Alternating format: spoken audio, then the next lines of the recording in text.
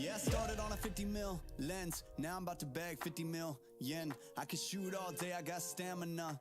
Turtleneck on with my camera, yeah. Stay creamy, man, that's what they say. Shoes laced up and I came to play. Yeah, I'm first team, I'm a superstar. They call me Cream, like Abdul-Jabbar. Yeah, you had to face it, let's get back to basics. I'ma take the shot like it's a vaccination. I don't have the patience, I'ma shoot right now. Yeah, we undefeated and you gon' lose right now. Like click, click, click, click, swish. I can switch it up anytime like this. I'm a videographer and I'm on the verse. So when I shoot my shot, I don't miss. I'm gonna take the shot, take the shot, take the shot.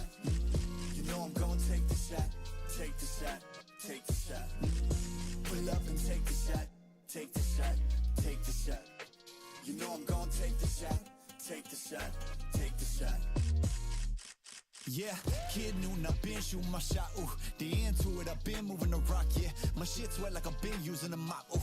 You get there, yeah, I've been proving I'm wrong. I've been taking shots and now I'm starting to stutter.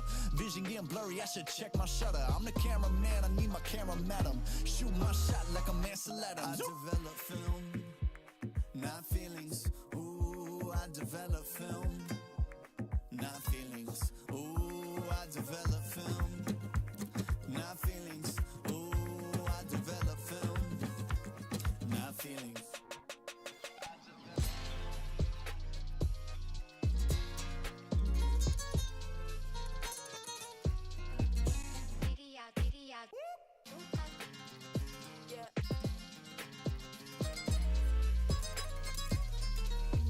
You know I'm gonna take the shot, take the shot, take the shot. You know I'm gonna take the shot, take the shot, take the shot. Pull up and take the shot, take the shot, take the shot. You know I'm gonna take the shot, take the shot, take the shot.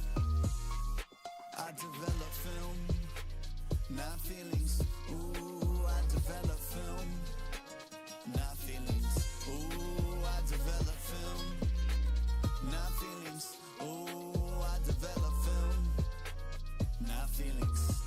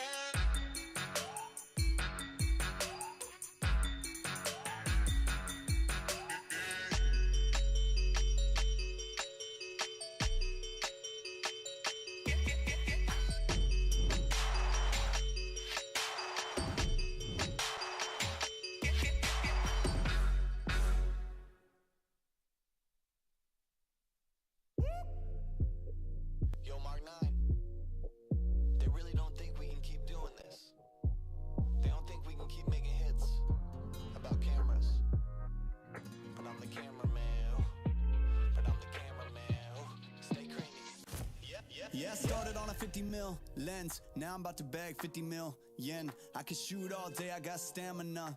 Turtleneck on with my camera, yeah. Stay creamy, man, that's what they say. Shoes laced up and I came to play. Yeah, I'm first team, I'm a superstar. They call me cream, like Abdul-Jabbar. Yeah, you had to face it, let's get back to basics. I'ma take the shot like it's a vaccination. I don't have the patience, I'ma shoot right now. Yeah, we undefeated and you gon' lose right now. Like click, click, click, click, swish. I can switch it up anytime like this. I'm a videographer and I'm on the verse. So when I shoot my shot, I don't miss. I'm gonna take the shot, take the shot, take the shot.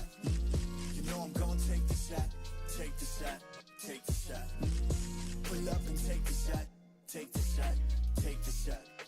You know I'm gonna take the shot, take the shot, take the shot.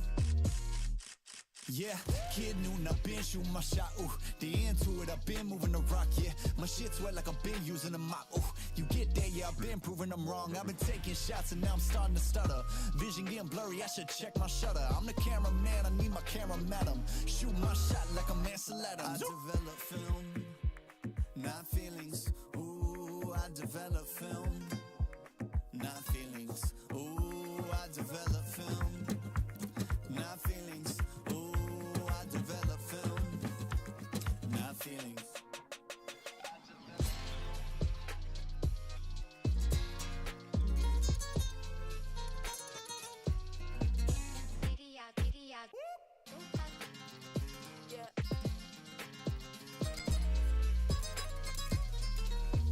You know I'm gonna take the shot, take the shot, take the shot. You know I'm gonna take the shot, take the shot, take the shot. Pull up and take the shot, take the shot, take the shot. You know I'm gonna take the shot, take the shot, take the shot. I develop film, not feelings. Ooh, I develop film, not feelings. Ooh, I develop film, not feelings. Ooh, I develop film, not feelings.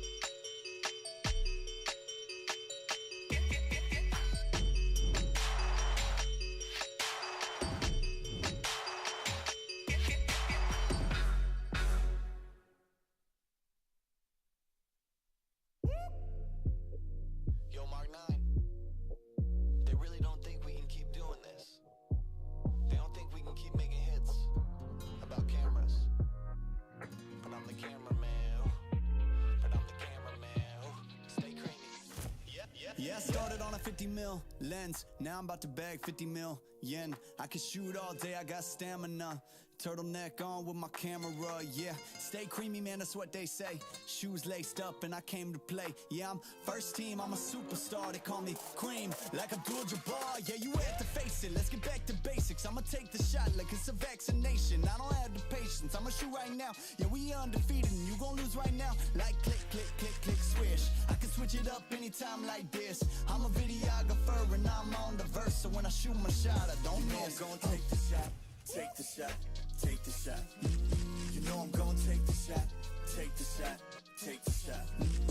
Pull up and take the shot, take the shot, take the shot. You know I'm gonna take the shot, take the shot, take the shot. Yeah, kid noon, I've been shooting my shot, ooh. The into it, I've been moving the rock, yeah. My shit's wet like I've been using a mop, ooh. You get that, yeah, I've been proving I'm wrong. I've been taking shots and now I'm starting to stutter. Vision getting blurry, I should check my shutter. I'm the cameraman, I need my camera madam. Shoot my shot like I'm Ansel Adams. I develop film, not feelings. Ooh, I develop film, not feelings. Ooh, I develop film, not feelings. Develop film, not feelings.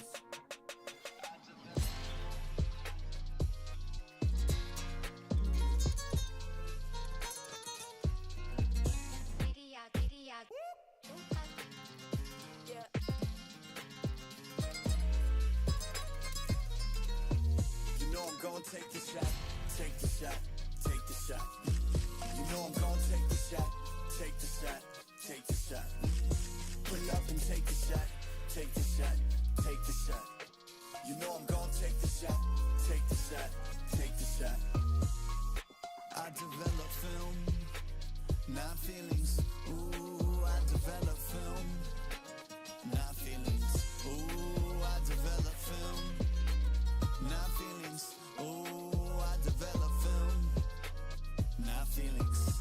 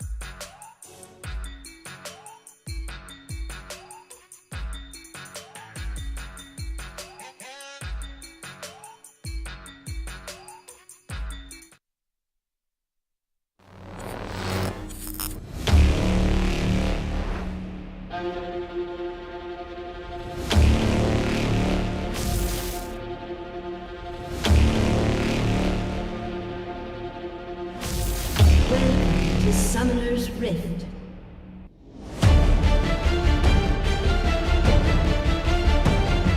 Killing spree. Double kill. Triple kill. Rampage.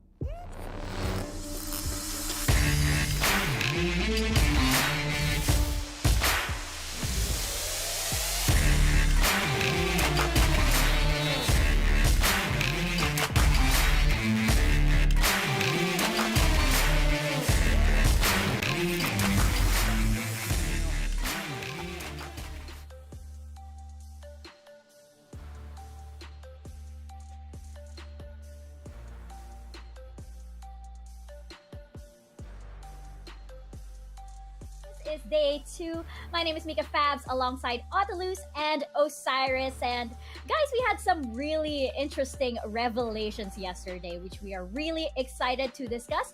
But first up, of course, thank you so much to all of our sponsors, to Minesky Philippines, and of course to Globe Telecom for organizing this event. With Globe Telecom, you can hashtag reinvent your Wild Rift journey like never before. Level up your Globe Wild Rift game with Go 50 for 5 gigs for all sites, plus Go Play 10 for an additional 1 gig to play Wild Rift for 1 day. And of course, to Oppo, experience gaming at full speed. Oh wow, alright. Yes, look at it, it's so pretty. Wow. It's so pretty. Wow. I have it in a pretty purple color, and you can experience gaming Mine at is full speed. box it. It's not, it's a box. I boxed it already. And of course, it has its Helio P95 chipset, 6.43 Full HD AMOLED screen display, and 4,310 milliamperes and 30 watts VOC flash charge 4.0. Victories and ranking up will be easy. I am now a full rank beyond my summer season rank, thanks to, of course, my Oppo A94. And you can live life at full speed with the Oppo A94.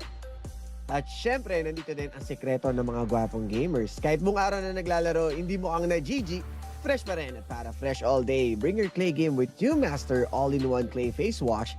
It cleans 99.9% of germs, controls oil up to 12 hours, and helps prevent pimples. All-in-one, bring your clay game with Master. Sekreto ng mga gwapo. Alright, some funny moment out there, but let's be serious for a moment because we would like to greet our new sponsor, and that's none other than Secret Lab. Help yourself to the best seat in the house from Secret Lab, outfitted with a built-in adjustable lumbar support mechanism, fully adjustable armrests, and super supportive patent-pending cold cure foam for maximum comfort.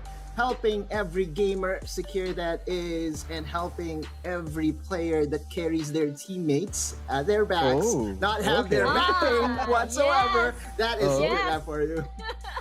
Secret Lab helping you carry your teammates. I love it. And one last thing to add to this whole picture, you can up your game even more as Virtual Hangouts Go Esports brings you events and programs like no other. You can get an apprenticeship program with the pros. We have stream takeovers and local and international tournaments just like this one. Just download the Globe One app and click on the Virtual Hangouts tab to get updated and get hashtag all together now on the latest happenings on Globe Virtual Hangouts. So, previously on the Icon series fall season, I mentioned that we had some big revelations yesterday, and the biggest of which I believe was Liyab Esports and their new roster and their I was gonna say super rookie, but I would say super not so rookie Elyon, plus the first pentacle of the season. As we check out the highlights, day one highlights from yesterday.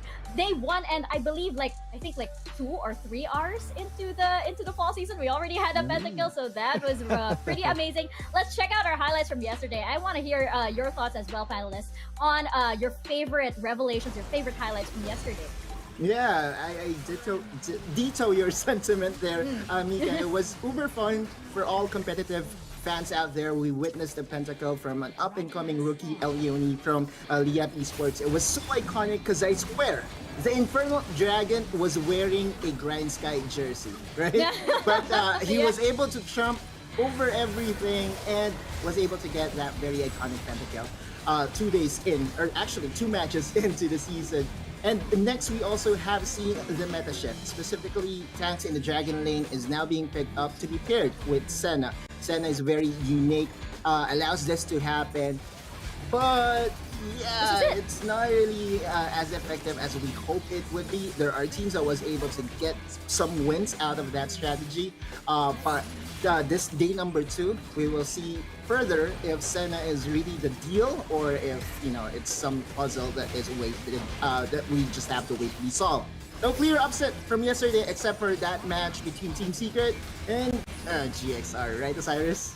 Yes, of course. Galaxy Racer did put up a really good show, and even shutting down the key factors coming in from Team Secret with their new jungler anyway. But going back to the meta, going back to the meta, yes, as much as I would love also that Senna, it seems like it's not really working wonders for now. we've seen also Riven, which is somehow fell short, but Liyab, of course, with that pentakill. Leon, oh my goodness, this guy is new. And one thing also that one of the directors here at the productions has been told by Pato that it has been the the Saya that we are somehow not hating, but just saying that it gives a low damage. But it was Elion proving everyone out that it is something that you need to consider as a marksman. It puts a lot of those pressure, and we know also at Summer Super Cup that it functions well with Rakan. So you wanted to put that Saya, you want to consider being played. One, of course, also going back to the Twitter, that one of our fourth panelists or ghost panelists told us that there's a missing piece in terms of the Lucian level 1 in Braum, rocking the concussive blows. But they work well onto the Kaisa as well, the old school, the traditional side, but Lucian is still out there, but not really as flashy as what we've expected for day one. And because we're seeing them on our screens right now, we also have UCFC Esports making quite a debut. They had a really unorthodox style that they mentioned in the interview that we had with them yesterday, that they actually figured out from scrimming with international teams. And this could be a wild card here, UCFC Esports coming into the fall season, especially since going up against Team Secret. Team Secret was another revelation that we had. Maybe not so much on the happier side of things, but of course we'll see how they fare today. I'm concerned. I am very concerned. I'm not even gonna hide it. But okay, so status quo at the moment. Let's check out our Group A standing. So we have Group A, we have Liyab Esports, and we have RRQ as the clear titans over here in Group A. And Bren Esports still yet to get their footing, but I can expect they will be on the board soon. GrindSky Esports still holding their own. What do you think? Is this a good overall assessment of how it is, how the cards have been laid on the table after day one? You know what? I would say otherwise, right? I feel like RRQ, Liyab Esports, Bren Esports, and GrindSky Esports can actually eat each other, right? And can defeat each other to a point that it will be a rock, paper, scissors, or maybe something extra in it. It's very hard to predict, and maybe if there's a group that I would say very hard to assess, it's Group A. It's because on the skill level and on the experience level, it does appear that almost every single one of these teams has what it takes. GrindSky Esports, I know it's fairly new when it comes to the team name, but their roster is fairly experienced as well. Yeah, and considering also that we've seen a lot of those jitters or some interesting plays, it feels like day two, the one who's accumulated 1 point is going to face off, and then the other two who fell short is going to face each other also. So this might be the bar setter for today, as everyone is going head to head. And of course, we also have Group B, and I feel like Group B is a little bit more complicated because we do have a Team Secret in a bit of a, how should I say, identity crisis. And while they're figuring this out, we actually have Galaxy Racer looking like the team to beat. What do you guys think? Oh wait, you're making Osiris have some naughty smile out there. But yes, I'm impressed with how Galaxy Racer did things yesterday. Their new jungler, anyway, is an import from Korea. We know the history between Koreans in League of Legends in general, so that definitely is a very good addition. For UCFC though, I feel like they're the most solid team in this particular group. Not just the experience, but their swag. Yesterday, they played with their food. I would say with that. I dare say that because they just dismantled Action PH. As for Team Secret, we haven't seen the general, Ham Easy himself, so I think they'll be fine. Yeah, I still, even though GXR really toppled Team Secret, I would still like to consider that Team Secret is still the champion of North Luzon and our representative at Summer Super Cup. So you want to touch that, wherein they are used to playing behind, or they are the ones who's being aggressive around the mid game. So supposed to say that they just need to shrug off some jitters, and then they can bounce back. As for UCFC, they are really aggressive. So I'm really worried about the GXR because it feels like it's not as fast as how UCFC does it. for Action PH, they still need to adjust their whole play style to really have that score, because all of the teams right now at Group B is heating up. Yes, indeed. And let's actually take a look at today's schedule. And we talked about this yesterday. We have some very interesting matches as well. I actually like how the storylines are forming with groups A and B over here, especially since, you know, we're getting different rosters. We're getting different kinds of chemistry coming in as the teams face off against each other. I am looking at, of course, match 1. Check that out. That's very, very hot. But match 4 is the one that I have my eyes on, particularly because we saw Team Secret struggle. This is a kind of like just going to be a check-in for them in a way, and, you know, getting their footing here in the fall season. What about you guys? What can you guys say about the matches today?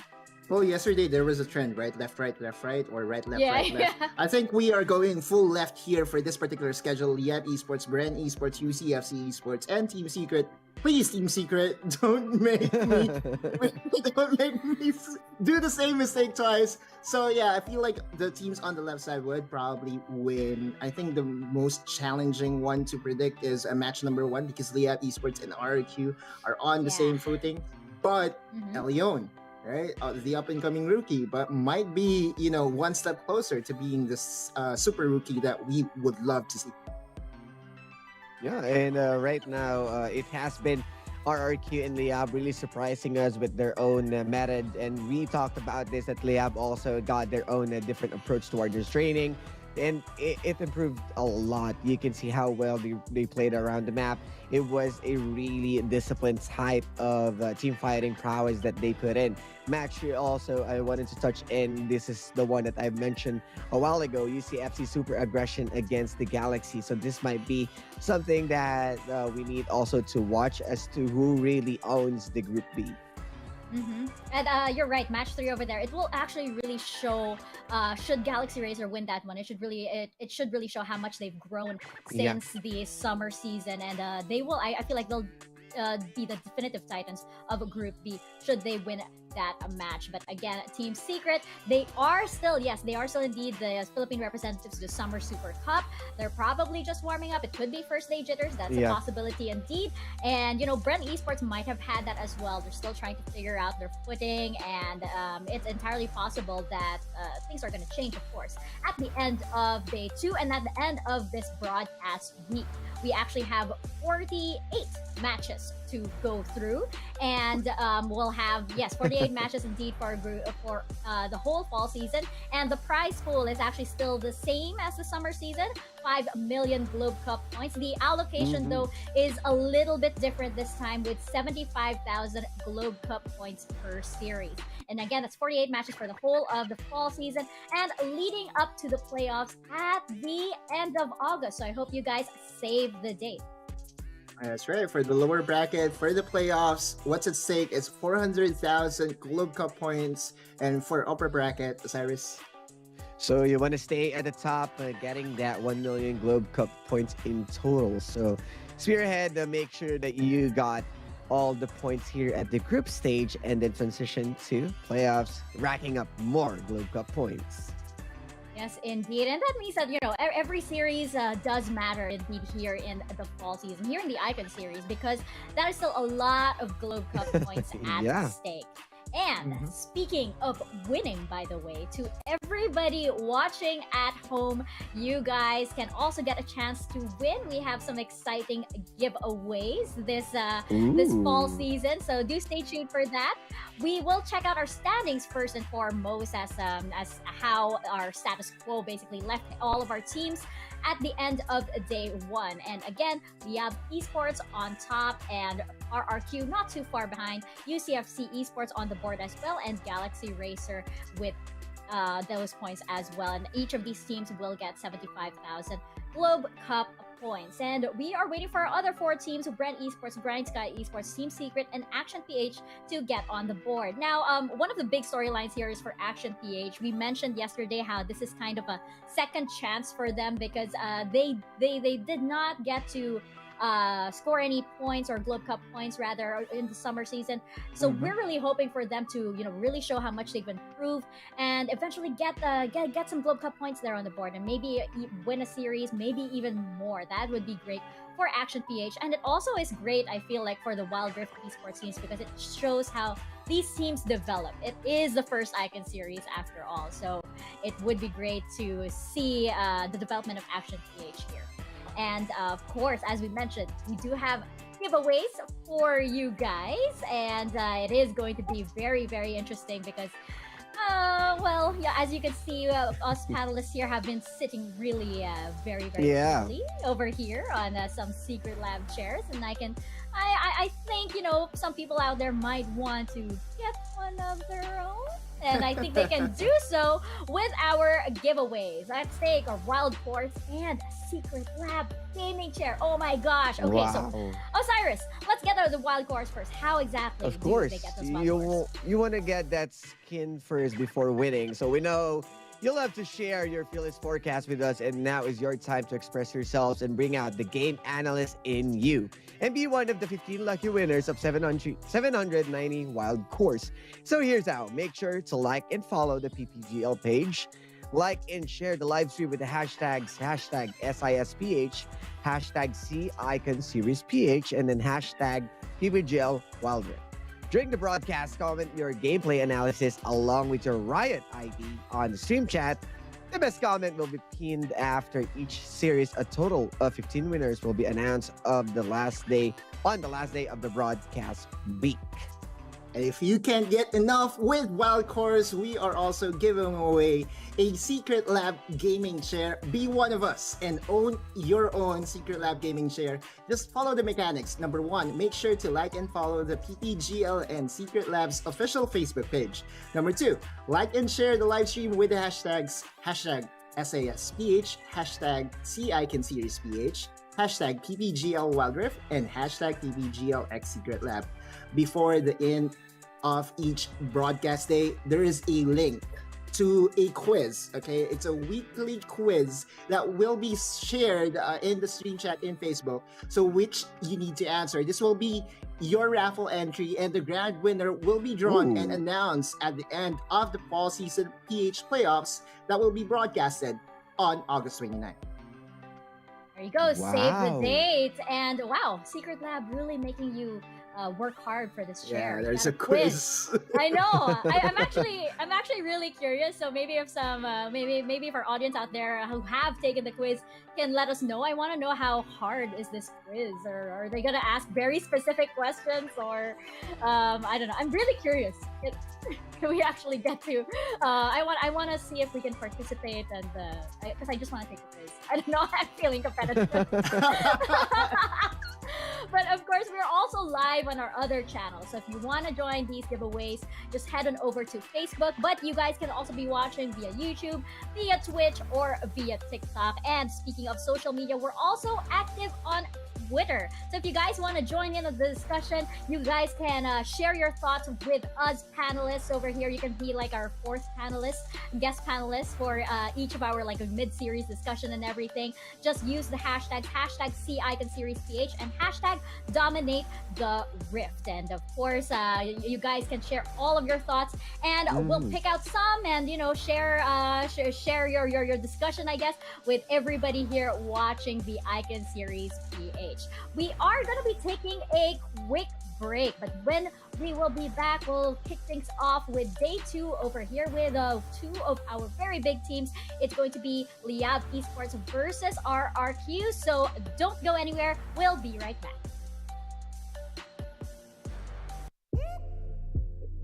Yo, Mark 9. They really don't think we can keep doing this. They don't think we can keep making hits about cameras. But I'm the cameraman. But I'm the cameraman. Stay creamy. Yeah, I started on a 50 mil lens. Now I'm about to bag 50 mil yen. I can shoot all day, I got stamina. Turtleneck on with my camera, yeah. Stay creamy, man, that's what they say. Shoes laced up and I came to play. Yeah, I'm first team, I'm a superstar. They call me Cream, like Abdul-Jabbar. Yeah, you had to face it, let's get back to basics. I'ma take the shot like it's a vaccination. I don't have the patience, I'ma shoot right now. Yeah, we undefeated and you gon' lose right now. Like click, click, click, click, swish. I can switch it up anytime like this. I'm a videographer and I'm on the verse. So when I shoot my shot, I don't miss. I'm gonna take the shot, take the shot, take the shot. You know I'm gonna take the shot, take the shot, take the shot. Pull up and take the shot, take the shot, take the shot. You know I'm gonna take the shot, take the shot, take the shot. Yeah, kid noon, I've been shooting my shot, ooh. The into it, I've been moving the rock, yeah. My shit's wet like I've been using a mop, ooh. You get that, yeah, I've been proving I'm wrong. I've been taking shots and now I'm starting to stutter. Vision getting blurry, I should check my shutter. I'm the cameraman, I need my camera madam. Shoot my shot like I'm Ansel Adams. I develop film, not feelings. Ooh, I develop film, not feelings. Ooh, I develop film, not feelings. Ooh, I develop film, not feelings.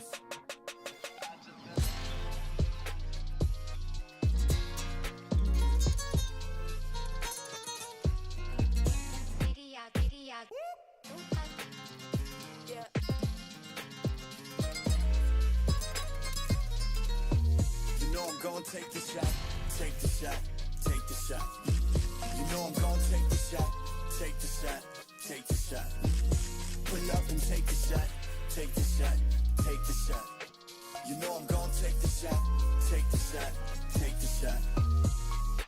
I develop film, not feelings. Ooh, I develop film, not feelings. Ooh, I develop film, not feelings. Ooh, I develop film, not feelings.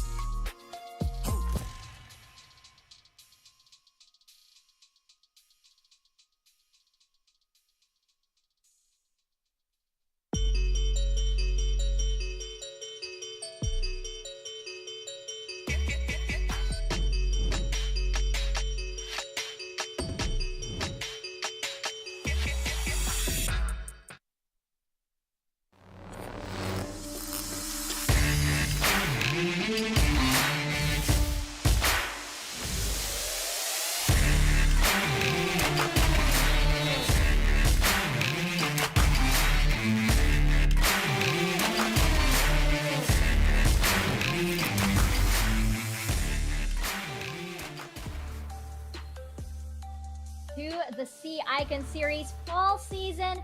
We started big yesterday for day one. We are starting big again today. It is going to be Liyab Esports versus RRQ for our first match of the day. And these were two teams that performed really well yesterday. Two teams that went through some roster changes in between seasons, and it's working really, really well for them. Let's check out Liyab Esports' lineup first up. Otelus, how are you liking the new and improved Liyab Esports? I like it. Right? Simply put, yesterday I had so many questions about them. And if yesterday was a good indication of how they will perform all throughout the split, I think they're in a very good shape right now. Moraita Boy is still in the support. Miggy is in the jungle. We have Nixu going from the Baron lane to the mid lane. Dawn will be in the... Wait a minute. I think Dawn will still play the Baron lane, right? And Elion will play the Dragon lane. Or maybe they will mix things up. It's Liyab. Maybe? It's their support system. So I'm prepared to be surprised. Yeah, and then there's no question about that. The flexibility of the team is something that you need also to consider. I mean, even Moraita Boy can be a killer at times. Surprises us with different picks. So I really love how well they are trying to shake things up, even the meta, with their memorable lower bracket ones. So from there on, it was really the momentum. It was really the improvement. And right now they decided to have Exocent as the sixth man, but Nixo didn't really fall short on making his presence felt. But of course, I want to highlight Miggy. The jungler of Liyab really did a great job yesterday, looking for the setups, making sure that he keeps keeps going on with the back line, making sure that everyone is being isolated with the Gragas pick. He's one of the most players who's really good about that. And of course, he got the birthday buff. Happy birthday to the jungler of Liyab, Megi, as he is going to face RRQ and a really solid kill participation of 66%. And of course, the birthday buff coming in. HBD! Happy birthday, Miggy! Happy birthday. This is influencing my predictions. We do know that birthday buff is very real indeed. But of course, they will be up against RRQ, and this is a team that has been consistently good in the summer season. Now they're stepping it up as well with the addition of Hex, as we saw yesterday. Yeah. That worked really well. How is this RRQ different from the RRQ months ago? Osiris, I want to hear your thoughts on this as we check out RRQ's lineup. Yeah, as what we've mentioned from day one, it has been Isila who has been the core or the split push approach of RRQ from the previous season. But right now, it's going to be Hyde onto the top lane, Chaz on the jungle. Still, you got Helios and Marquee mid lane and Dragon lane and the support Hex. So at first, it has been the Chaz's as the tank jungler, but this time it was the Chazix being revealed yesterday. So I really love how the thought process of Kaigu into the draft, they're running in 2 Ghosts and then 1 Destiny, making sure that they can find the right target. Early pickup of Evolution coming in from Kha'Zix just to go for the resets and the bursts. That's right. I love that you mentioned Chaz because he is going to be our highlighted player for this game for RRQ. Chaz, we mentioned multiple times that I feel like he's the best tank jungler during the summer season. But with Silagan, they have to do another playstyle for themselves, and that unlocked the Chazix, right? The no-chill Chaz in the jungle, just making sure to assassinate the priority targets, finding the right timing with his sleeps. And I don't know, I feel more comfortable with this version of Chaz. Very interesting. And you know, RRQ and Liyab, they are home to 2 of our legendary Pokemon, so to say, here in the Icon series, because they do have, of course, RRQ has Coach Kaigu as the brains and overall sort of like giving direction to the team, and of course, Liyab Esports has Exocent. Maybe a 6-man, but of course, he is still part of the team. He is still giving his insights there. So this is going to be interesting show match indeed. And of course, we also have our Globe Key Player Clash. And if we're talking about Liyab Esports, we would be remiss not to talk about Elyon over here. Wow. Wow, oh my goodness. Those stats are giving goosebumps. 32? Oh no, that has to be the That's highest, insane. right? Yeah, That's although insane. it's inflated numbers, right, with just 1 game sample size, that's still huge. 91% kill participation, and the damage per minute is 1,488. For those who missed it, he just secured a very first pentakill yesterday against GrindSky, and he also was able to secure triple kill as well. I think he ended that game with 20 KDA, but with 32 KDA, that's huge. Yeah, and not a big of a question. He got the first penta. That was day 1, and we're still moving on. So I must say that might add up also if he gets another pentakill. So one of the highest, same as what we saw from summer season, that it's around the double digits. But so far, it is really looking good. The same as, yes, Elyon got that 91% kill participation, but Marky 69, which is nice as a marksman, can get using the Twisted Fate. So you wanted to maximize that kind of approach towards the game, and really, this is a neck-to-neck fight for day 2. They also have the same pose. I just have to say, they're both like, okay, quiet, quiet panelists. Let's get to the game. Let's get to the game. All right. Actually, you know what? You guys can actually get into our discussion by just using the Twitter hashtag #CIconSeries, hashtag #CIconSeriesPH, and hashtag #DominateTheRift. And we're going to show your tweets over here. And, you know, as we get into our discussions, just like we're going to give the spotlight to a few tweets, I believe, right now. And you guys can also join the PPGL community on Discord. I believe the link is somewhere in the description, and you guys can interact with us. I mean, like, Otolus, Osiris, and myself might jump in the PPGL Discord and just hang out there while the game is ongoing. But right now we have a tweet from Marmitet, is that correct? And he or she says, first match versus Liyab versus RRQ matches this week feel like playoffs indeed. Yes, could be a little teaser to the playoffs. More power to PPGL and PH Wild Rift teams. And of course, our hashtags, hashtag CI Series PH and hashtag Dominate the Rift. That is right. Thank you so much, Marmitet, for that. It does feel like the playoffs.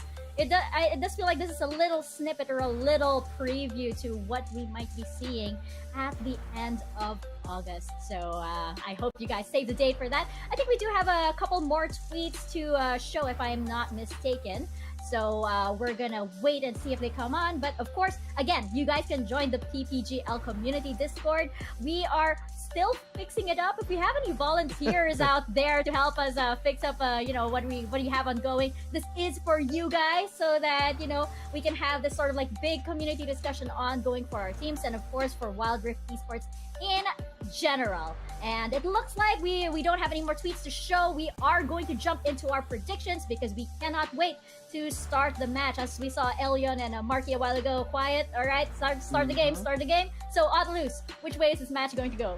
RQ looked solid, but I'm going with Liyab mainly because I really am excited to see how Elion will perform in his second match. Also, Miggy, happy birthday. Yeah. I thought you're going to leave it with the HBD, but yeah, happy birthday, Miggy, right there. And I wanted to go, of course, for Liyab, but that's around 8%. Some part tells me it's still RRQ with their unusual lineup. You can see also Kaigu knows how well Liyab functions as he is a former player there. So yeah, but all in all, it will be Liyab. I think Osiris changed his prediction when he, realized that it was Miggy's birthday. Because I believe in the birthday buff. I really do. So I think this is going to go in favor of Liyab Esports because they have that. Because I believe they're feeling good. They probably have a great lunch and great celebration for Miggy, and they're ready to step into the Rift, as we are, of course. We have the two Titans from Group A kicking things off for day 2. This is Liyab Esports versus RRQ. Casters, over to you guys.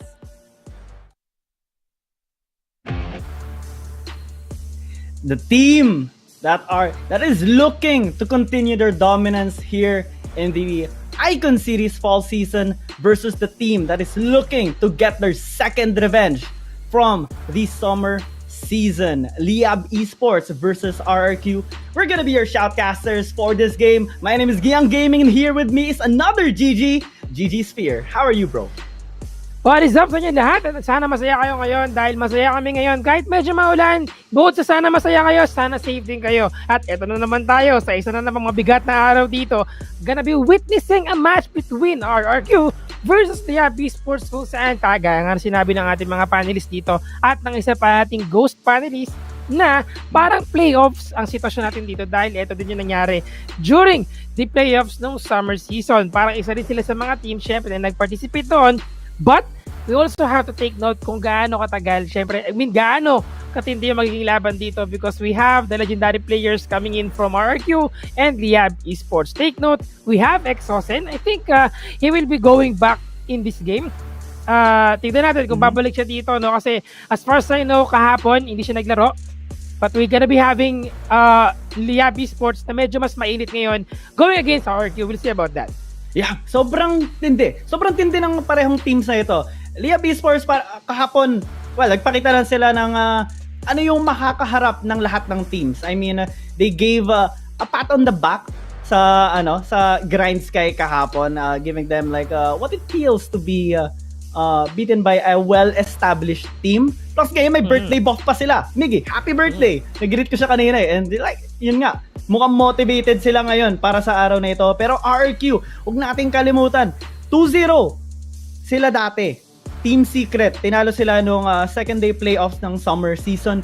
2-0 din sila ng Liyab Esports. Kahapon, 2-0 nangyari, baliktad naman. RRQ defeated Team Secret And ngayon, mukhang gusto nila ituloy yung pattern na yun. Nang, kumbaga, babalik pa rin nila lahat. Yep, at medyo dahil nga syempre sa mga history natin dito, medyo malaki yung medyo matindi yung alitan dito, no. And especially right now, we are still at the Group A, no. So sa mga di nakakaalam kahapon, we started with Group A and Group B. This time we're gonna be going again Group A and Group B. Ito pa rin tayo sa ating Group A. Ang ating first two series will be going for Group A. Ang ating second, ang third and fourth series natin for today is the Group B. Kung kaya medyo mainit nga itong RRQ and Liyab Esports, well, knowing na sa nangyaring changes dito when it comes to the lineup of RRQ, not totally a big changes para sa kanila, no? Because ang pinakamalaking impact dito is, well, having Hyde na on our top lane compared to sila before na nakita natin na talagang mas matindi yung impact dito sa kanilang playstyle. I would say that adding Hyde sa kanilang lineup dito is talagang naging malaking factor, no, overall sa buong gameplay nila dito. Na I would say na dati sila is the core, but now Hyde is a player na parang nag-match, no, parang ito yung parang missing piece throughout the entire team ng RRQ. Yeah, pinakita niya kahapon. I mean, that Renekton pick, sobrang ganda ng performance niya. Yung huling clash nila sa Bren Esports, medyo nakabawi na sana yung Bren Esports nun eh. Pero nung nakuha nila, mali na hook. The apprehend actually hit the Galio, initiating a good team fight, kumbaga para sa sa side ng RRQ. And then grabe yung pagsugod ni Hyde doon. Lahat ng backline wala na. Wala nang safe sa inyo. Pag naka-slice and dice yan, wasak lahat. Ganun katindi yung impact. I'm already assuming mababan yon. As well as the Kazakhs of Chaz, kasi sila pareho eh. Twice nila pinili yung champions na yon. It gave a very big impression of pag hindi nyo binanto, naku, yayariin namin kayo gamit ito. Yes, and syempre bukod doon, we have the junglers and the top lane na pinag-uusapan natin dito. Take note, no, Elion kahapon siya ang naka-pentakill dito. So once again, we've been talking about before during summer season kung gaano kalakas din yung impact dito ni Marky as the AD carry of RRQ. So medyo mas mainit yung bakbakan na the bot lane. Magkakaroon nga ba tayo ng Lucian dito? Kahapon nakita natin si Marky. I think is that Marky. Yeah, tama.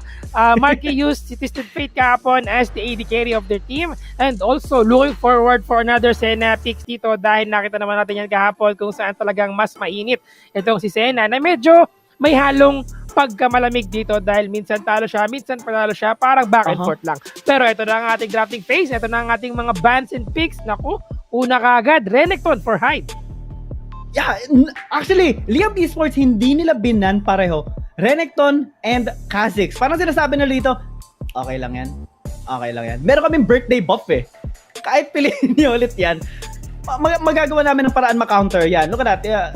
They're even hovering a Galio right now, which is good actually kasi, I mean, lagi ko sinasabi dito, triple CC ng isang Galio, laging sobrang effective yan. I mean, it's up to how you utilize the Galio, kung paano siya magiging sobrang ganda eh. O kaya kung ano yung magiging output niya.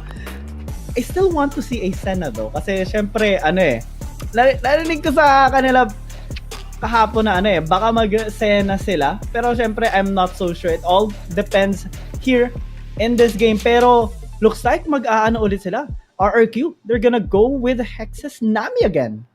Yep, yesterday nakita natin na ginamit itong si Nami, itong si Hex, kung saan ito yung naging support champion nila, which is probably going to be the support as well in this game. For Liyab Esports naman, we're gonna be seeing Galio, of course, maybe in the hands of Marita Boy later on. Malalaman natin yan because Ziggs is being hovered by Nick Sudito, which is going to be the mid lane of their team. Na alam naman natin kung gaano kakilabot ang Ziggs. Always ban, I think 90% of the time. Sa buong fall season natin, second day pa lang tayo dito, laging ban yan si Ziggs, pero open siya for Liyab Esports at sabay na pa ng magandang Wukong for Mickey na may birthday boy natin ngayon.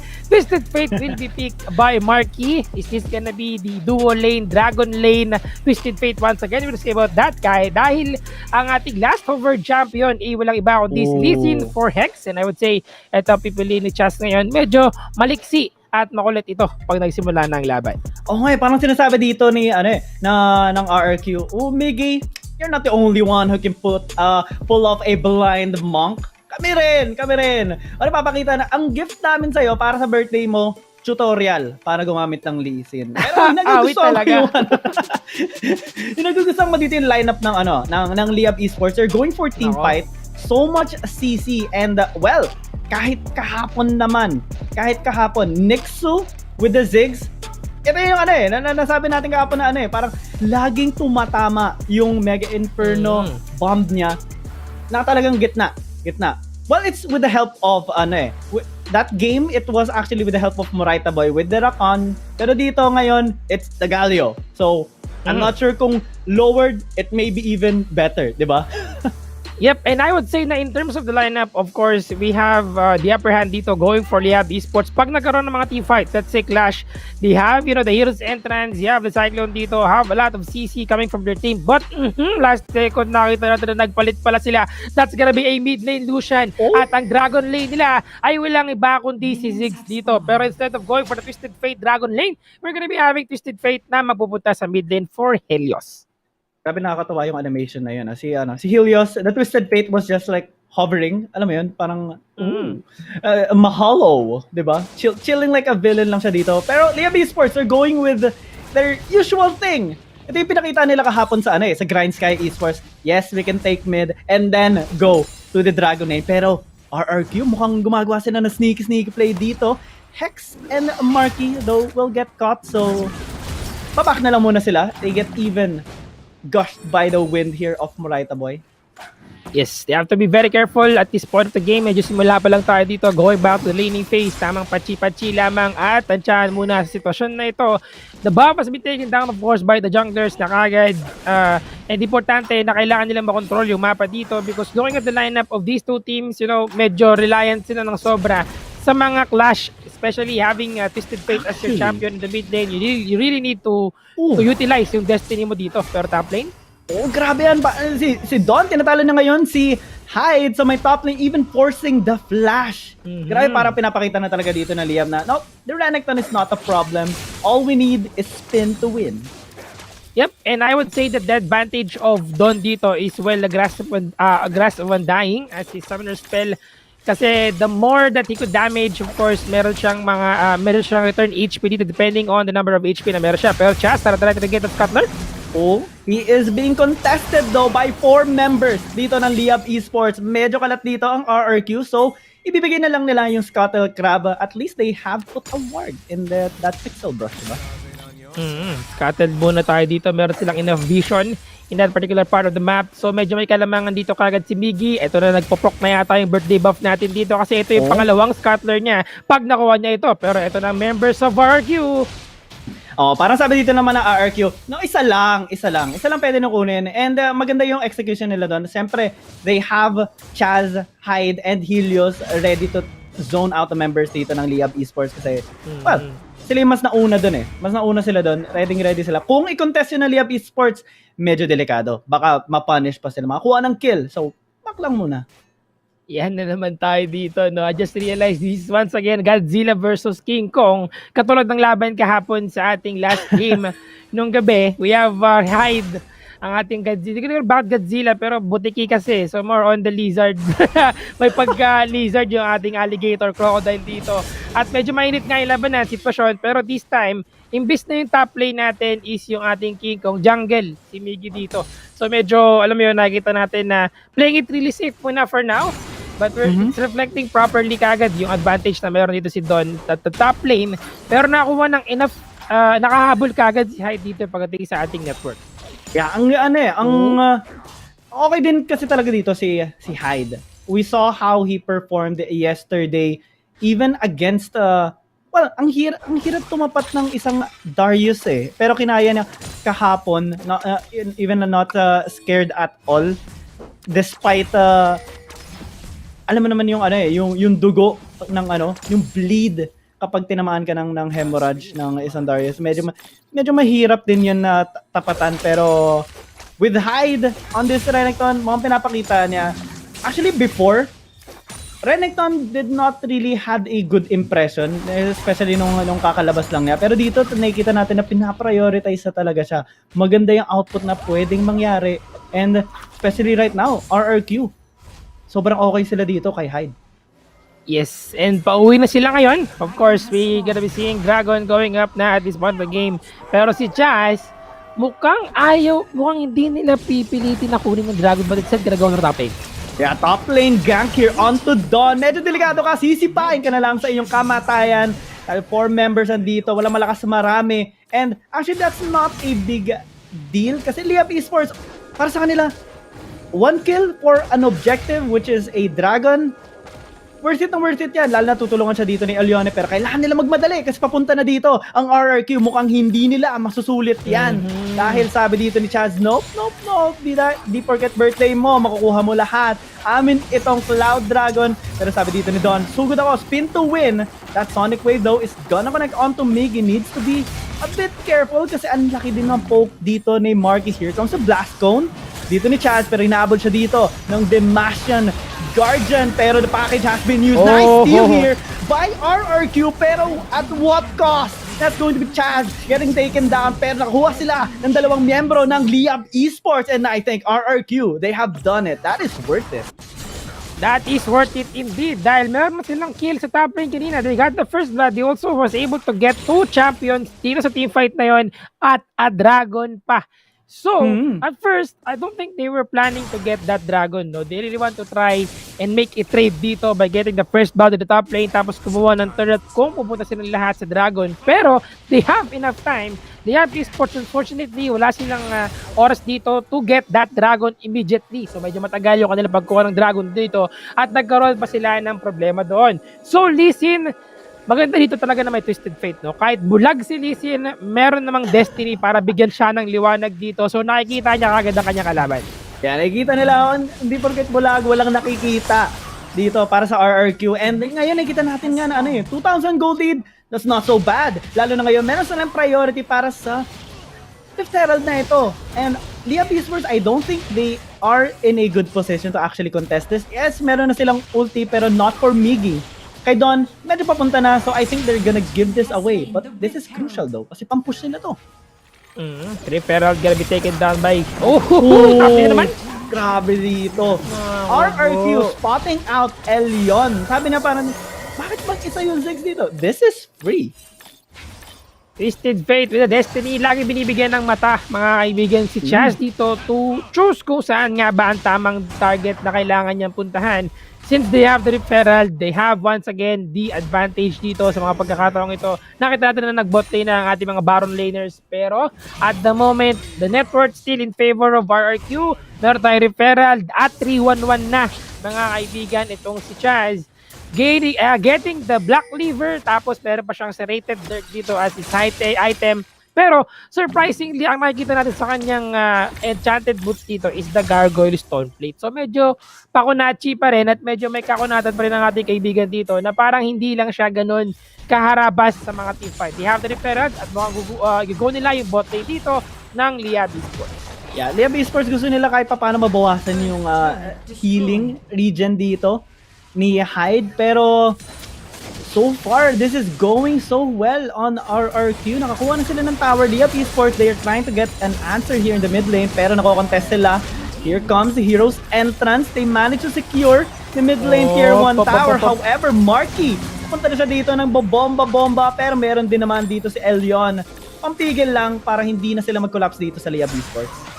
Bamboozled sila doon ng isang yellow card na ginamit dito ni Helios sa isang decoy lamang. That's gonna be referral with someone in the mid lane. Okay. Grabe naman yan dito si Chaz, pero nakatakas pa dito si Nixu trying to back away but not for so long dahil andyan si Marky, pero andito na si Don. Sabi na 1-for-1, andito na sila. Elion goes golden. Hyde is trying to get that kill. He gets traded in the end. Here comes Don, spin to win. So much is happening right now, but Liyab Esports are trying their very best. RRQ, they're getting what they can. 2-for-2 trade yon, pero I think RRQ, they are having a better hand on that. That is a very good initiation coming from Chaz dito. The kicking listen mga kaibigan na ginawa niya doon, coming from behind, using the safeguard together with the flash para lang masecure niya yung pinakamalambot na membro dito ng Liyab Esports na mabitas nila kagad. At medyo mahirap na ito para sa kanila because they are falling off slowly. Pero at this kahit na parang nakakuha sila ng dalawang champion dito, and that kill goes to Elion, at meron din dito si Moraita Boy. Meron siyang force of nature. So more on, the movement speed and konting magic resist para sa kanyang champion. Dragon is up. Still in favor of RRQ ang ating sitwasyon dito. Pero tignan natin, kung magagawa nila ng paraan ito, I don't think they will attempt to contest this one, and instead they're just gonna push ang ating mga turrets dito, especially top lane turret, first tier. Yeah, Liyab Esports, nakikita na natin. RRQ, they are pressuring Liyab Esports right now. No contest at all.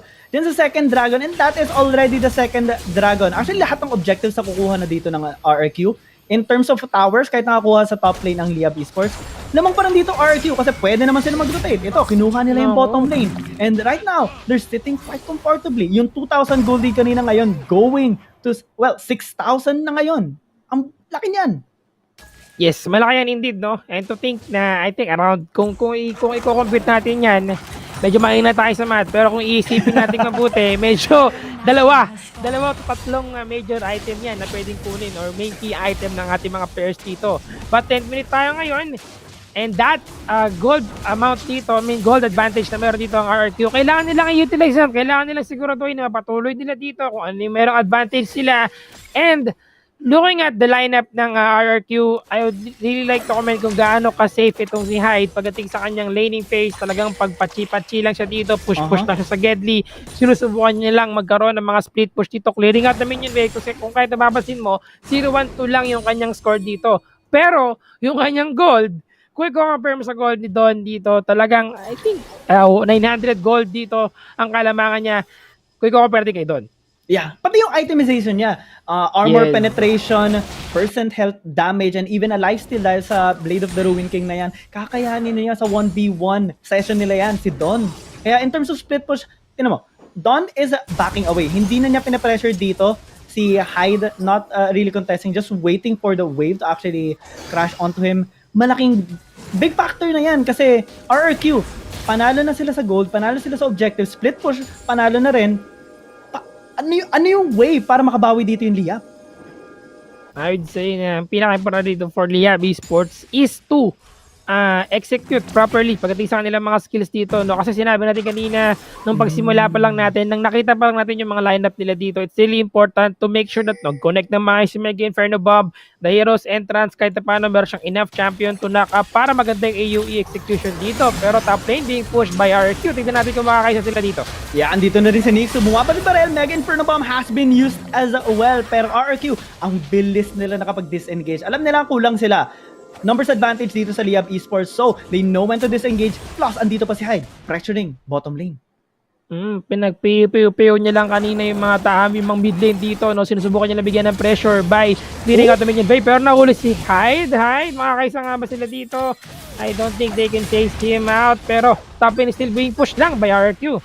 Yeah, all lanes actually pinupush dito ng RRQ.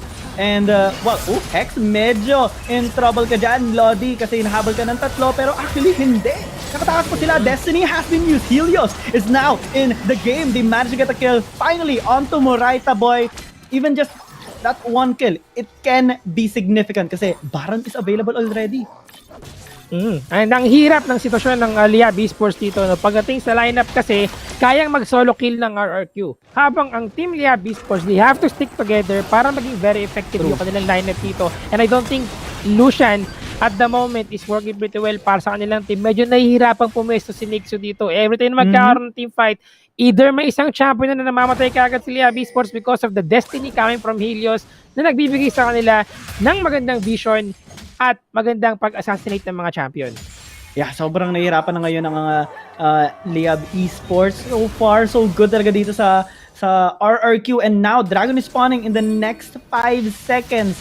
Napalaki ng gold difference nila. They even managed to get a steal, a sneaky steal on that Scuttle Crab. Actually, hindi. Nakuha dito ng Liyab Esports. I guess Mega and invested his might for that. It's still available for the Dragon. So, dito pa rin sila ko-contest. The Tide has been used, pero no follow-up so far.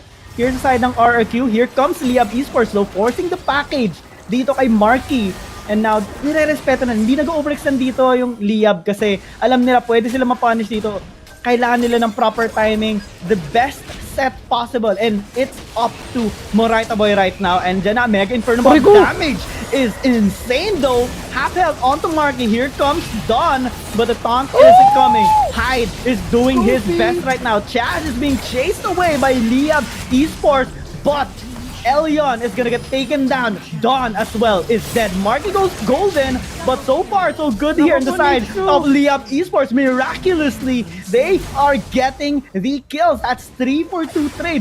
Plus, they will get this dragon. Ayun lamang ang sinasabi ko dito. Pag team fight at sama-sama, dito tayo sama-sama, bida ang saya.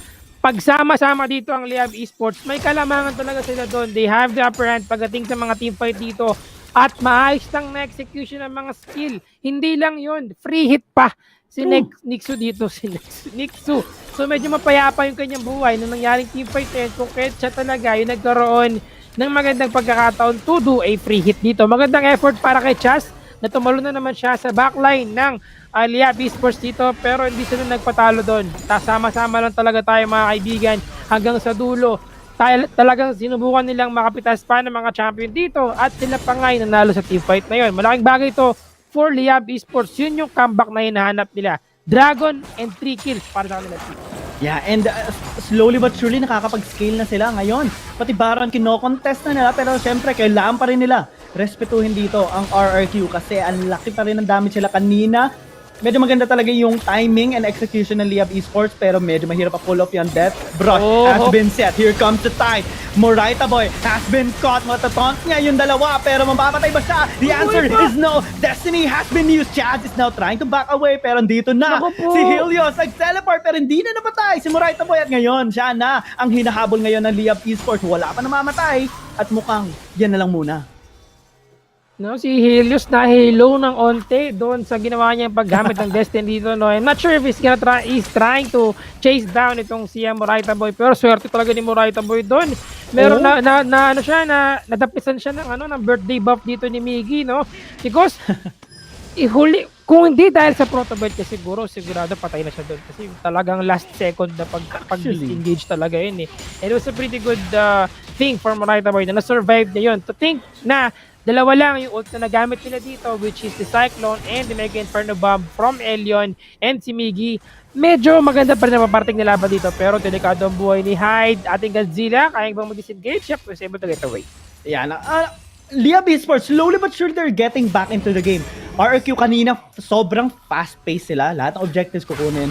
Mag-gank sila, rotate, triple lanes. All 3 lanes pinupush nila, pero ngayon they're also grouping up, and I think it's kind of hurting their composition kasi ang ganda ng nila split push potential. They have Helios with the Twisted Fate. Renekton kanina na nanalo kay Don. Right now ito, tinatry nila ulit, alright, back into the split push game. Liyab Esports though, they are threatening a little bit in terms of, kasi pag nag-group up sila, numbers advantage na sa kanila.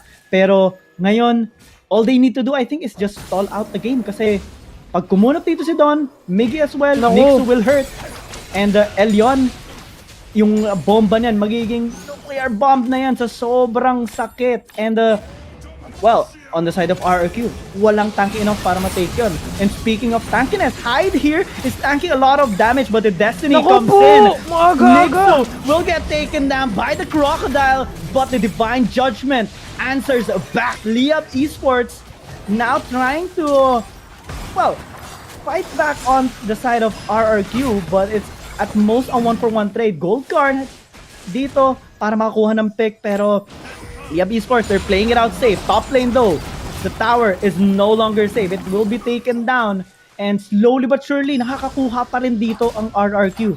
Right now, Baron is available, Elder Dragon din.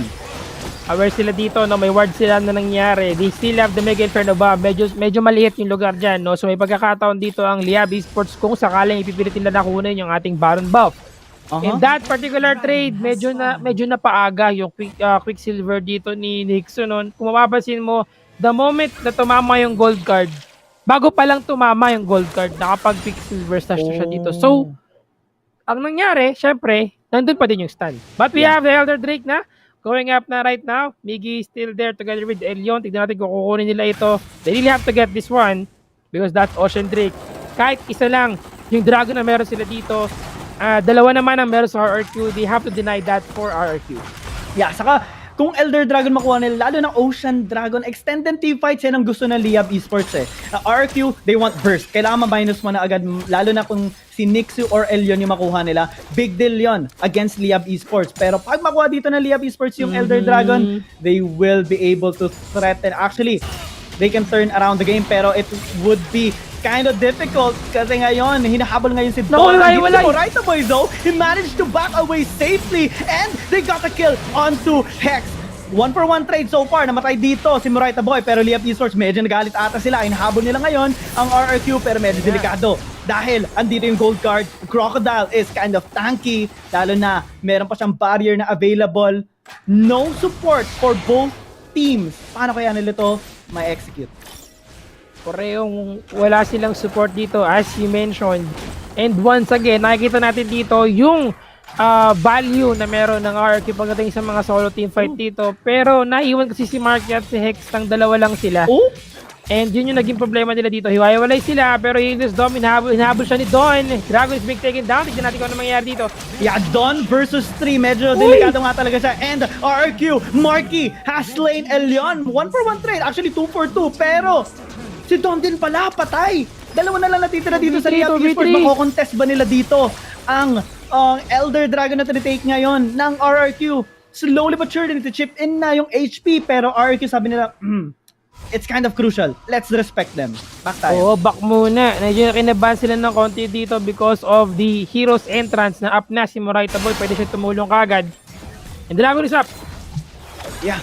Ito yung medyo nakakatakot na kasi, well, kahit anong lead na meron ka nung early game, kung makuha ng kalaban yung Elder Dragon, it is a game changer. Unless na makuha nila, tapos ma-ace nyo, tapos end yun na. Ganun lang.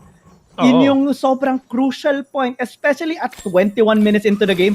Both teams going for their, almost either second to the last or last item na nila. Yung iba dito, full item na nga eh. Dito kay Don, lapit na. Kukompletoin na lang niya yung Thornmail niya. And Chaz here is gonna get spotted out. May Guardian Angel naman siya. And Gargoyle Stoneplate Enhancement. Kaya makunat-kunat din yan. Kahit bulag yan, kakayanin niya mabugbog ng oras-oras dito. And, is that a teleport? Destiny popped out din dito kay Helios. In-start na dito ng RRQ. They are challenging Liyab Esports right now. Go! Contest us kung kaya nyo. And dito, nagpa-file na sila. Mega Inferno Bomb din ginamit. Pero medyo makunat dito si Don. Humahabol na rin siya. Spin to win. Nice taunt here.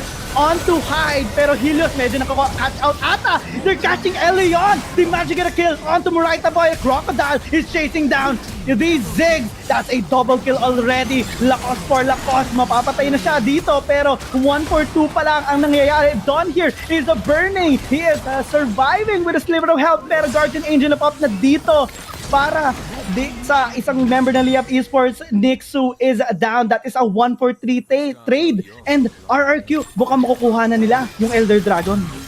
Nako, susubukan nilang full ito. Pero he is really there. Try to teleport dito para responde sa kanyang tropa. Miggy, disengaging lang. Ito na si Don. Yeah, andito na rin si Don. Back into the game. Pero sabi ng RRQ, sige, ano na lang yan, pigilan nyo lang yan. Ikaw na bahala dyan. Helios, rest of the members, sige, kukunin na namin to. Ayaw na namin patagalin pa. Ito yung tinitreat, ito yung gusto ng Liyab Esports. Kami na ang kukuha. Yes, anak, itabi mo, ako na. Yun ang gusto nilang gawin dito, no? Pero what happened that particular team fight? Again, napitas na naman. Nahuli si Don mag-isa. Yep, makunat siya.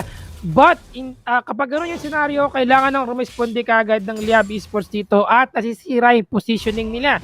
What also happened back there is yung kung paano nagamit dito ni Elion yung kanyang Mega Inferno Bomb. Yep, 3 yung tinamaan. I think 4 yata yung tinamaan doon. Pero they have enough time to regen all those HP na nawala sa kanila dito kasi si Don na yung naiwan doon. Walang kahit na sinong miyembro dito ng Liyab Esports na tutulong sa kanila. para mag-follow up dun sa nangyaring team fight na yun. At dahil doon, nagkaroon ng kalamangan na naman dito ang RRQ. They also have the Dragon in their hands. That's Elder Drake, mga kaibigan, and Baron. Minamatahan na nila dito. Kahit medyo di makita ito ni Lee Sin, they have the Destiny para bigyan ng vision dito, but the minion wave is being cleared lang in the bot lane to give the pressure, and for sure, parang setup na to for the Baron. Yeah, saka ngayon, kung kahit walang Elder Dragon, kinakaya naman ng split push dito ng RRQ. What more kapag may Elder Dragon ngayon? Even Dawn will have the most challenging time of his life in a lane against a Renekton dahil sa Elder Dragon. It's an ocean pa, kaya yung spell bump, yung balik ng buhay dito para kay Hyde, sobrang taas na. Lalo na, meron pa siyang Spirit Visage. Oh! Ito na nga. Andito pa, Murayta Boy, mahuhuli, hindi na siya nakataas sa kanyang Justice Punch. Miggy though, Cyclone trying to, kumaga, binabouncer na yung mga iba dito sa RRQ, pero hindi yun sapat. Miggy as well is dead. Nixu, forced to flash away. Done, tumatakbo, susunog, mamamatay ba siya, mabubuhay ba siya? The answer is gonna be his life being saved, pero not the life of that tower. 2-4 nating, tapos meron pa silang tower dito, tapos sabay na pa ng Baron, mga kaibigan, being now taken down by RRQ. Yup, meron silang vision dito kanina, reward naman nila, sinusubukan ng pumunta ng Liyab Esports dito. Yeah, medyo delikado pa rin to, sobrang delikado dito kasi RRQ, kompleto sila makukuha nila ito safe and sound. They also don't have a smite, so like little to no chance. Parang ano yun mukhang parang yun parang nangyayari na medyo desperado ako na gusto mong mapigilan sila na makuha yung Baron, and they would be willing to sacrifice themselves just to stop them from getting that Baron. Kasi this could be the, I think, parang ano na to kumbaga 80% naka-forward na ang RRQ dito to win this game because they have the Baron buff. Once again, they won that team fight at isa na lang ang turret nila dito. Inhibitor turret na lang ang natitira sa mid lane. Yeah, isa na lang talaga ang natitira, pero magiging sapat kaya yun? Liyab Esports, they are down almost 20,000 gold against RRQ. Plus may Elder Dragon fights, only a matter of time unless something of a miracle happens here for Liyab Esports. So far, sinusubukan dito ni Murayta Boy, Cyclone din, ginamit na, pero andito na si Hyde. Binabasag na ang Nexus ng Liyab Esports at mukhang game number 1 sa RRQ. Hindi na nag-hide si Hyde dito. Talagang pinush na lang yung Nexus. Bakit ba? May Baron buff ako, may Dominus ako, si Godzilla ako, at akin na ang Nexus ninyo. RRQ with that first win. Mabot tayo ng 20 minutes? 20 minutes ba? O pa 20 minutes pa lang tayo. Pero what a game indeed, no? That first game pa lang to, mga kaibigan, just shows kung gaano katindi yung ating bracket A o ating group A dito. These two teams, mga kaibigan, and kung gaano talaga katama yung sinabi ng ating isang ghost panelist kanina na ito nga ba ay parang playoffs na kagad. Kaya sinasabi na dito ng RRQ, hindi nyo kami nirespeto. Renekton, you allowed it to be free. Nami din andito, well, Kha'Zix naman hindi ginamit dito ng RRQ, pero sobrang ganda ng performance dito ng RRQ. There was a sliver of hope, a small light ng Liyab Esports na ma-turn around yung game, but after that clash into an Elder Dragon take ng RRQ, wala na. All lights have been blown out, the fire is gone, and kumbaga yung tanong ko na lang ngayon, babalik ba yung Liyab dito ng apoy ng Liyab Esports? Kasi isang panalo na lang ng RRQ, makukumpleto na nila yung revenge nila. Pwede pa natin malaman kung talagang magliliyab-yab nga ba. Liligab-ligab, basta bahala na kayo mag-isip. Pero basta yung apoy yun, pagliyab ng Liyab Esports dito, no? I'm also leaning towards pwede pa nilang gawin later on. Pero ito yung ating stats, 45,796 for Marky, mga kaibigan, with that Corgi, nakasama ang kanyang Corgi. Napakalaki talaga ng damage output nitong si Marky. And just shows kung gaano ka-effective din yung pag-stick nila together. Si Marky at si Hex, sila yung tipo ng Dragon Lane na hindi pwedeng paghiwalayin. Diba? Kabilang grupo na tagus pa. Pero eto na, mga kaibigan, ng ating Oppo A94 play of the game, kung saan makikita natin yung highlights at kung saan nga ba talaga nag-fall off ang Liyab Esports. Yeah, actually hindi naman sa sobrang part din yun yung pag-follow up nila. Hindi talaga sila makahanap ng magandang team fight para sa kanila, wherein setup is very important. Especially ngayon, Muraita Boy, hindi siya nakarakan na usually nakita natin nung kahapon na sobrang ganda ng performance at 3-man. Oo, hindi hinayaan dito ng RRQ. Liyab, RRQ though, sa side naman nila parang they have done so well. Laning phase, objective control, objective taking, split push, every small thing na ika-contribute ng pagkapanalo nila, kinukuha nila. Hindi nila binibigyan ng window of opportunity dito ang Liyab Esports. They know target selection, who is the threat, especially dito, Nixu and Elyon. Kaya hindi nakakapag super damage dito ang Liyab Esports kasi busy si Elyon tumakas kay Hyde. Pag namatay na siya, pag wala na rin yung Lucian, or at least siya yung mag-take ng damage, nahirapan pa rin ang Liyab Esports. Yes, nahirapan talaga sila indeed dito, no? So ito yung part ng team fight kung saan nakita natin na Mega Inferno Bomb didn't connect to anyone. Pa 24 minutes, masilang pala tayo 20 minutes. 24 pala. Mawat pala tayo na 25. Papunta na palang LOL PC ito pag nagkataon. Actually, etong game time na to, LOL PC na to eh. True! Kaya talagang, alam mo yun, ganyan katagal yung bakbakan nila dito. Pero, syempre, no questions asked dito, master of the match, walang iba kundi si Hyde. Yeah. Na walang ibang tinatago kundi ang kanyang crocodile dito, na sobrang init sa laban na ito. Na, di siya ganon, na masabi natin na talagang nanalo sa kanyang laning phase. I mean, siya yung nakakuha na, hindi, siya yung na first blood eh. Siya yung natalo siya ni Don dito with that first blood. Pero okay lang yan. Godzilla nga eh. Nakababoy siya kagad dito. At siya pa ang naging MVP. Master of the match, Hyde or RQ. Yeah, kumbaga yun yung sinasabi na eh. Trust the croc. Trust the crocodile. Siya na yung bahala. 3 times niya, if I'm not mistaken, 3 times na ginamit ito and, 3-0. Undefeated on this Renekton so far. Wonderful KDA.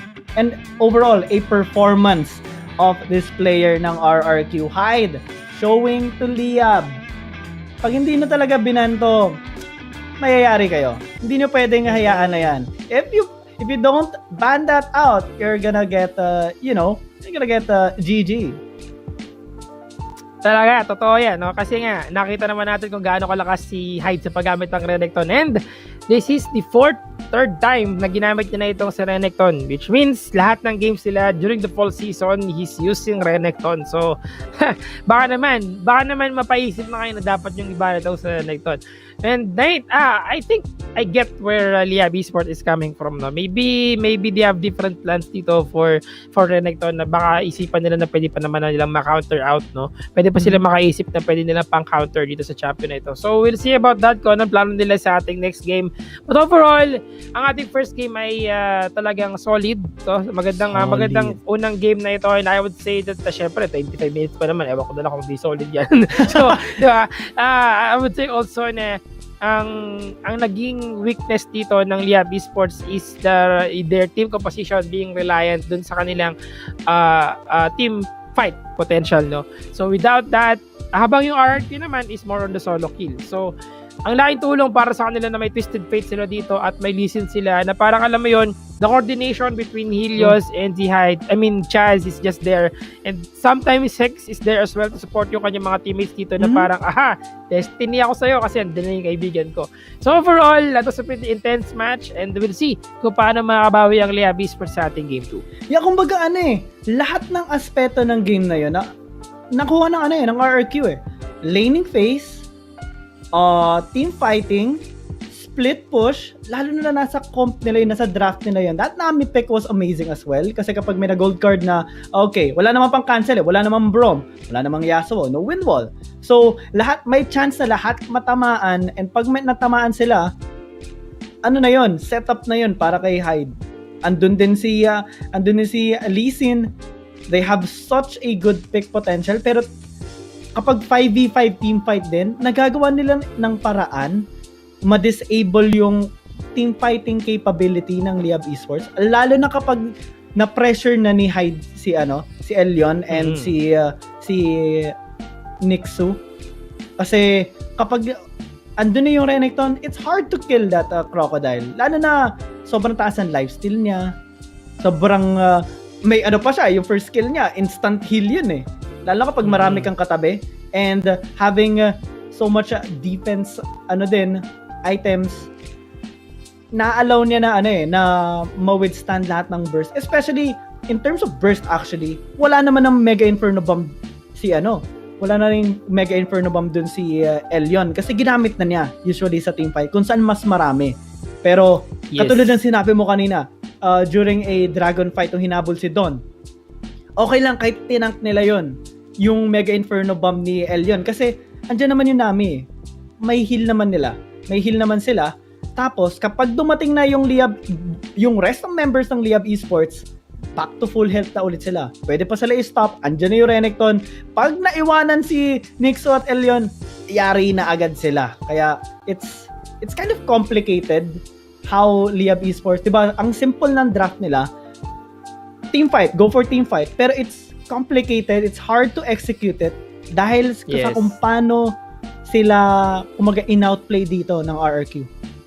They're always going for the right pickoffs talaga. Pero, mga kaibigan, eto nga pala ang ating banning and picking history or drafting history natin kanina. Dahil pa sinabi, draft history natin sa ating Game 1, kung saan makikita natin syempre na first of course we have the bans dito for RQ, Rakan, Gragas and Olaf. Respeto para dito syempre kay Morita Boy and para kay Miggy din, having Gragas and si Olaf sa kanilang lineup dito. For Liyab Esports naman, we have Camille, Jarvan, and si Zed. So itong 3 champions na ito, I would say na possible counter din sa mga magiging lineup dito ng RQ, but more on, of course, the respect ban para i-healers dito with that Zed. Actually, may tanong ako sa'yo Gigi, ano sa tingin mo, kasi syempre dahil natalo dito Liyab Esports, ano sa tingin mo yung kailangan nilang baguhin? Or like, overall, ano yung kailangan nilang gawin para makabawi dito sa RRQ? Feeling ko ang magandang gawin dito ng Liyab Esports is mag-rely sila, they have to make sure na kung ano yung lineup nila is nandun nagmamatch yung playstyle nila. So if they want to pull off the same lineup na ginawa nila kanina, they have to stick together, they have to do a good push, ano mo yun, pressure, keep up the pressure, stick together, try to push a certain lane na sama-sama sila. Pero speaking of pagsasama-sama, syempre bago natin ituloy ang ating discussion dito, gusto ko pagsama-samahin kayong lahat dahil meron tayong 790 watts giveaway. Ayan ang sinasabi ko dahil sigurado sa lahat ng mga nandyan nanonood, hindi lang kayo manonood, meron pa kayo pagkakataong manalo ng 790 wild course. 15 lucky winners mga kaibigan ang pwede manalo ng 790 wild course dito. Madali lang yan. Make sure to like and follow the PPGL page. Number 1, easy peasy. Number 2, like and share the live stream with the hashtags. Nako, kahit marami itong hashtags na ito, make sure na maisama nyo ito. Kundi, nako, sayang ang pagkakataong manalo. SISPH Playoffs, si Icon Series PH at PPGL Wild Rift. Huwag nyo kalimutan yung mga hashtags na yan. And syempre, last, during the broadcast, comment your gameplay analysis along with your right ID on the stream chat. The best comment will be pinned after each series. A total of 15 winners will be announced at the end of each broadcast week. So meaning, every after ng series, may isang mananalo. Kung kahit 15 yan. Kasi, tama ba? 4 pala. Tama, 1 per series, tapos 4 na series tayo today, tapos 3 araw. Tama, di ba? Sabi ko sa inyo mathematical things lang yan At yan lang naman ang 790 wild course, pero GG, kaibigan GG, meron pa tayong isa pang giveaway. Meron pa tayong isang malupit na giveaway, guys.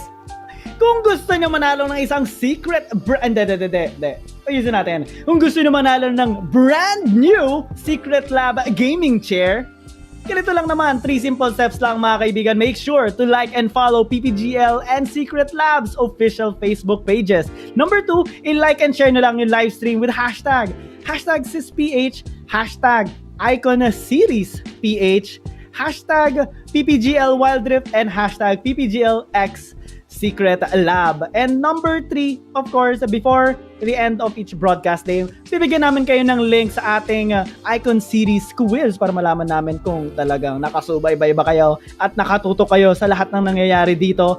Dito lang yan sa ating stream chat, and all you need to do is answer it correctly and it will serve as your raffle entry. A total of 1 winner ang madodraw dito and maa-announce sa end ng Fall Season PH Playoff broadcast sa August 29, 2021. Yeah. Iyan. Napakadali lang yan. Sobrang dali ba? So alam niyo na, ang gagawin niyo guys, no? Just make sure to follow all the rules. At syempre naman, hindi naman sa pagmamaano, no? Mamaano lang. Yeah, hindi naman sa pero Yan lang naman ang ating upuan dito. I mean, it's comfy, boy. It's comfy. Yan. Parang kasing comfy ng kapag kasama mo si Gigi. Yo, grabe naman yan. Aling Gigi? Ako man Gigi? Ang Gigi, ikaw na Gigi. Alam mo naman ikaw na Gigi.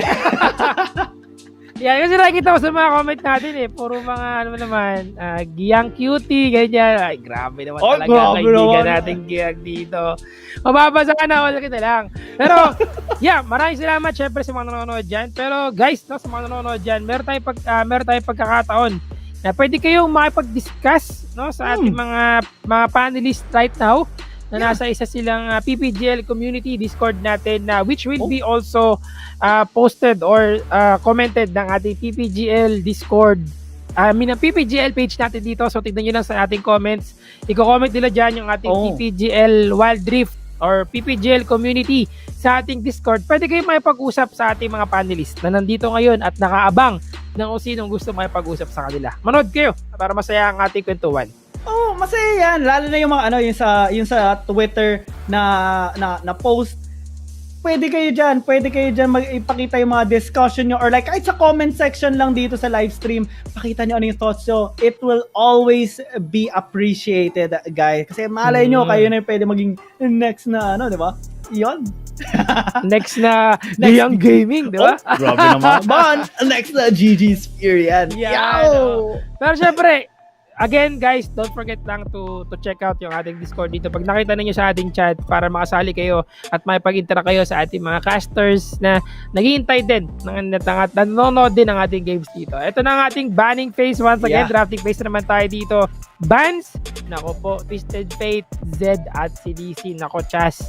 Wag ka na lang kayang mag-jungle. Sabi nila dito ng Liyab Esports. But we still have Kha'Zix, no? And in response to that, we have RQ banning out Camille, Rakan, and Sigragas. Yeah, okay yung... I'm liking... there's a ban right now on the side of... Liyab Esports banning out Lee Sin. Parang binan na rin nila si Miggy, pero mukhang wala naman silang plano dito na piliin yung blind monk na ito. Pero getting that Renekton, actually napakaganda na yan. Kinuha nila. Pero andito pa rin naman. Hex, with this Nami, it's still going to be a bit of a trouble for them. Kailangan siguro nila answeran yan.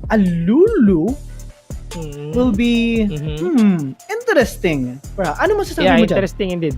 I would say that Lulu right now is hit and miss, no, in terms of yung potential niya winning the laning phase and how she can distribute properly during the team fight dito. Pero medyo agree naman ako dito, and I think ito yung pwede nilang gawin dito to counter out si Nami as you mentioned kanina. But that's gonna be Darius going against Renekton. Kahapon nakalaban niya ni Hyde si Jet sa kanyang kalaban dito, and he used Darius against kay Renekton. Pero ngayon tignan natin kung makakagawa na para dito si Hyde na manalo against sa kanyang kalaban na top lane yung iba si Don. They have also Olaf. Nako, binan ito kanina at nakalusot na ito for Liyab Esports, no? So we'll see if this will...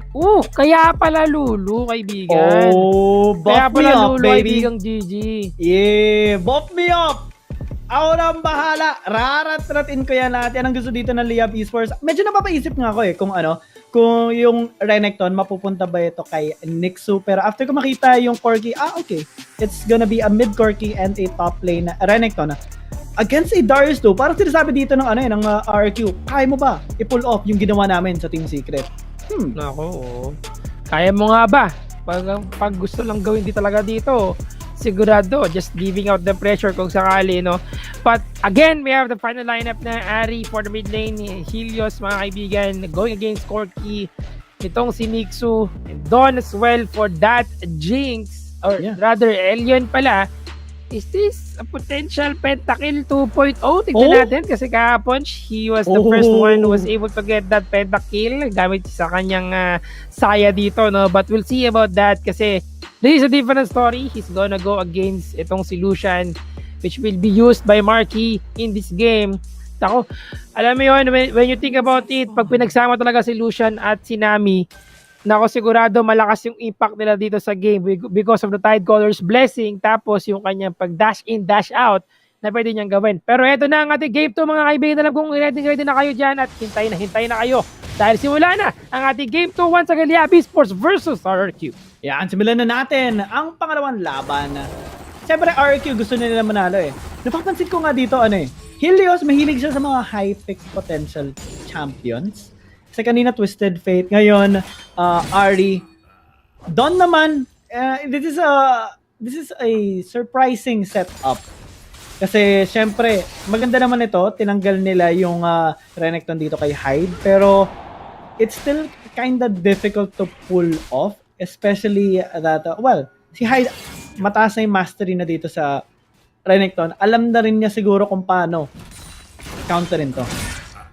Yes, that is right. And tignan natin, no? It's gonna be a different story once again kasi ito ay syempre Liyab Esports versus RQ, pero this could be the same. Depende sa playstyle na gagawin ni Don na kalaban niya si Hyde. Kanina ng first game natin, medyo pantay sila in terms of playstyle. And to think na si Don pa nakakuha ng first blood dyan, mas mainit na. Pero tapay nagkakasuntukan. Uy! No boy! Stay down! I am the only one who can pull off that Renekton. How dare you try it out against me? Parang ganun yung dito, datingan ni Hyde. First blood already by RRQ. So early on into the game, 2 minutes. Yes, to think na hindi pa niya nagamit yung kanyang barrier dito, and Ignite and Flash was used by Don already to try and dish out so much damage against kay Hyde. Medyo mahirap nga naman talaga tapatan yung Darius itong si Hyde, no? Tignan natin kung kaya niya magawa ng paraan ito pagdating sa next team fight, or 1v1 situation at top plate. Tignan natin dahil right now may early lead na kagad si Hyde dito.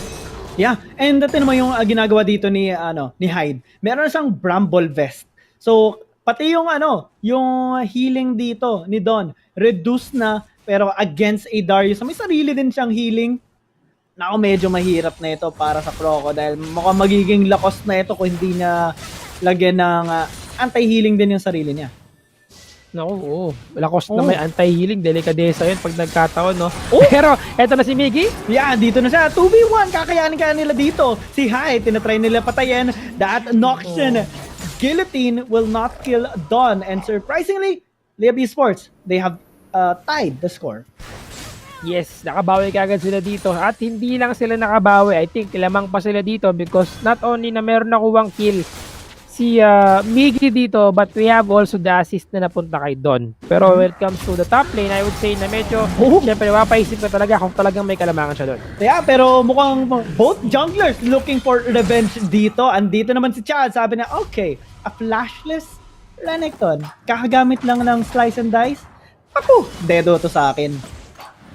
Mahirap talaga. Mahirap talaga labanan si Olaf, no? Especially in that situation. Once na magamit na yung kanyang Ragnarok, talagang mabilis na yung kanyang movement speed dito. Kahapon nag-rank game ako eh. And akala ko talo na kami. Olaf ako eh. Tapos yun, nakabawi kami. Share ko lang. Like na lang. Yun talaga, malaki yung comeback potential talaga ng mga Olaf natin dito. Pero Akaprison connected to the bot lane. Yeah, pinapakitaan lang dito ni Hex na hindi ka mag-ingat, ikaw ay lilipad, and yun ang paglipad ay hindi mo magugustuhan. Hyde though, hinahabol na naman dito ng dalawa, but with the apprehend, mas slow na yung iba. No heal though, and Chaz, pupunta na rin dito. Grabe naman yan, right shoot glory, ginamit na rin niya. 1v3, no problem ata, pero sabi niya dito pagka-flash niya, oops, I think it's a problem. Kailangan respetuhin dito ang Liyab. Back muna sila dito. Rumaragas ang Olaf. Uy!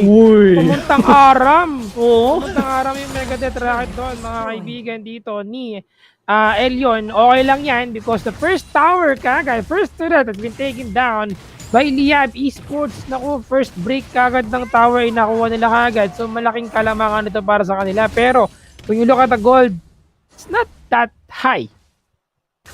Yeah, actually, onting kalamangan lang kasi sobrang ahead din talaga dito ni ng RRQ in general sa pag-farm. Mostly because of Hyde, to be honest. Pero dito na naman, grabe naman si Miggy. Talagang walang takot sa kalaban pero nagbago yung isip niya dahil kompleto pala yung kalaban nila. Medyo pulado siya. Sinisimulan na dito ng RRQ ang Ocean Dragon pero kinukontes naman dito ng Liyab Esports. Tignan natin kung makukuha nila. Actually, nirespeto sila ng RRQ. Sabi nila, no team fight please. No team fight. Pick off lang ang gusto namin. Pero dahil na-charm nila dito, si Don mukhang mag-round 2 na sila. Wild Growth ginamit niya pero hinampas dito ni Hyde. Nakakuha na sila dito ng isang kill. Unstoppable pa rin si Chaz pero yung Liyab Esports mukhang makakakuha din ng trade. Hindi nakapagtago si Hyde doon, no? Ginamit yung kanyang Noxian Guillotine para makaisa pa sana ng champion pero not enough damage. Ang daan na lang yung HP, baka naman 52 left. Isa pang patchy yan pero delikado sila dito pag pilit nila makapasok sa loob. 7 HP na lang! What? Direct! Parang iba talaga yung intensity, no? Pag first tier turret tapos wala na silang minion. But Dragon is still there. Yeah, ano pa naman, buhay pa rin naman yung Dragon pero grabe naman yung yung fight sa pinapakita dito ng both Liyab Esports and RRQ. Dumating na sa point na dalawa na ang pwedeng kunin na objective. Rift Herald and Ocean Dragon. First na makukuha pa lang. Ano kayo ipaprioritize sila? So far, Liyab Esports, sabi nila, we want push. We want this Rift Herald. RRQ naman, okay, andun sila sa Rift Herald. Let's try to take this Dragon. Take this Dragon. But instead, Liyab Esports is gonna be taken down. Itong si Rift Herald. Dragon is still there. So mukhang dalawang Dragon lang to, no? Before the Elder Drake kasi walang kumukuha ng ating first Dragon. For 7 minutes na. That's gonna be a summon Rift Herald in the mid lane. Yeah, they will spawn it off para makuha dito yung tier 1 tower ng RRQ. So far, 3 towers na nakuha nila dito pero grabing damage yan ni Elion. Hindi pa siya napapatay, nakakapag-create pa kahit pa para pero not for long dahil dito na si Hyde. Dinahabon na nila dito yung Liyab Esports. Pinatay niyo si Chaz. Kukuha kami ng 3. Gusto pa namin ng mas marami. More like a boy, more like a dedo ka boy. Okay. That's a big kill para sa kanila. Once again, no, 4 kill para sa RRQ dito and a triple kill for Hyde. That was pretty intense para sa kanila. Medyo na out of position ng Liyab Esports dito at nabigla sila sa ginawa doon ng RRQ. Rumaragas ang Olaf. Kung nakita mo si Olaf nandun sa Dragon Pit, kinuha niya yung scatter, or rather yung isang ward doon sa ating river. Tapos bigla siyang nag-turbocharger doon. Nakita mo yun, deja vu. Nakita ko siya tumakbo eh. Ginamit niya yung Righteous Dory, direct the rock niya doon. Tapos, it was a good bait na ginawa na Chas dito. And after noon, nakakuha sila ng 2 champion. Pretty low na ang Liyab Esports dito. At dahil doon, they were able to get 4 total. Tapos, Dragon pa sa kanilang kamay. Libreng-libre, walang kapalit. Dahil yung Liyab Esports, kaka-respond lang ng iba nag-clear pa ng wave na nag-push galing sa base ng RRQ. Kaya tinan mo, kahit pantay yung gold, kumbaga malit lang yung lamang, di ba? 500 gold-ish yung lamang dito ng RRQ. Pero nanggaling yan sa mas mababa pa. Kumbaga lamang dapat yung Liyab Esports kasi sila yung kumukuha ng towers kanina. Pero ngayon, bawing-bawi. And so far, marami pang tole pwede kunin dito ng RRQ. Plus may Ocean Dragon sila. So this Darius is going to be, a lot more scary. Parang bawing-bawi talaga kung sakali nga, no? And now, we have the 8-minute mark. Going sa ating 9-minute na mga kaibigan. And at this point, RRQ has the upper hand. No? I would say that syempre after ng mga recent device dito, may kalamangan sila. Pero hindi pa natin mati-deny dito yung possibility na pwede pa itong may comeback ng Liyab Esports because I think meron lang naman silang mistake. Konting mistake lang na nai-commit at that time. But we have to take note of how strong na Hyde at the moment. 6-2-0 going against 6-0-4-3. Nako, hindi biro yung numbers na yan. Kung tatanungin mo, GG. Sobrang hindi biro yan. Nakakatakot na dito. Sa totoo lang si Hyde. Kapag nakita yan ng Liyab Esports, mukhang kailangan nila talaga respetuhin kung hindi dapat matakot. katakutan nila yan. Pero mukhang si Don, Ayun hindi na. natatakot. Susugod pa rin siya. Wild Growth, Wala ginamit kang na. Godzilla. Kaso, grabe. Godzilla mo dito nga talaga si Don. Pero sabi ng RQ, okay, sige. Cooldown natin yan. Ngayon kami papalag kasi wala na kayo dalawang ulti. Ayan na yung tide. Miggy makuhuli. Nice charm by the way dito para kay Helios. Into that knock-up. Sobrang tagal niya na nasisi doon. Cataclysm ginamit na rin dito. Pero buhay pa rin dito. Actually si Chad. Nangahabol pa rin dito si Helios. Miggy trying to back away pero hindi siya makakatakas. Nice bubble once again by Hex. They finally got a kill onto one member of Liyab Esports. Pero grabe, what a way to actually execute that. Pero grabing charm yan. Sabi nila, isang kill lang. Gawin natin dalawa. Gusto namin mas marami eh. Always on point na charm dito ni Helios, no? They didn't expect that charm na tumama kay Jarvan dito. And really good setup coming in from Hex, no? Ginamit niya yung kanyang tidal wave just to set up a team fight dito na paghiwalay na ang member dito ng Liyab Esports. And at that moment, that's gonna be the charm being used kagad by Helios dito. Tapos meron pa siyang Spirit Rush. So talagang naakit niya dito ang miyembro ng Liyab Esports. Marami sa kanilang sugatan doon. Hindi nila na-secure yung mga kills doon, but they were able to get 2 champions. Pero still, that is a good initiation coming in from RQ. Magandang simula ito para sa kanila. Slowly going sa, actually mid-game na tayo ngayon, 10-minute mark na, going sa ating 11-minute mark. At ang lakas talaga ng clash potential dito ng RQ. Sobrang ganda ng kung paano nila ina-execute ngayon. May pick potential sila, may team fight potential. Kung palagan ng, sinasabi nila sa Liyab Esports, sige, subukan niyo pumalag sa amin. Mahihirapan kayo, patayin kami. Dahil palaban, balagbagan ang gusto dito ng RRQ. Meron silang Darius, meron silang Olaf. Sige, kapag mahuli pa kayo ng charm namin ni Helios, lalo kayong magiging mapipit-pit dito. And we're not even considering Marky just yet. And ayun no, deja vu na naman talaga dito ng Olaf. And looks like that will be a broken luck cost here on the side of Liyab Esports. Miggy as well, napatay na dito. 2 members down instantly. Walang takas dito yung Liyab Esports. RQ, they're just doing business. Nakita ko yung effort dito ng Liyab Esports na para mapigilan si Chaz, meron silang Jarvan. No, meron silang Cataclysm to stop itong si Chaz from dishing out so much damage kapag ginamit niya yung kanyang Ragnarok dito. Kasi the moment that Chaz has been caught sa ating Cataclysm, wala siya ibang way para makatakbo unless may flash siya.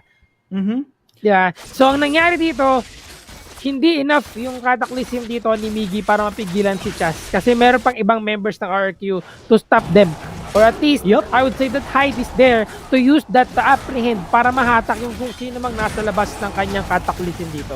Kung mangyayari, okay, tatrap mo kami, sama namin, dito rin kayo sa loob ng Cataclysm, sama-sama tayo dito, walang iwanan. Ganun ang pinapakita dito ng RRQ. And look at that, second dragon, kanila na rin, yung kaninang 500 gold-ish na sinasabi natin na lead dito ng RQ ngayon, 6,000 gold lead na ngayon at 12 minutes into the game. That is huge already. Parang katulad lang ng kanina. Ito yung talagang deja vu na pinapakita nila ngayon. Nung game number 1, same situation. Kahit kunin nyo yung Renekton namin, okay lang. Magagawan pa rin namin ng paraan yan. And so far, so good talaga dito sa RRQ. They are in a good position to actually start this Baron. Kung pumalag dito yung Liyab, di ko rin sure kung kakayanin nila eh. Alam mo, pag tinigdihan ko yung composition pala ng RQ dito na masyadong madaling counterin. I mean, rather ng Liyab Esports, madaling counterin because you have to stack up armor lang. Pero sinusubukan nila mapigilan dito, Miggy.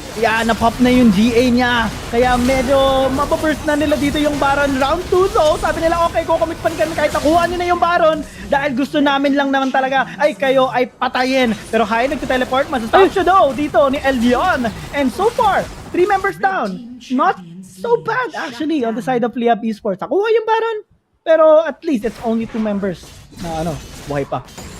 Parang ito yung kay Thanos eh. Parang alam mo yun, did you do it? As ang sagot, at what cost, di ba? Yun yung nangyari dito. Yep, they were able to get that Baron, pero yun nga lang, yung naging casualty nila dito, 3 champions, 2. Rather, 3 pala. Tama, no? 3 yung namatay dito. But still, they have the Baron buff remaining sa at least 2 champions sila dito. At that point, napalow na kagad yung mga HP nila. Siyempre, nasa Baron pit sila eh. Habang naiwan si Chas doon na nagsosolo ng Baron. Tapos the rest of the members of RQ is focusing on Miggy para mapigilan si Miggy na makapasok. They really have to respect Miggy's potential of stealing that Baron. Kung kaya talagang ginawa nila lahat. And the moment na nag-pop yung kanyang GA dito, nako, tara, balik tayo ng Baron. At eto na, yung members ng Liyab Esports to respond and help out Miggy. Yeah, kailangan talaga nila tulungan dito si Miggy eh. Kasi kapag sumugod lang siya ng mag-isa, I mean, siya yung may pinaka magandang, the flag and drag, alaking gap close niyan.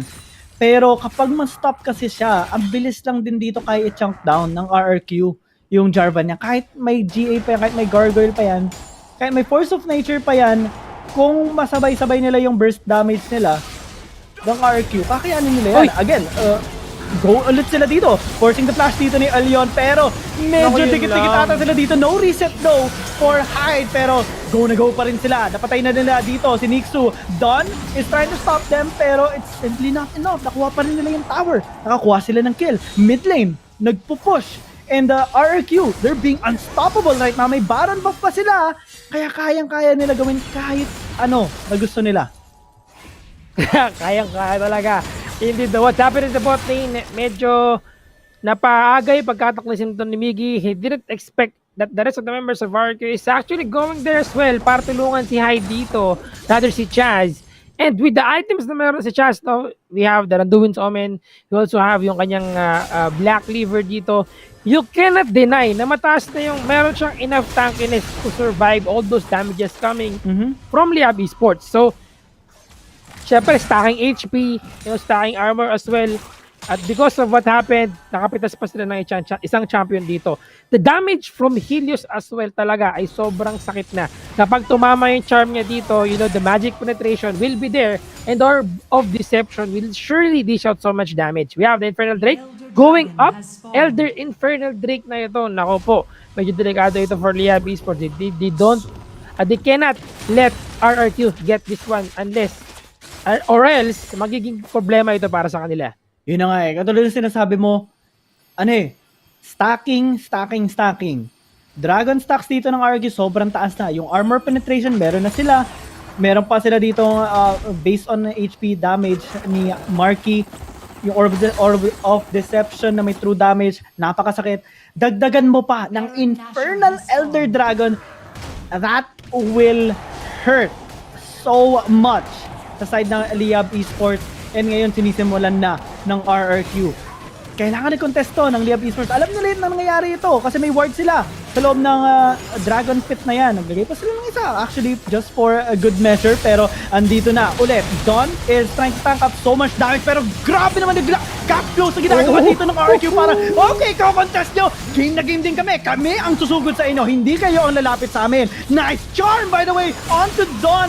Grabe naman to, parang homing missile ang charm dito ni Helios. Redemption ginamit, pero at what cost? 3 members ang namatay dito sa Liyab Esports para lang i-contest or at least i-try i-contest ang Elder Dragon. Pero RRQ sabi nila, wag na yan ang Elder Dragon. Tapusin na lang namin ang game. Tapusin na ang series at tapusin na ang revenge namin sa Team Secret at Liyab Esports. RRQ mga kaibigan. What a charm coming from Helios dito. Tama yung sinabi mo, no? Homing charm na para bang hanggang base na habol yung kanilang mga kalaban dito. It was a pretty good game. Of course, a good attempt coming in from Liyab Esports, pero at the end of the day, it's just RRQ still being very dominant talaga. At talagang kita mo naman kung gaano sila kasaya dito. Si Coach Kaigu nga pala yun. Shoutout nga pala sa iyo, Coach Kaigu. And that was once again ang ating game 2 dito, no? And because of what happened, we have 75,000 Love Cup points na naman para sa RRQ. They are now 2-0 sa ating Group A. Grabe yan. Ang ganda ng story na binibuild up dito talaga ng RRQ. Getting their revenge on the ones that took them down nung summer season playoffs ng Icon Series. Sobrang ganda ng performance nila. Both games actually were quite dominating. Ang nangyayari lang sa atin dito, parang hinahanapan natin or like may nakikita lang tayo na kind of shimmer of hope sa Liyab Esports na, well, i-try, i-turn around yung game. Pero, other than that, it's a total domination dito ng RRQ. They're not giving a chance to Liyab Esports. Parang ano pa nga ginagawa dito or pinapakitang impression dito ng RRQ. Okay, let's play your game. Let's play your game. You take our Renekton? Sure. Nung game number 1 kanina, okay. Binigay niyo yung Renekton sa amin? Alright. Game number 2, tinake naman. No difference. May answer sila dyan. Yep, they have Hive na pinili si Darius dito to counter out itong si Renekton nga na pinili ni Don. And I really like to commend Hive as well sa kanyang itemization dito. No, meron siyang Frozen Heart, meron Duwins na siya, may Frozen Heart pa. Talagang sobrang stock yung kanyang armor dito na talagang nagbibigay sa kanila ng benefit throughout the entire game. And the Frozen Heart as well to reduce the attack speed na meron itong si Elion together with Lulu. So okay lang, sige, your Jinx, you have the attack speed bonus coming from your first kill, but we have Frozen Heart to stop you from doing that. So medyo, alam naman natin yung Frozen Heart, aura yan So pag around the Frozen Heart ka, you will be slowed down pagdating sa yung attack speed. Pero ito nga pala mga kaibigan ng ating Oppo A94 play of the game, kung saan makikita na naman natin kung gaano ka-intense yung laban na ito at kung gaano sinubukan ng Liyab Esports na makabawi against RRQ. Pero at the end of the day, it's just RRQ with that Helios and Marky going very dominant sa game na ito. Kumaga, it's just simply outclassing yung ginagawa dito ng RRQ in every possible way. We saw the attempts dito ng Liyab Esports na, i-try turn around yung game. Nakita natin yung gank kay Hyde nung early game para kahit pa paano makabawi si Don. Pero even so, he is a monster on this Darius, a monster on the Renekton as well in game number 1. And RRQ, it's hard to find a weakness on this team right now. Sobrang ganda ng performance nila. They are beating the strong teams. The really strong teams na tumalo din sa kanila nung before. And the way they are actually beating them ngayon is parang parang sampal ng katotohanan na hindi pwede. Kami na ang malalakas. And speaking of kami na, a master of the match is no other than Helios himself. Grabe yung mga charm niya. Sobrang solid. KD8, 12, kill participation, 57%. I mean, it's a really good performance, pero pinaka talaga yung mga charm niya. Homing charms. Like, how do you hit that? Galing you press the third skill para makatawa dito. Pero tama ka, I agree, no? Iba nga talaga yung mga charms dito ni Helios. But I would also like to commend the rest of the members of RRQ kung paano nila sineset up na maayos yung mga teamfight dito. Yung Cataclysm is there, the tidal waves and even the slows coming in from the Tidecaller's blessing na meron sinami dito just to help out na mas slow yung kanilang kalaban, mag-connect na maayos yung charm dito ni Helios. Overall, syempre it's a team effort. Pero iba talaga. Respect talaga dito kay Helios sa kanyang ginawang performance dito. Also, the damage is there. Luden's Echo, Ramadan's Death Cap. We have also yung Morello Nomicon. More damage and more magic penetration para sa kanyang champion dito. And talaga nag-benefit ng gusto yung kanilang team dito. And I would say na ito yung isa sa mga talagang bantayan ng mga teams dito sa ating group. Helios sa pagkuha ng kanyang mga champions. And even during the summer season, I've seen a lot of champions na ginamit dito ni Helios. Annie, na sobrang bursty talaga when it comes to using that champion, and the CZ as well na pwede makatulong sa mga team fights dito. So overall, of course, RRQ, they were able to get that 75,000 Globe Cup points, but Esports, kaya pa nila yan. They can still earn a lot of points dito para sa ating summer season. Yeah, we have good hopes for these teams na nagpa-participate ngayon. Grabe talaga yung performance dito ng RRQ. Liyab Esports, they are yet to find, again, a way to ignite their fire. But speaking of fire, the fire will burn once again para sa ating next game. Pero bago yan, kami muna ay pupunta na isang break. Kaya huwag kayong aalis, kami magbabalik.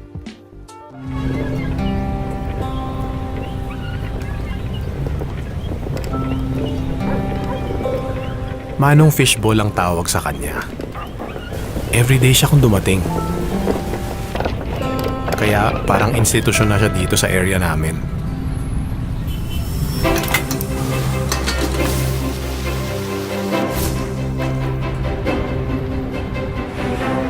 minsan, sobrang late na, andun pa rin si Manong Fishball.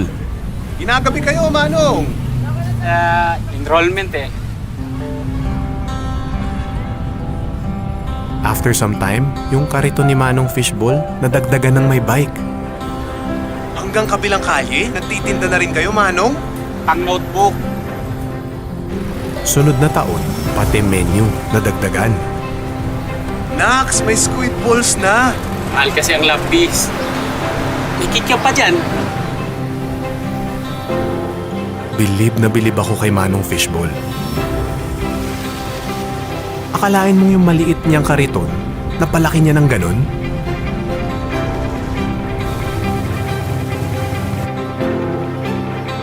Ang nagagawa nga naman ng pangarap ng isang magulang. Manong, anong grade na ba yung anak nyo? Tagal nang tapos sa mga bata. Ako naman ngayon. Manong Fishball ang tawag sa kanya. Pero sa mga araw na yun, many years ago, higit pa sa fishballs ang binigay niya sa akin. He taught me na walang di natutupad na pangarap sa taong handang magsumikap. Dami niya na. Panghapunan. Pantoga.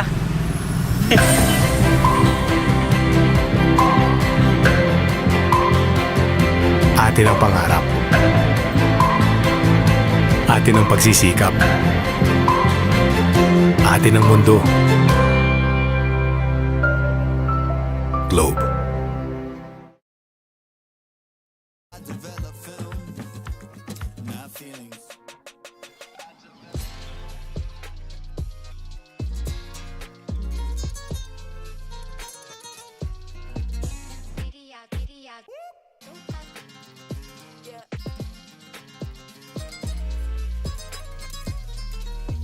You know I'm gonna take the shot, take the shot, take the shot. You know I'm gonna take the shot, take the shot, take the shot. Pull up and take the shot, take the shot, take the shot. You know I'm gonna take the shot, take the shot, take the shot. I develop film, not feelings. Ooh, I develop film, not feelings. Ooh, I develop film, not feelings. Ooh, I develop film, not feelings.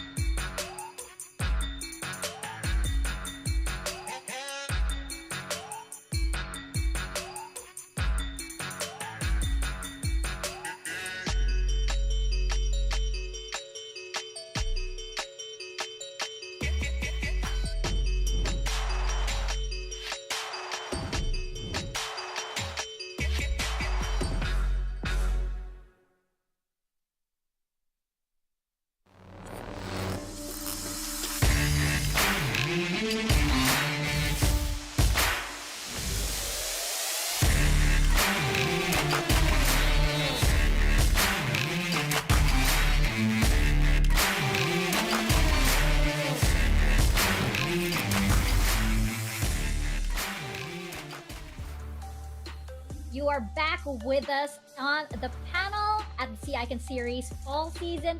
RRQ maintains their dominance over Group A, and that is a 2-0 in favor of them. They add 75,000 Globe Cup points more to their winnings. You know, we talked about the status quo earlier here for Group A and how Liyab Esports and RRQ were the top two teams. It looks like RRQ really wants to cement their position as the top team here in Group A with this 2-0. Let's actually check out the series highlights as we get into a quick post-game discussion on this. You know, Liyab, they couldn't quite get their footing against RRQ. And you know, yesterday, it was a bit surprising because yesterday they looked like they were on top form. What happened today? I know that their draft raised a few eyebrows, especially in Game 2. Well, for game number 1, actually, specifically, I would like to pinpoint that Nixu decided to go for the Lucian instead of giving it to Elione. You remember yesterday, Elione was actually very good in the AD carry role or in the marksman, so it was kind of a bit of a question for me, but I wouldn't really blame it all on the draft because RRQ really was very good again on the macro level. Their game plan was just to make sure to get the picks onto the right targets, and Helios has just been on point on every champion that is available in Wild Rift right now. He can play the TF and he can play the Z. I don't know what this guy cannot play, but overall, really, Liyab, the fire that they had yesterday, not so much today. Yeah, comparing also at Game 2, we understand that Game 1, they got this slow pace or had a hard time looking for the right targets, but then at Game 2, they did draft a Jinx, which is late game hyper carry. So kind of takes a lot of time, and they need to pick up the pace if they wanted to win on those kinds of skirmishes. Yes, you got a Corki, but you are lacking on to the damage department as the consistent power of Jinx needs to be protected. And if you're going to face a Darius, and one notable highlight will be Olaf, who can just jump into the back line, even Hex that can provide a Tidecolor's blessing into the tidal wave, you are giving a lot of movement speed for a Darius, for an Olaf, and even Helios is on point onto the charm. So I must say that this is a good draft coming in from RRQ even on Game 2. As for Liyab, it's kind of hard for Elyon to really wait for the power spike as a Jinx, and they can go back actually to Asaya and Rakan. Not to mention, I think the Helios Hex combination that we saw, like for example the Charm Connect and then the follow up from Hex, it really gave RRQ the kills they needed, like on a silver platter. Like, here you go, guys. Mika, I just realized something, right? So we have Helios, we have Hex, we also have Hyde. So what do we have? Oh, we have a Triple H. We have a Triple H. All right, we have a that's Triple good. H. That's correct. That's correct. It's looking like this is the power play here from RRQ. I don't believe we've seen Hyde come out just yet. He's still hiding. He was a monster and a beast on that Renekton, by the way, bagging MVP on game number 1. So really, the Triple H storyline for RRQ, it's very much on play right now. I like it. I like it a lot, indeed, and it's working wonders for RRQ here. They remain to be the dominant team in Group A, not losing a match so far. But again, it's still early. It's still day 2. It is still their second match, but RRQ really looking like a monster here with that Triple H play, indeed. And moving over to our next match, we do have Bren Esports versus GrindSky Esports. Now, Bren Esports, we have been waiting for them to really show what they're capable of, and they're still a team that is not to be underestimated here. It's Bren Esports. You hear the name Bren, and you know that they have been these players know that pressure. They know what banner they're carrying. They're going to be so determined to get on the board. What do you guys think? Yeah, and considering also that you see Jet, Ribenga, Hayes, Conti, and Amgen as the full lineup, they really know what to do in terms of playing on the macro. It's just that they can't find the openings. There's so many questionable engages, that kind of puts them in a tough spot. There's also some mispositioning. So I wanted them to step up even further. I like the surprise coming in from Njan with those good picks. It's just that it doesn't really complement yet the whole squad rotating in those kind of synergies. And I think that's one of the problems that Bren Esports has right now. They are very predictable. You see Mjan, it's most likely going to be him on the damage support, right? Nami, very oppressive on lane.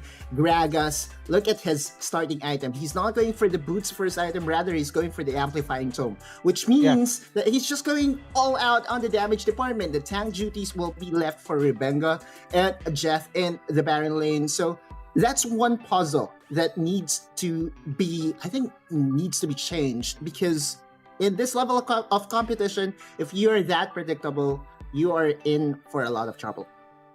That's right. Bren Esports might need to mix it up a bit, especially going up against GrindSky Esports. And, GrindSky Esports, they did have quite an impressive debut yesterday. And this team, I believe they're made up of League of Legends PC players. They seem to be adapting very well into Wild Rift. So it's going to be interesting to see how they'll go up against Bren Esports, of course, with the pedigree that Bren Esports has. But, Otilus, you mentioned that you think that GrindSky will actually win this game. Care to elaborate on that as we check out the lineup?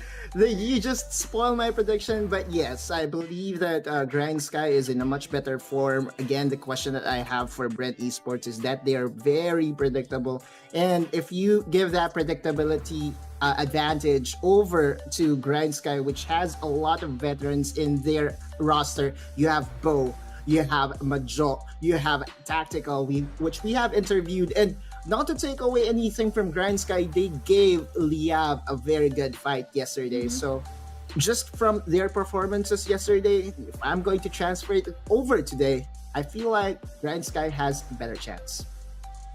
Very interesting. Let's check out the lineup once again of GrindSky Esports here. With I have to point it out again because every time I see that jersey, I really do have to say how awesome Even Infernal Dragon, right? The Infernal Dragon as a guest player, I do believe, nearly taking out Elion yesterday. That was a very memorable play indeed. But I do agree. I think that GrindSky Esports, they are, I think they're emerging as one of the dark horses here in the fall season. And they, we did see Tactical from the summer season. We did see Bo as well, and some of these other players in the summer season. They're evolving really, really well as we progress through the Icon series of 2021. Osiris, I'm eager to hear your thoughts on this team as well. Yeah, and considering, yes, they have the good experience towards League of Legends PC, and one notable, of course, is Meng, their jungler, who's been playing at Celtran Steel Wolves, which is one of the staple name in terms of League of Legends PC. And then also he played at the collegiate around 2019 under St. Robert's International Academy, and also a finalist from Acad Arena. So we are seeing this guy who really knows how to play into the jungle. But I would love to give the spotlight, of course, to Majo, who's really potent or efficient in terms of playing the Riven. He knows how to play the top lane skirmishes. He's looking for the right targets, wherein the third stack of the first skill of Riven will be dropped into the back line with some added knock-up, so you can have the combo and even the execute of that Riven. That's right. So if I remember correctly, Majo did actually play a lot of champions last season. So he's not afraid to go out of his comfort zone, be unpredictable, unlike Bren Esports. In the Baron lane specifically, I feel like Jeff will either go for the Garen or the Darius or some tanky, champion, because again, that opens up the level field or the playing field for their damage support in Mjan.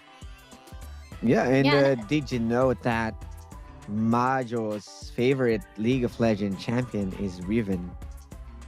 Oh, that's why. That's why he's the first person to have the debut of that Riven, and you can see the kill participation, 60%.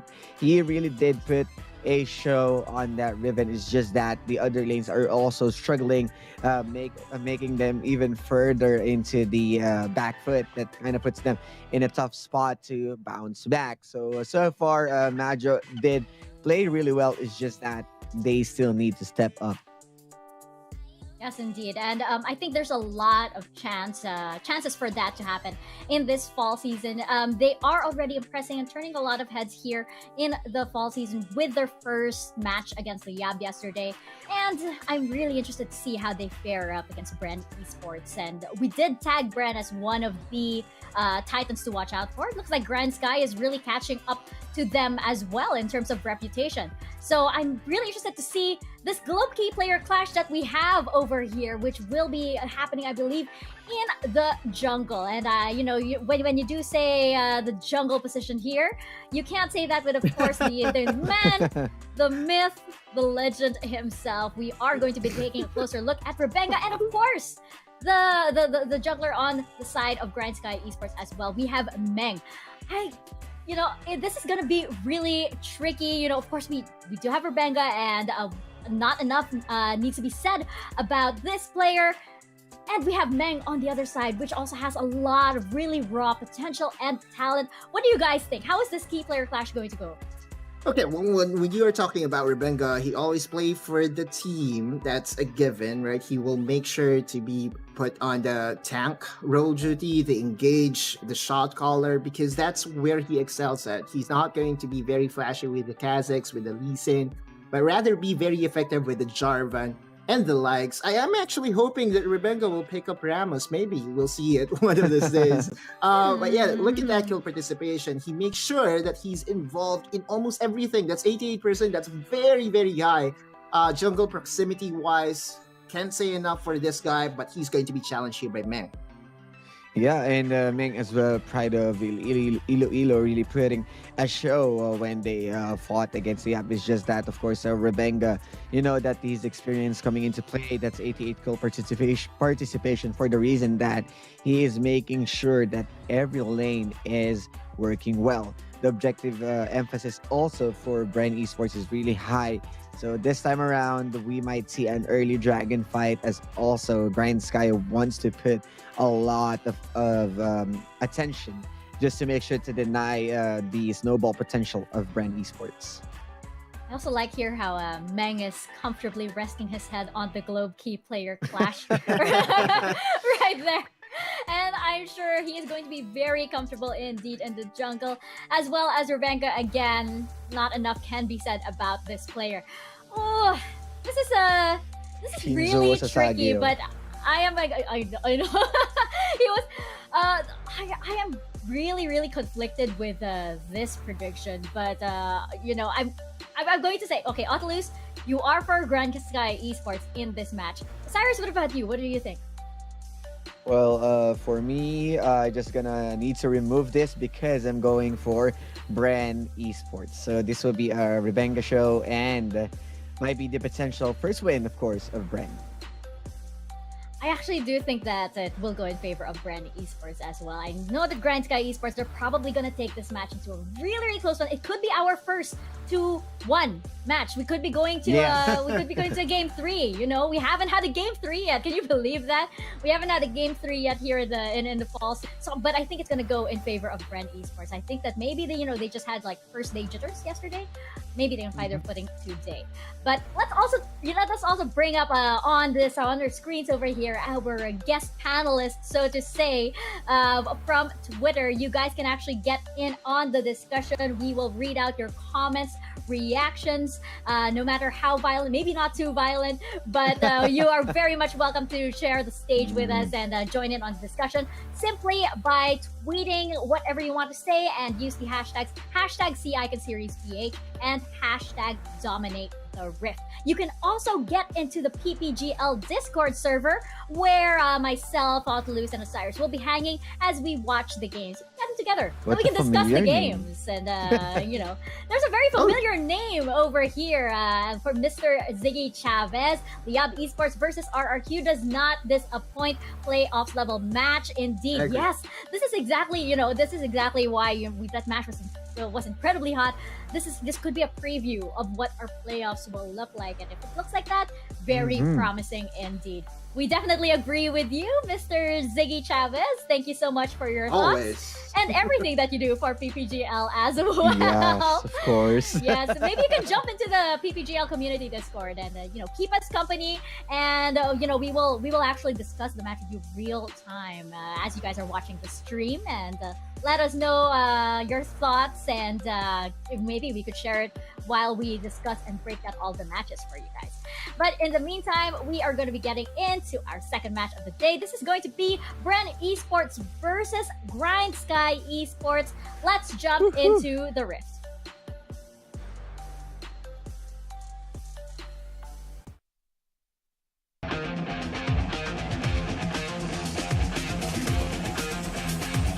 Minions have spawned.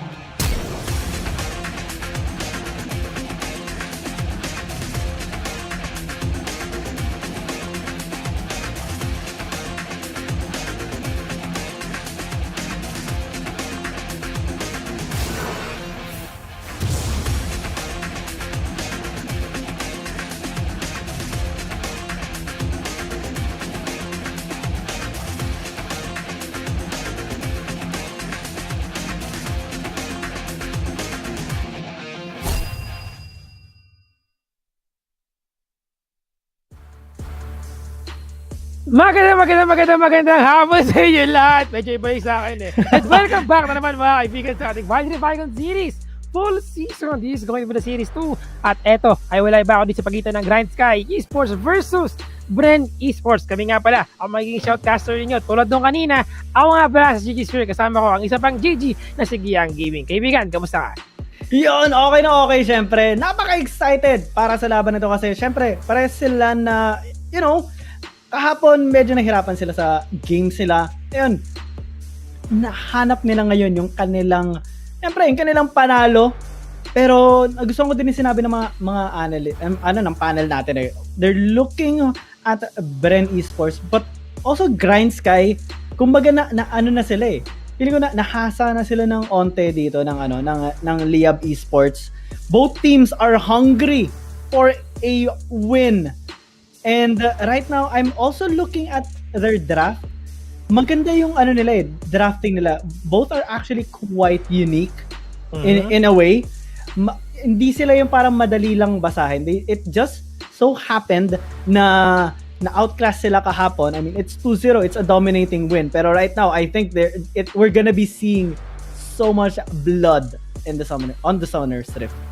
That is right. Siyempre, alam mo na, nandito si Rebenga. The history of League of Legends history.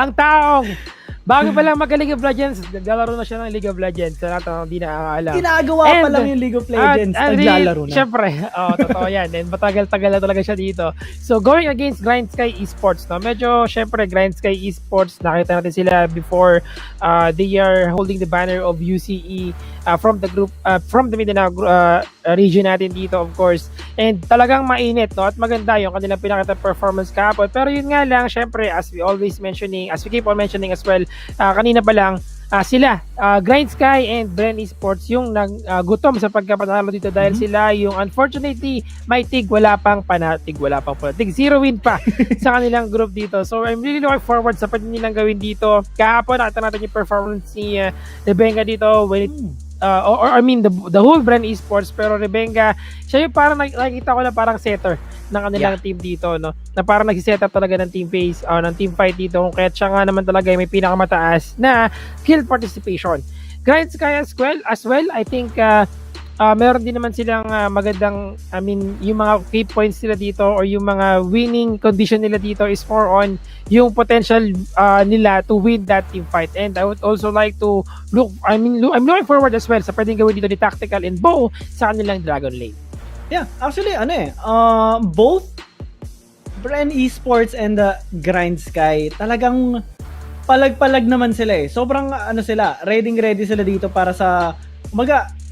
Ibibigay na nila yung todo eh. Bibigyan nila yung todo nila dito para sa ano sa second series nila so far in this tournament. Rebenga, nagusto ko yung sinabi mo kanina. Yun nga, tinatrain talaga. Setter talaga siya ng Bren Esports. Everything falls onto how niya parang niluluto yung ano, yung not only yung at pati yung mga laning phase, 'di ba? Dinadalawan niya lagi. Minimake sure niya na ahead yung mga ano, yung mga kasama niya. Nahanapan niya ng paraan kahit natatalo nila na sila sa game, hahanapan niya ng butas yung kalaban. Kung merong opening, take natin and I will lead the team to victory. Or at least yun yung gusto niya mangyari. GrindSky naman, ano sila eh, parang yun nga, they are a wild card. Kaya yun yung masaya din sa kanila eh. Kahapon nakita natin sila na naglabas sila ng Riven and it's not so bad. It's actually ano yun eh, naging threat nga yun eh sa Liyab Esports na parang pag naabot niya yung backline, nako may chance na madelete yung Baron fight nila kahapon.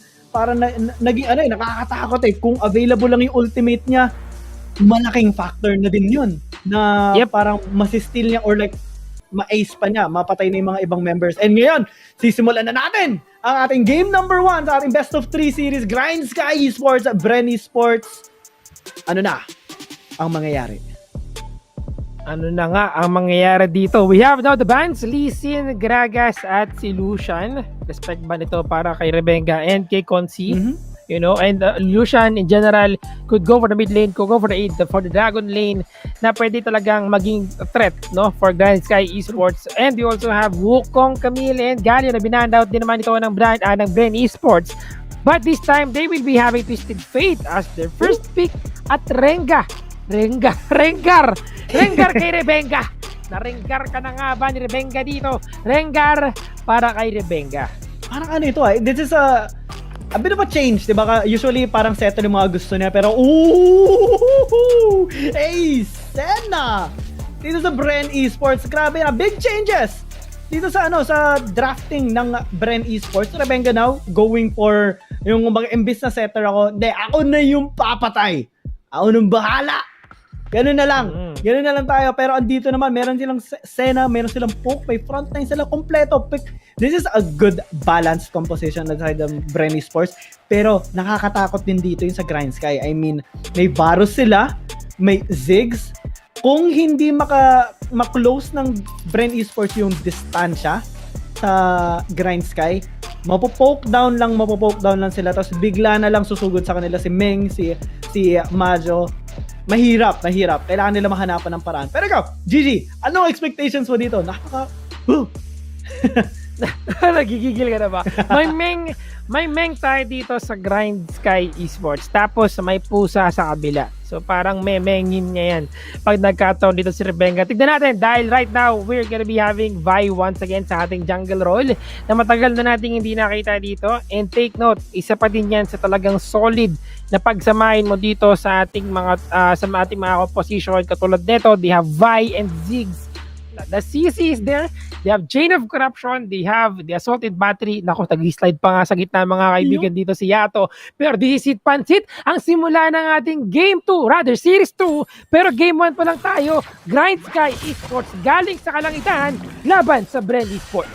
Yeah, it's and dyan, natutuwa ako dito na may Senna talaga. I'm always impressed kasi gusto ko makita kung ano ba talaga yung potential ng isang Senna. Pros and cons lang naman kasi talaga yung hindi siya kasing kunat ng mga ibang champions, especially yung pagsiset niya like comparing to Rakan, yung mga ganon, or like Galio. Iba talaga yung dating ng mga yun eh. Pero may sarili din siyang method kung paano natutulungan yung team na eh. Particularly yung heal, yung shield, yung pag-poke niya, tapos yung yung Curse of the Blacksmith, sobrang laking tulong talaga yun para maligtas yung mga kakampi mo. Lalo na kung sobrang daming target, yung mga kailangan i-target talaga yung mga kakampi mo para sa skill ng kalaban. Like, yung Chains of Corruption dito ni Tactical. Hindi niya makakast yun kung naka-Curse of the Blacksmith. Yes, or he can cast it and connect pero wala silang follow-up na pwede mangyari dito because they cannot use that auto-attack kung sakali dito, no? That's gonna be a huge problem kung sakali. And also, pwede niya gamitin, no? Pang-initiate ng teamfight dito, gamitin niya yung kanyang Curse of the Blacksmith. Pero Rebenga going in, pinagkakalmot na kanyang kalaban dito. Yato has to flash away, pero eto na nga, nagatago lang siya sa kanyang bush dito. That's gonna be first blood being taken down by Rebenga, at hindi lang isa, but dalawa ang nakuha kagad ng Bren Esports dito. Talagang utilize yung kanyang bush doon. Yeah, First Blood is presented by Globe Telecom. Grabe kung paano nakuha dito ng Bren Esports yung ano na yun, First Blood na yun. The first time na makita natin, or like the first time na makita nila may opportunity, to-take na agad nila. And well, 1-0-1 for Rebenga. Not so bad. Kailangan niya yung snowball na yan eh. Hindi lang yon, no? Hindi lang the snowball, but also, syempre, since he already has 2 kill participation dito, 1 kill and 1 assist, meron na kagad siyang 2 bone necklace, no? 2 stack na kagad ang bone necklace dito. Imagine pa, pag lahat na ng champions dito ng GrindSky Esports ang nabawasan niya, more AD para sa kanya and more potential threat. Actually, just the threat alone coming from Rebenga alone dito. Lalo na ngayon, meron siyang Phage, meron rin siyang Shin, onti na lang, meron siyang Trinity Force, at buo na ang kanyang hinahanap dito. Level 5 na si Hayes. Ito na ang Thrill of the Hunt. Sabay naman ang Destiny, mga kaibigan. Kakalamutin na naman ang bote. Tumalo na ang pusa dito. Rebenga securing that kill. At isa pa nga, double kill para kay Rebenga. Mega Inferno Bomb. Si Beng nagtago dito. Magkakalmutang ng kanyang pusa. Pero just the poke coming in from Yato para mapigilan ang Bren Esports. Grabe yung momentum na nakukuha dito ng Bren Esports. 4-0 at 3 minutes. Lagpas 1 kill per minute sila dito, and most of the kills nakukuha dito ni Rebenga. Tamang-tama lang ito para sa Bren Esports. Ito yung hinahanap nila. Ito yung ginugusto nilang aggression. Simula pa lang dito ng ating fall season, and well, top lane, Jet, di siya na magkakaproblema dito kasi if you have the Bramble Vest, reduce healing. What more kung meron ka pang apoy-apoy dito with this Bamis Cinder, di ba? Yes, and take note, no, sa lahat ang di nakakalam, si Jet po ay Garen man, no? Garen man, ultimate spin to win. mas madalas talaga niyang ginagamit si Garen sa mga games niya dito, no? Kaya nga na-mention natin, even si Otodus kanina na-mention niya na itong si Jet, if not Garen, could go for Darius or any tanky champion na pwede niya pang magamit in the Baron lane, and somehow it's going very effective against kay Majo. Pero yun nga, Dragon is up, 4-minute mark, mga kaibigan. Sinisimula na ni Consi dito. Sabayan na pa ng tulong ni Manjan. Mjan rather, pero Rebenga securing ng also this Dragon. Infernal Drake ito. Kailangan ito ni Rebenga para mas kumati pa ang kalmot ng ating pusa. Pero that Dragon will reset. Meron silang ward dito. Para dalawa pa ang kanilang vision. That's gonna be the Mega Inferno Bomb connecting to 3 champion. Pero meron silang shield dito. Chain of Corruption. Sabayan pa ng maraming skill shot coming ni Rebenga. Tinuklap na ang pusa dito. Binagsakan ng ispat ni Diva. That's gonna be another kill para sa kanila. Naipit sila dito with the last embrace. Coming in from Senna. Mjan. Nakapag-flash pa siya sa may push doon. Pero 2 for 2 exchange lang ito, mga kaibigan. 2 for 1 rather. Hayes is still alive. Double kills para dito kay Hayes. Another stun. The gold guard connected to Yato. Nakuha dito ni Bo yung kanyang honey fruit at kailangan na nilang mag-back away. Dragon has been slain by Bren Esports. Yeah, that was a 2 for 2 and nakuha naman dito ng Bren Esports yung Dragon, pero grabe naman yun. Fade away into the dawning shadow by Mjan. Parang, nope, you won't kill me, boy, ah. Ako ang makakapatay pa sa'yo. Grabe dito yung execution ng Bren Esports. GrindSky, though, pumapalag na sila dahan-dahan, and scaling is kind of scary dito sa GrindSky Esports. Lalo na meron may Ludens Tempest na dito si Yato. Tactical, pag nagkaroon na siya ng stacks ng kanyang Muramana, ano na yan? Or like Manamin pa ngayon, pag naging Muramana na yan, mas masakit na yan. Kasi babakat na talaga lahat ng pana niya sa Bren Esports. Knowing na medyo malalambot dito yung Bren Esports, at most, it's just Jet actually ang makunat sa kanila. The rest of members dito ng Bren Esports medyo malambot, pero sneaky. Ayan na naman ang pusa natin, Rebenga going in with that Thrill of the Hunt. Sinubukan niya pa makaisa dito by jumping from that bush, pero Repelled will be spawning na sa game na ito. At piniping na nga ito, mga kaibigan ng GrindSky Esports. Alam nila na nangyayari, pero Jet gonna be there. Jet gonna be the last embrace.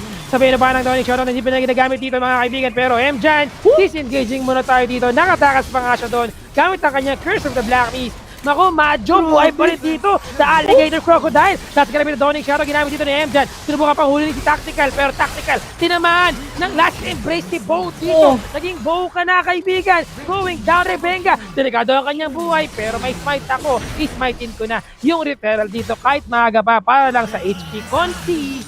Kakayanin pa nga bang makaisa? No, pinito mama yung kanyang... triple kill pa nga! God! Tinaman si Godzilla dito. Macho will be falling down at 6 minutes. Going 7 minutes, mga kaibigan. 10 score kagad sa Bren Esports. Bren Esports are on fire! Grabe kung gaano sila maglaro ngayon.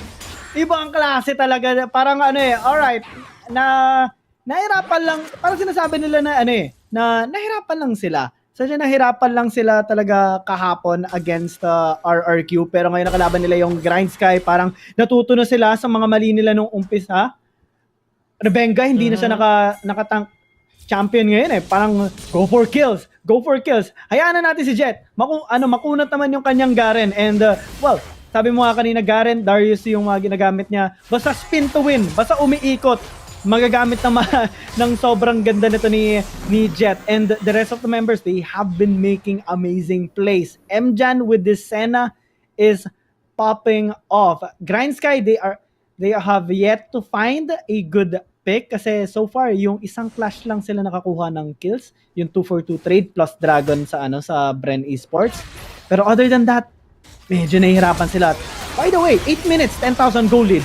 Here they go. 10,000 gold lead, mga kaibigan. Pero that's gonna be still of corruption connecting dito kay Konzi. Konzi going down. Destiny na. Namatahanan nila ang kanilang kalaban dito, pero tumama ang kanyang gold card. Meron pa siya ditong pag-shield sa kanya, mga kaibigan. Curse of the Black Mist, saving his comrades dito, pero 12 is still alive. Uy, grabe naman.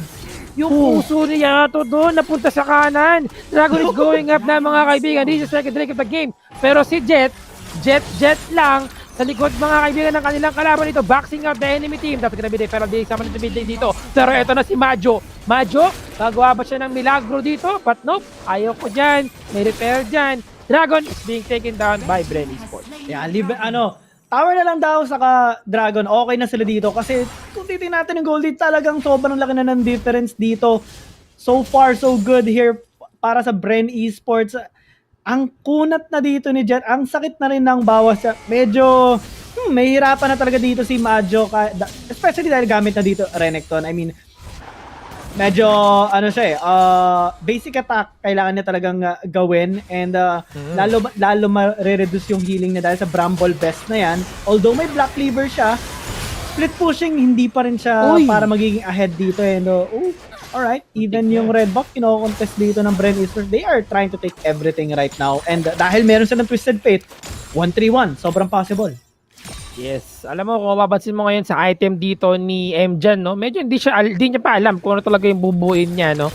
Medyo chapsuy itong item niya. Meron siyang Executioner's Calling, tapos meron pa siyang item for, I think, gonna go for the call this again, yung Frozen Mallet. Yun. Yeah. Kasi medyo chapsuy nga yung item niya dito. Hindi pa siya nakakabuo ng kanyang major item. And at the same time, we're looking at, of course, Bren Esports with, Lolo Rebs with 8,300 gold dito. Ito na naman ang Trade of the Hunt. Hahanap siya, nakakalmutin niya dito na kanyang kalaban. 4-1-4 ang kanyang score. Kaya niya bang makapita sa isang champion? Pero hindi. Anong champion? Dito tayo sa Baron. Baron now. Sinisimula na ng Baron. Baron Esports tuloy. Yung Bren Esports. Yan, di ba? Baron tayo dito sa sobrang init ng laban. 10 minutes pa lang to, mga kaibigan. Pagkalabas si Baron, hindi na siya pinasaya ng Bren Esports. At si Jet, grabe naman! Apat ka, kaibigan! Sinubukan pa niya makasurvive doon, pero alang-alang sa Baron buff. At papasakripisyo na niya ang kanyang sarili. At si Hayes, trabaho lang, walang personalan. Walang personalan dahil Bren Esports talagang pinopush na nila yung limits dito ng GrindSky. Alam mo, GG, may naisip ako dito tungkol sa Bren Esports. Ano yung composition nila ngayon? It's kind of similar actually sa RRQ. Yung nakalaban nila yung RRQ, yung jungle nila, well, Kha'Zix yung ginamit sa kanila, pero you also have the Kitty. Jet is kind of comfortable dito sa Garen na ito. They also have Twisted Fate, Senna, and ngayon Ezreal. Parang, okay, natuto sila sa RRQ kasi hindi naging maganda yung performance nila against RRQ that time. They used what they learned and they even improved yung yung na-experience nila dyan. Ngayon, meron silang draft na sobrang ganda, sobrang balanced, and kung paano nila in-execute on point eh. I mean, 14,000 gold lead at 11 minutes, that is impressive. And to think that Bren Esports would be able to pull this off in just a span of 1 day. Grabe yun. 1 day lang ang nakalipas, ganito na agad yung performance na improve nila, kumbaga. Yes, that is right, no? And that's gonna be second and third in the mid lane being taken down by Bren Esports. Pero nahuli naman ng isa, Yato will falling down. Hindi ko alam kung anong nakahatak sa kanya at nakapagpigil sa kanya makapag-disengage. I think that's the last embrace dito. Pero third in the mid lane, nawala na naman dito, nahubaran na kanilang base. Mga Chain of Corruption connected sa kay Consi. Consi, kakayanin mo makaisa. Sound coming from Hayes. That's gonna be the Gemasian Justice coming from dito kay Jack mismo, pero Nexus is open na. Wala na makapag-defend with the Baron buff. Bren Esports, mga kaibigan, sa ating first game in this Series 2, they are now 1-0 leading against sa GrindSky Esports. We are back, sabi dito ng Bren Esports. Grabe yung nila, kung paano nila kinuha yung game number 1 na to. This is a statement. Ang sinasabi nila na parang, it was just a short hiccup yung kahapon. Ano lang yun? Talagang nahirapan lang kami. Alam mo yun, medyo pasmado pa. First game, alam mo yun, pag naglalaro ka ng ng isang, pag umaga pa lang bigla nag-rank game ka, hindi on point yung mo, yung kumbaga yung lakas mo, kumbaga kung nakailang games ka na. Ngayon, second game, palag-palag na. Alright, let's put in what we have learned and try it on dito sa ating wildcard team. And grabe yan, Bren Esports. Ang ganda ng way nila na pagkuha dito. You cannot spell Bren without Rebenga. Rebenga without Bren. Basta, yun na yun. Kung ano man yun, alam nyo na yan. Si Rengar pala, yan. Rebengar, yan. Kaya nang hinahanap natin dito. Talagang kakaiba yung performance nyo dito. This is a step up indeed, no? As you mentioned kanina. Kung i-compare natin sa laban nila kahapon, they learned a lot from what happened yesterday. The mistakes, what they committed. And I think it's just a matter of testing out yung mga pwede pa rin ninyong gawin sa game na ito. Nakita natin, GrindSky Esports, nakita ko din yung efforts nila dito. Unfortunately, di nagana yung efforts ni Meng dito with the tank buy. Tank buy build, meron siyang Sunfire Cape, pero siyang Executioner's Calling. Siguro, if you're planning to go towards tank build, it could have been a better idea to just go for the Bramble Vest instead of Executioner's Calling. If you're on, pag iniisip mo lang naman na parang medyo kailangan natin na sustain healing dito or bawas na healing ng kanilang kalaban. And eto nga pala, of course, ang Oppo A94 natin play of the game, kung saan makikita natin kung gaano nga ba ka-intense yung bakbakan kanina sa laban na ito. Yeah, Bren Esports, well, the whole team. Pero umpisa pala ng game, pinakita na Rebenga ganking so much, lalo na sa Dragon Lane ng GrindSky Esports, getting kanina nga 101 to saging 301 siya agad. 3 minutes. At 3 minutes ganun na agad yung score niya. Getting the early game, tapos snowballing lang talaga. Snowballing dito ang Bren Esports. Kung meron silang pwede kukunin na nila. And tinan mo dito, Consi, wala lang tawag kasi alam nila na ganyan na sila ka-ahead sa GrindSky Esports. It's, I think this is just a 12-minute game. Sobrang bilis. Talagang parang, boom, let's end this. Master of the match, Consi. Yan, syempre wala iba kundi si Consi with his ADC Ezreal. Sa kanyang item dito, 10-point OKDA, kill participation is 56%. May mga situation na hindi natin nakita yung kanyang mga true shot barrage na nagko-connect sa ating camera. Pero okay lang at least kahit na parang nalaman natin na still securing that kill para sa kanyang champion dito. And I think mas mainit pa ito sa ating next game. Talagang nakita natin, normally ang mga Ezreal natin kadalasan, di ba iba yung mga enchanted boots nila dito, pero siya ay nag-Zonya or Stacy sa enchant para syempre sa safetyness ng kanyang champion dito. Kahit na meron tayong Senna na merong Curse of the Curse of the Blacklist, pwede niya gamitin yon. Still, kailangan pa rin ng konting safety nest dito. So, siya ang ating master of the match. Matic yan. Siyempre, with the KDA of 10.0, nakita mo naman talaga yung effectiveness niya sa mga team fight dito. Just keeping yung kanyang distance. Pero para sa akin, siyempre, nandun pa rin si Lolo Rebs, no? Nandun pa din si Lolo Rebs, Rebenga. yeah. Rebenga pa din yung talagang, alam mo yun, yung bawal mo talagang labanan si Rengar at si Rebenga. Pag pinagsama si Rengar at Rebenga, di ba? Hindi mo pwedeng labanan to sa bush. Totoo na ginawa nila kanina sa Scattler na ito. So yung Scattler fight na yun ay naging favor sa team ng Bren Esports. Parang hindi sila nagbigay talaga ng kahit anong small skirmishes, hindi nakakuha talaga yung yung GrindSky. Yung 2 kills sila kanina, nangyari pa nga, I think umabot ng 10-2 if I'm not mistaken, or like more than that. Ganun, nakakuha lang ng 2 kill yung GrindSky dahil sa isang clash sa Dragon. And other than that, meron sila nakuha onti-onti. Hindi na talaga sila hinayaan ng GrindSky, ng Bren Esports makakuha ng kahit ano. Pero speaking of kuha, okay lang yan kasi yung mga viewers, lahat kayo, meron kayong pwede makuha dito sa panonood ng stream. Isa lang naman, kung gusto nyo ng 790 wild cores, kung gusto nyo masama dito sa ating 15 lucky winners, make sure sundan nyo lang itong 3 simple steps, guys. 1 is make sure to like and follow the PPGL page, and number 2, like and share the live stream. Of course, show some love. Lagyan na rin ng hashtag #SISPH, #SISPH Playoffs, #CIconSeriesPH, and #PPGL Wild Rift. During the broadcast, comment your gameplay analysis. Yes, magiging na rin kayo. Papakita niyo yung kanyang analysis ng game along with your Riot ID, of course, sa stream chat. And syempre, yung best comment, mapipin yan after each series. And a total of 15 winners. Ma-announce yan sa end ng broadcast week. Yan, napakadami at napakadali lang para manalo ng 790 wild cores. So ano pang hinihintay nyo?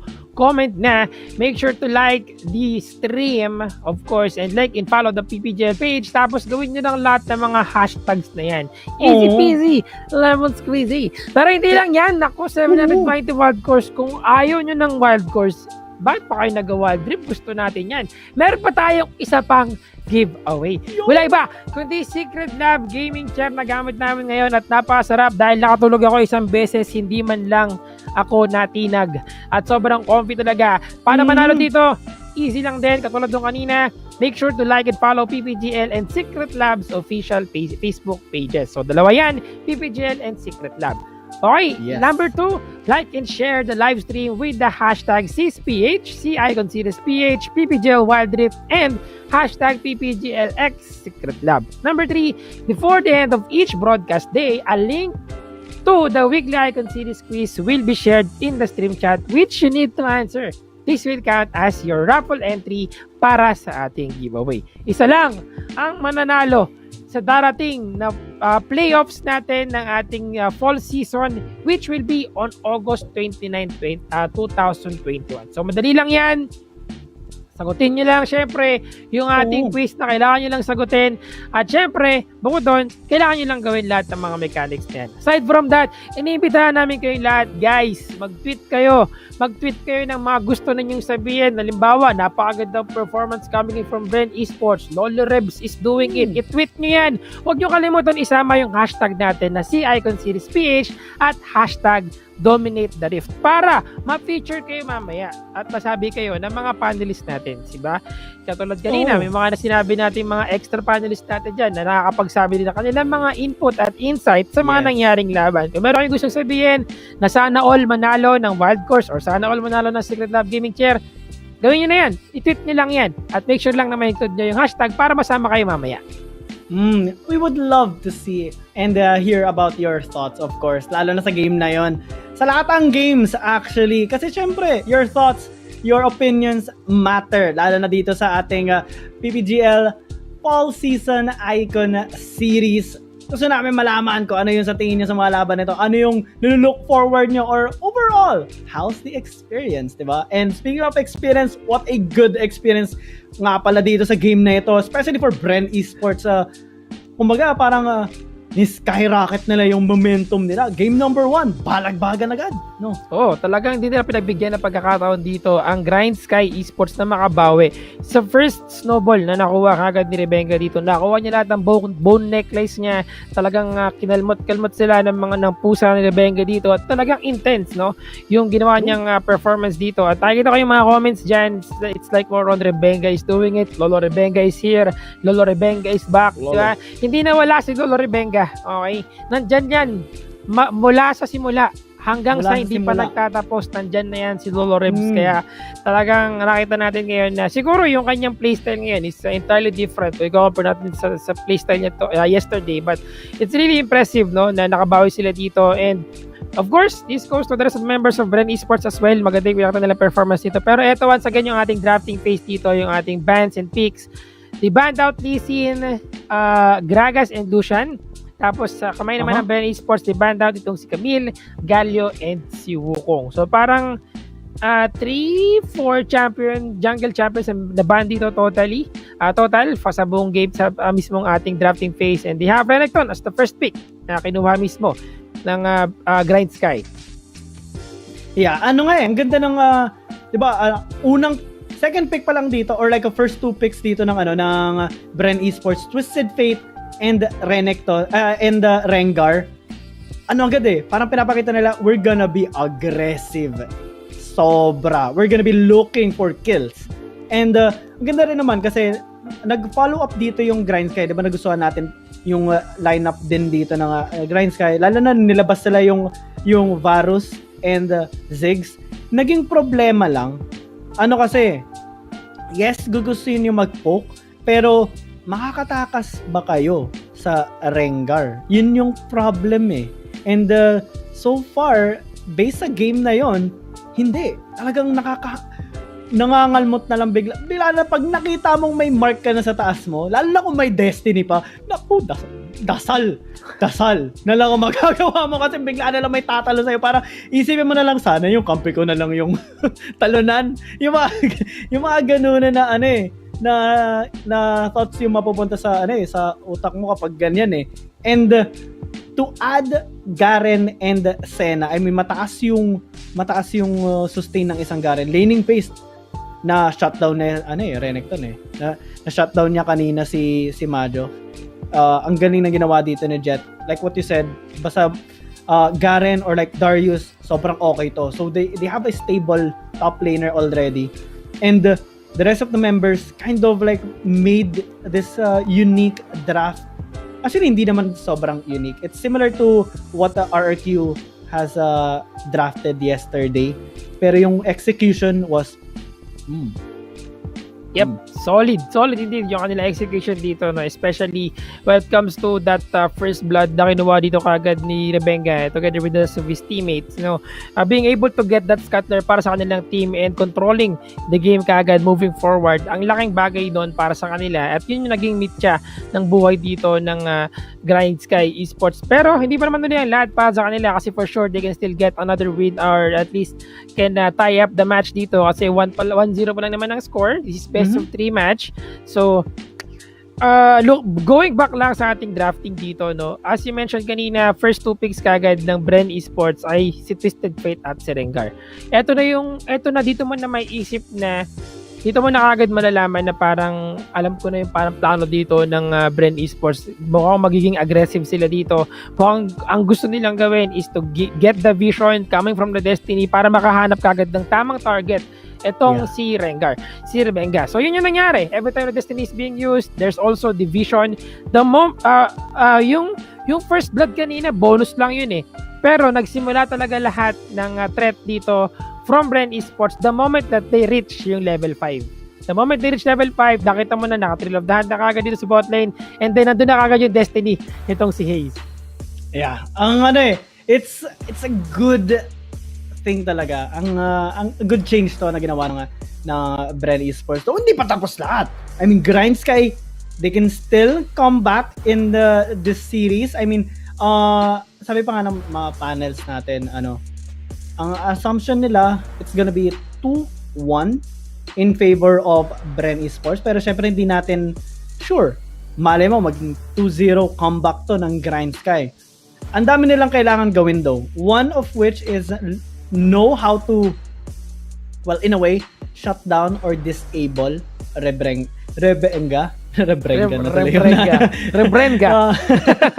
Sabi ka, naisip wala tuloy, sorry no. Naisip ko lang tuloy yung sinabi ni Osiris before, no. You cannot spell Rebenga without GA. So kung nagtataka kayo or ano yung GA, di ba, Guardian Angel. Kumbaga, naisip niyo ba kung bakit andyan pa rin si Rebenga ngayon? Dahil sa GA. Oo. Pero ano yan, yung game na yun kanina, hindi nga lang siya naka-GA. Yun nga lang. Parang yung ginawa niya, binaliktad niya. Parang yung kalaban, nako, kayo dapat bumili ng GA. Kasi naka-Rengar ako. Yung GA niya, wala sa champion, nasa kanya.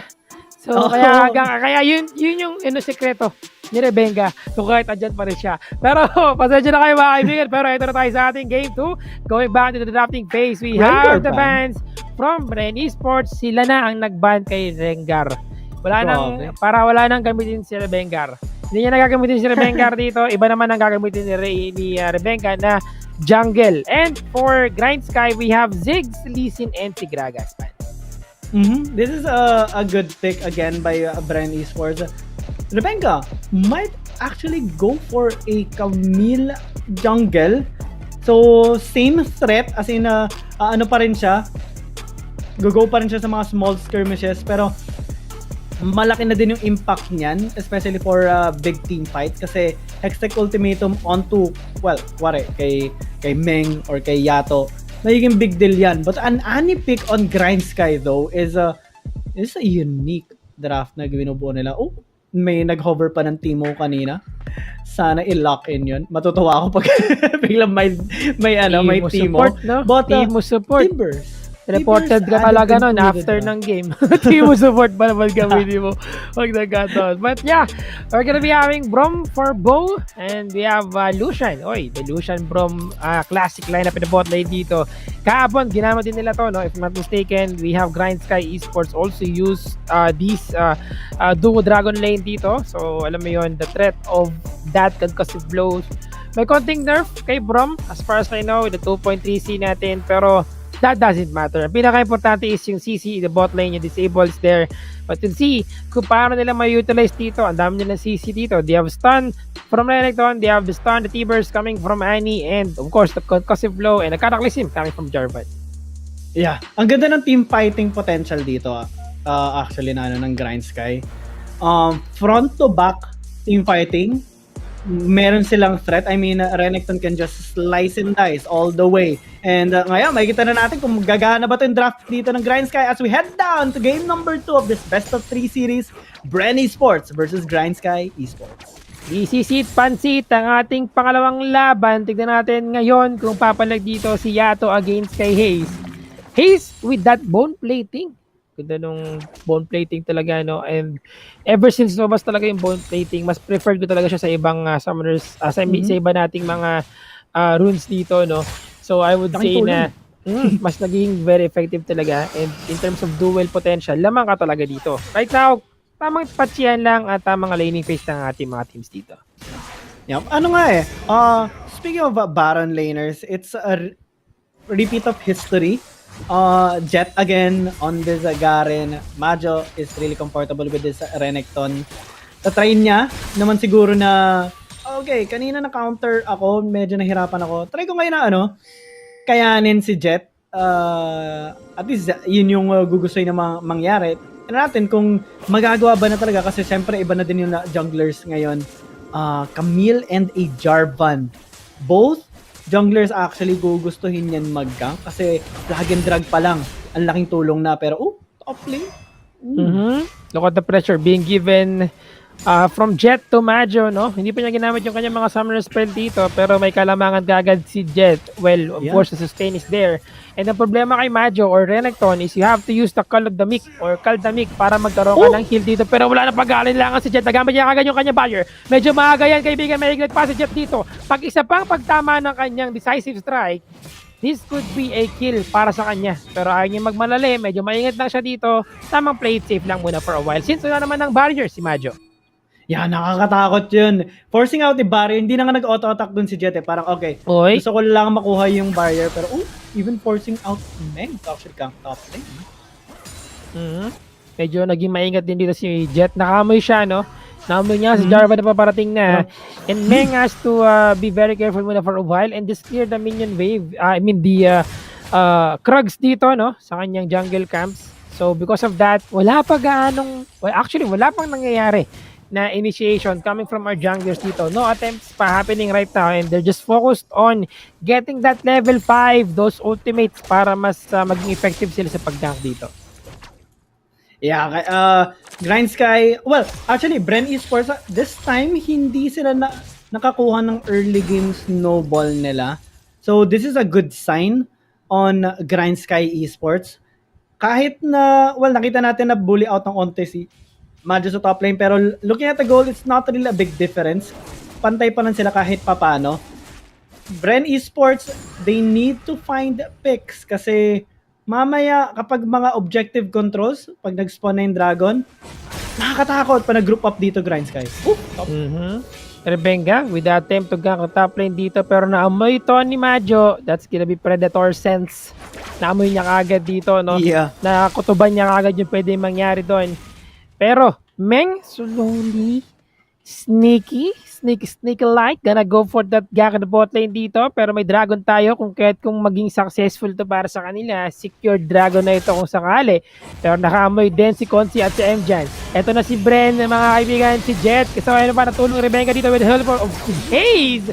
That's gonna be destiny. Saluhin ko lang yung damage dito. Sige, ako nang bahala. Yanak, itabi mo. Ako na yung damage dito. At Dragon is being taken down by GrindSky Esports. Yeah, will this be worth it though? Bren Esports, yes, nakakuha sila ng kill dito kay Majo, pero Infernal Dragon yung nakuha dito ng GrindSky and top lane. If makuha nila itong turret na ito sa top lane, sila ang mananalo dito. Pero sabi mo nga dito, worth it nga ba? Nakuha nila isang kill at nakadalawa pa sila. Pag nakakuha pa sila ng isang turret dito, panalo sila sa trade na yun. Grabe naman, sasagyo. Yeah, pero nakakuha dito GrindSky naman, na-trade out nila. So, at most, it's just a dragon even. for I 2 think medyo kills. even. Yeah, it's kind of even. And yun nga, Bren Esports though, parang okay, sige, nag-push ng bottom lane. Mid lane naman kami. Mid muna. At kinuha na nga ng tidal wave, mga kaibigan. Tumalbog si Yato dito. At tidal wave siya dito. Tumalbog siya ng bagya.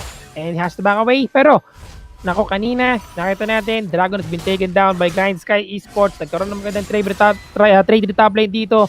Kung isa lang, yung napatay ng Bren Esports dito at hindi nila nakuha yung turret doon, panalo ang GrindSky.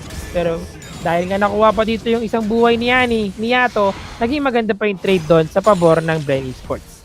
Yeah, parang Bren Esports mas nakakakuha pa rin sila ng opportunities dito. Pero speaking of opportunities, top lane is sneaky. Apat yung andito sa GrindSky. Kung mauli nila si Jet, magiging worth it yan. Pero pag hindi, ang laking oras sa sayang nila. And Bren Esports, ito nga, katulad ng sinabi mo, nakakaamoy sila eh.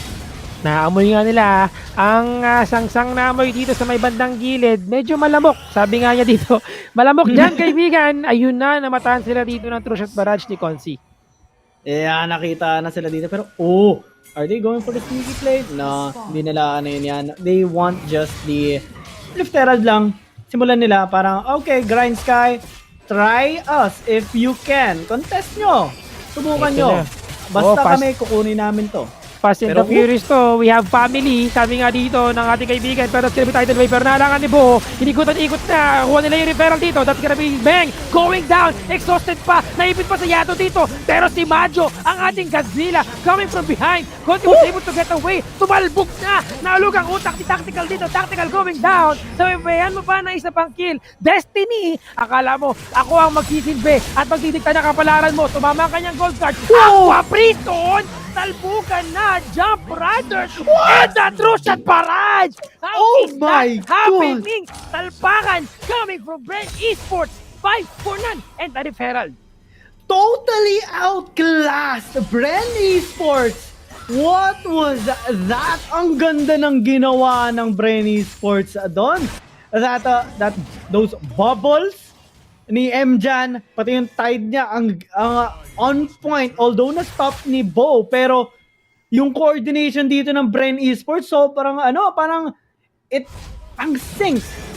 Yung pag-destiny ni Hayes, I thought it was asim play, pero hindi, andyan yung rest of the members, andyan ulit yung bubble ni Mjan onto 2, allowing him to stay alive, tas na-heal, and then true shot barrage from downtown, baby. Consi getting that last kill. Yes. Wow! Nanggaling sa sinabupunan yung kanyang true shot barrage dito, connecting very well sa kanyang kalaban for that last kill na kailangan nila para makompleto ang kanilang recipe dito. 25 seconds on the clock, mga kabigan, bago magabang ating Dragon, pero that's it. In the bot lane will be falling down into the Tik pang maagaw yun. Kung sakali naagaw yun, nakakalungkot para kay Meng. Oo, yun yung kapag naglalaro ka ng solo, pero bago yun, top lane pala, Hayes. Exhausted si Majo dito. Kaya pa rin nila ito. Alam mo, GG, kaibigan GG, kaya pa rin ito ng GrindSky Esports. Naniniwala pa rin ako that they can still win this one. Pero medyo mahirap na. Though, I still see the potential na kaya nila itong ipanalo because they have a pretty good CC dito. They just have to keep on sticking together. Sinama na ang referral ditong si Rebenga in the mid lane para magkaroon ng konting buy time, and I don't think they will contest this one. Instead, they're gonna go and get that first tier sa top lane. Yeah, top lane ang gusto na lang nila makuha dito. This is a bit of a change sa GrindSky. Kanina sila yung nag-initiate ng Dragon. Ngayon, feeling ko, nakikita nila na, we need gold. We need to push some towers. Kaso, at the cost of what?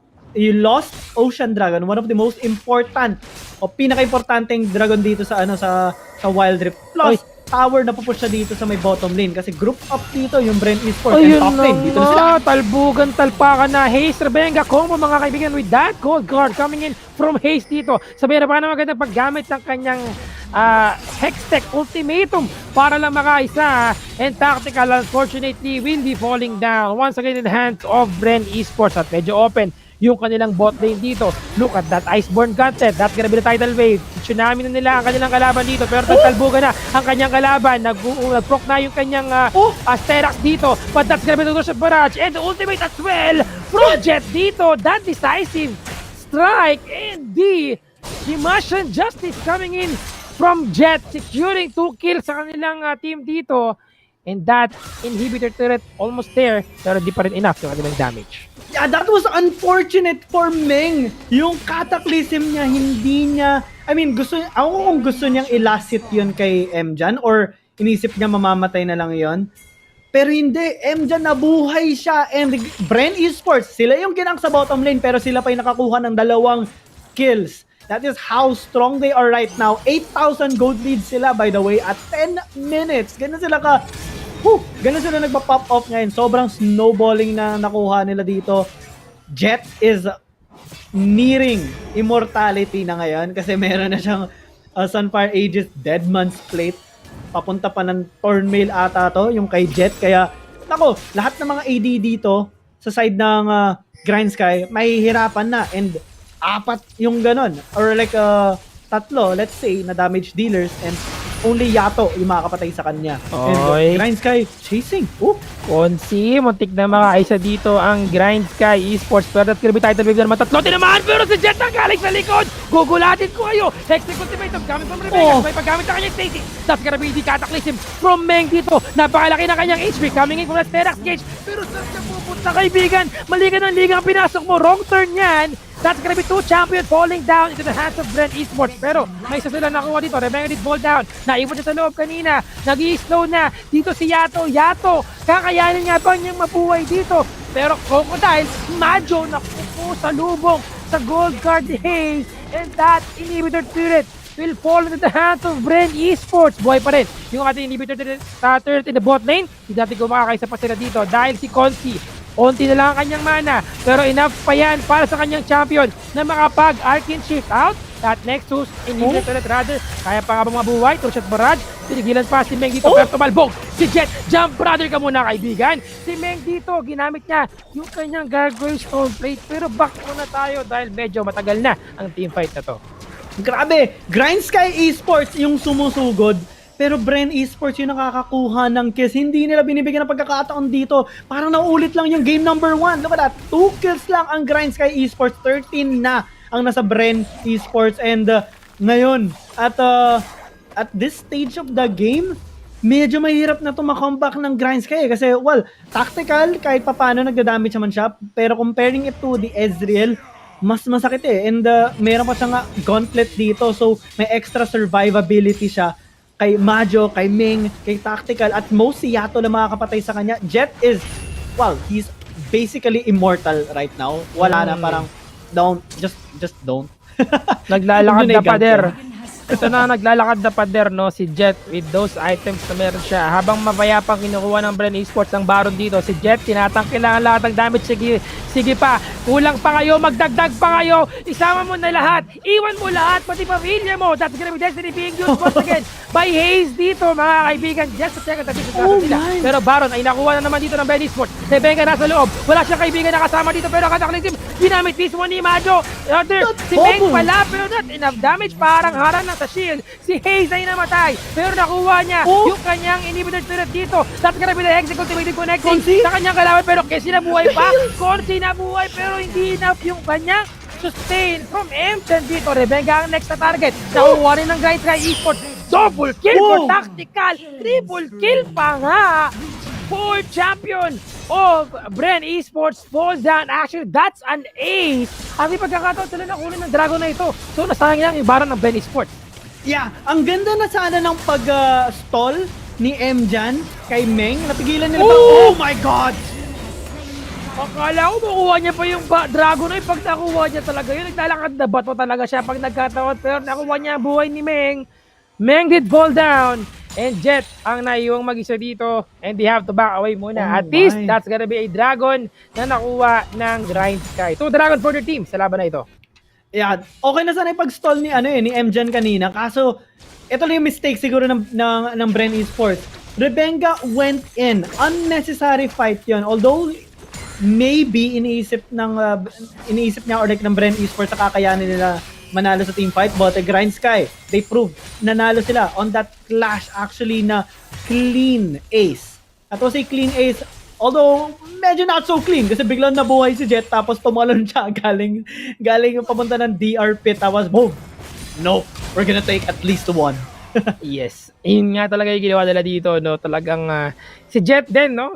Parang na parang na-reborn na siya kagad kasi pag round 2 na para sa kanya, yun nangyari fight na yun. Talagang galit siya. Aram ko yung galit ko dito kasi yun yung kauna-una ang death niya na nakuha niya dito. Pero Destiny will be used mga kaibigan once again by Hayes dito. Nakapunta naman sila ng isang champion. Nanlambot ang ating Godzilla. Meng, tidal wave, pero naharangan ni Bo. Si Meng with a cataclysm, pero buhay pa rin si Jet dito. Para siyang si Rebenga sa kanyang kakunatan sa buhay. Jet will be falling down. Rather, Majo and si Meng, 2 champions sa minor Bren Esports. Ang nakuha nila kagad dito, GrindSky, kaya ba nila mag-defend dito? Tatlo na lang sila. Nexus is open. Medyo may minion wave pa sila. The bot lane, the top lane as well is being pushed by the members of Bren Esports. At nagkabungan na naman sila. Aqua Prison, tulungan muna kayo sa ating tubigay. Buhay si Jet dito. That Nexus win yun.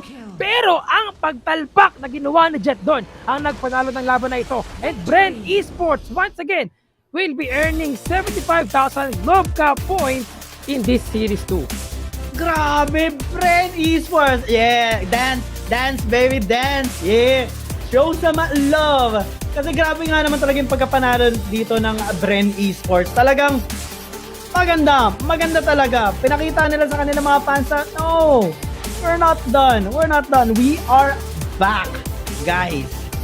2-0 against GrindSky Esports, and what a way to actually execute that kind of win. Bren Esports, ang laking change yung ginawa nila sa kanilang drafting and also play style nila. Mas nagpagmana talaga sa kanila, mas nakatulong sa kanila ito. Although may short hiccups sila, yung sa Baron fight na yon na naka-ace ang GrindSky. Pero other than that, it's a clean performance, no? Indeed. No, look at Consi's damage, 32,437. It's just reflecting how he's able to do a free hit during those team fights, no? You know, with the help of Jet na sumasalo ng frontline dito, at sa tulong din ni Benga with those execute ultimatum para ma-lockdown yung kanilang kalaban dito. Ang lakas ng damage output niya. He's able to do it freely, no? With the supports, of course, coming from Mjan din as well. At take note, ang first item ni Mjan dito ay yung kanyang Ardent Sensor. So kahit na paano, aside from the Mystic Shot, the passive na meron dito si Ezreal, meron pa ding attack speed na nanggagaling from the skills na ginagamit dito ni Mjan sa kanya. At eto nga pala mga kaibigan, once again, ang ating Oppo A94 Play of the Game, kung saan makikita natin kung gaano talaga ka-intense yung laban na ito, ang ating highlights ng game. Yeah, Bren Esports, well, medyo mas delayed yung snowballing nila this time. It started like a bit 5 or 6 minutes into the game bago nagsimula yung mga talagang malulupitang laban. Pero when it started, they totally outclassed GrindSky Esports.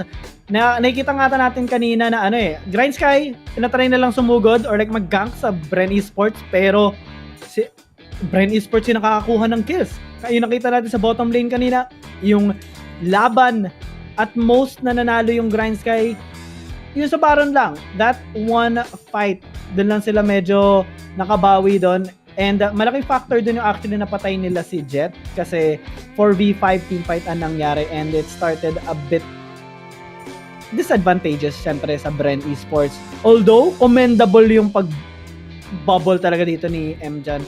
Sobrang, I don't know, how do you do that? Kahit sa LOL PC, hindi ako nagnanami pero Wild Rift, tas ganyan na performance, oh my, you have the best target selection kapag ganyan. Yes, always on point nga, no? Talagang when it matters the most, tumatama lagi yung kanyang aqua vision dito. And it's just a matter of kung paano talaga nila ma-execute ang maayos, and of course, yung kanilang synchronization ng mga skills dito. Pero ang ating master of the match, wala iba kundi si Consi. No questions asked dyan. Halos onti nilang, medyo magkabuhok na sila ni Ezreal dito, no? Pabahay na ng konti siguro yung buhok ni Consi dito, mala Ezreal na yung buhok niya. At pakulayan niya lang ng onti. Pero, again, with this build na meron siya, no, Blue Ezreal. Ito yung Blue Ezreal na tinatawag natin, no. Kung meron lang last whisper pa at hindi yung kanyang executioner's colleague dito, no. Ito talagang blue build talaga to pag nagkataon. But overall 13.0 KDA, kill participation of 50%, 987 gold per minute, at ang kanyang DPM 2068, di ba? May utang pa yung kanyang kalaban dito with those damage na nagawa niya. Grabe talaga. Yung mga true shot barrage siya, sobrang wow! Kanina napapareact na lang tayo na parang I'm blowing.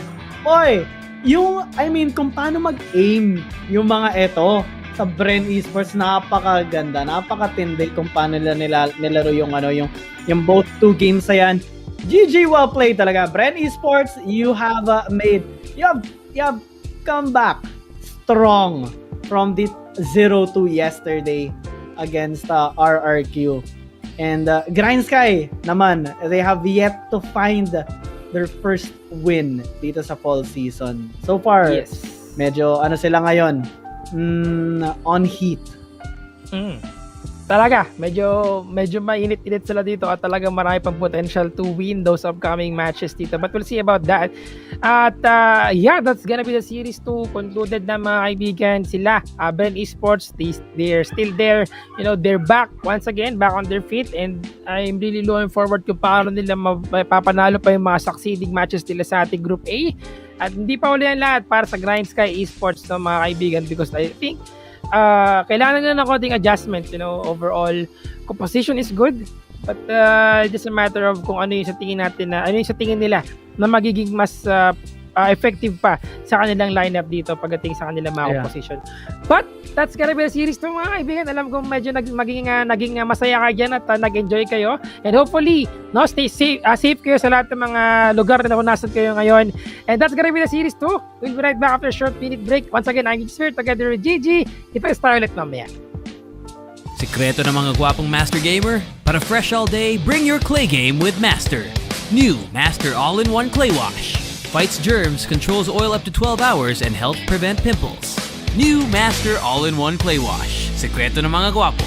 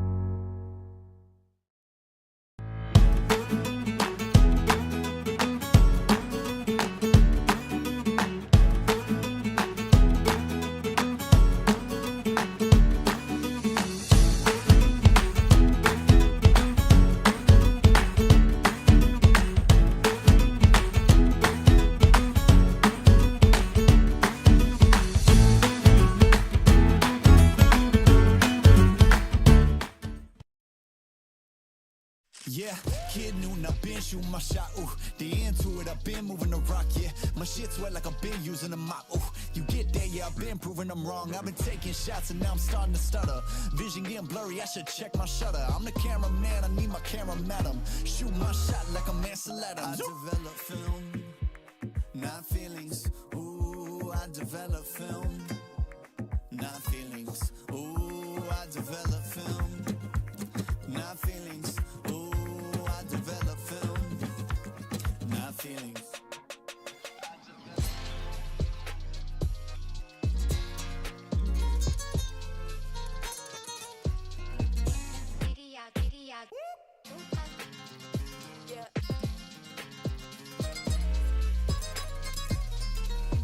You know I'm gonna take the shot, take the shot, take the shot.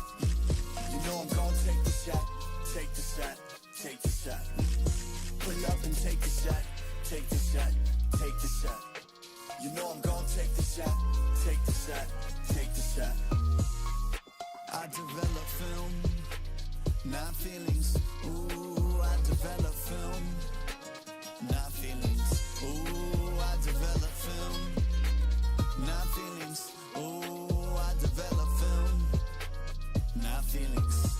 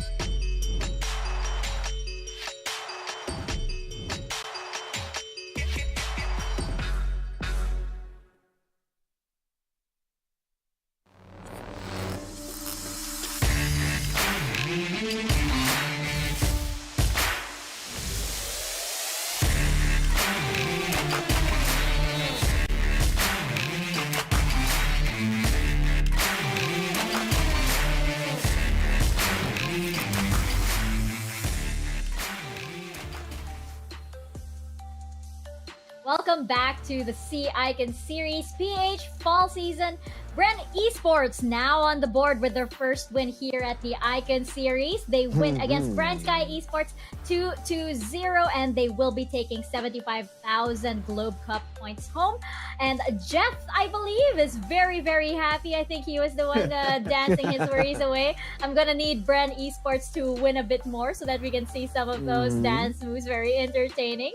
Let's jump into our series highlights here from that matchup. You know what? I'm pretty happy that it seems to be Nami's time this fall season. Earlier, we saw RQ's Hex, and now we have Bren's MJan bringing Nami out as well, getting great success. What are your thoughts on this matchup? Yeah, I'm glad Nami is here with us in the fall season, right? But we know that we are experiencing heavy rains right now, so the viewers out there, please stay safe and stay dry as much as possible. But anyway, yeah, Bren Esports, I know that I have pointed it out yesterday that they are very deadly when they get their win conditions, and their win condition is to win lane, win game.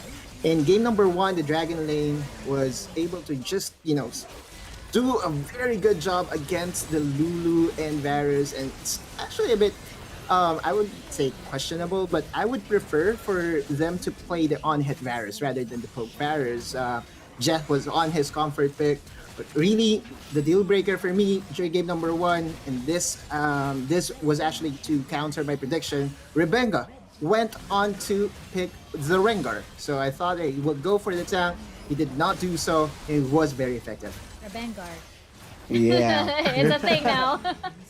We got the Rebengar that really snowballed from there. And considering also that what happened on the Lucian Braum, yes, we were waiting for it, but it isn't really as impacting as how League of Legends PC work. So the usual default of the Nami and one marksman really worked well and worked wonders. So as for game 2, it feels like GrindSky really having a hard time on answering the Bren Esports side in terms of the jungle camps or the focus onto the Baron lane. So they really wanted to deny completely, and it's not really a complicated win condition. You have the Exec Ultimatum plus the Destiny, and then just the gold card. You also have the Tidal Wave with a True Shot Barrage. So there's really a sure shot of what you're going to kill or what you're going to accomplish, and I think Bren really did well this 2 games.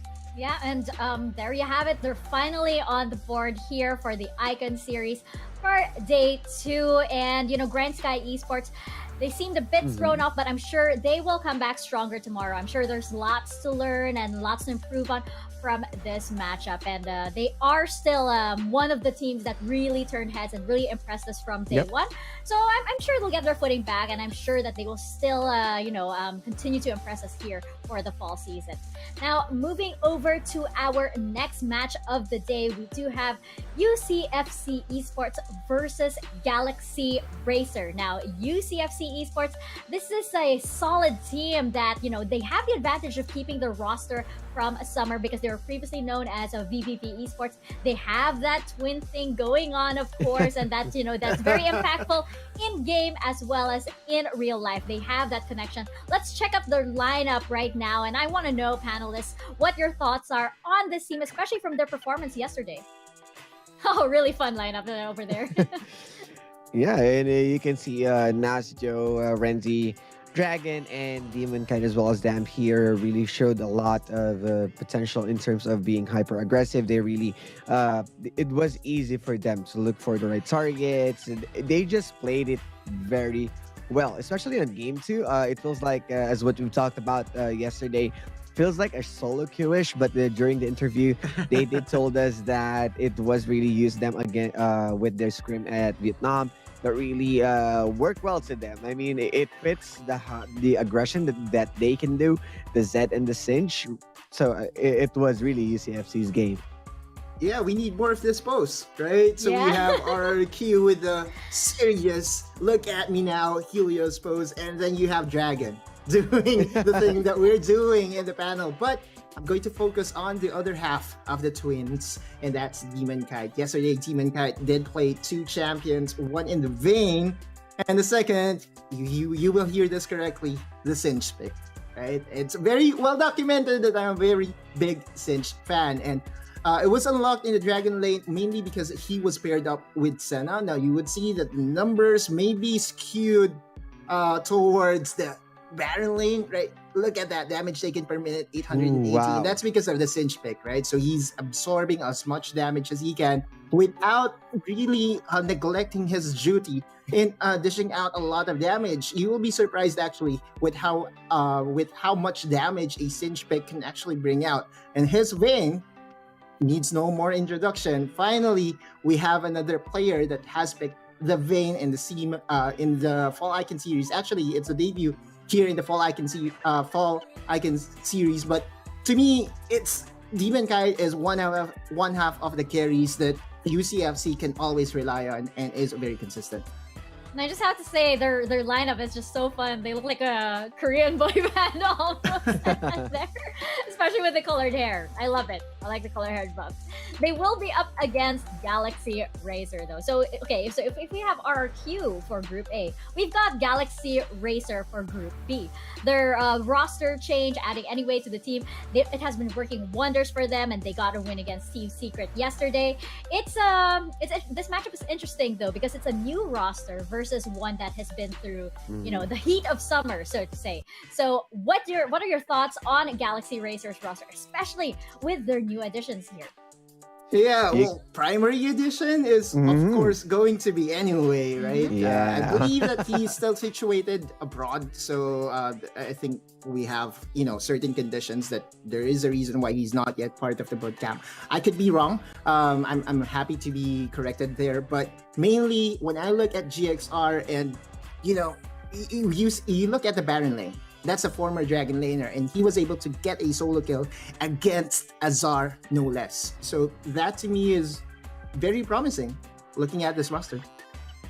Yeah, I want to touch also that it was also the Vayne of Azar who puts a debut, but it was really greatly denied by Galaxy Racer. And anyway, Zip's connection is really looking good.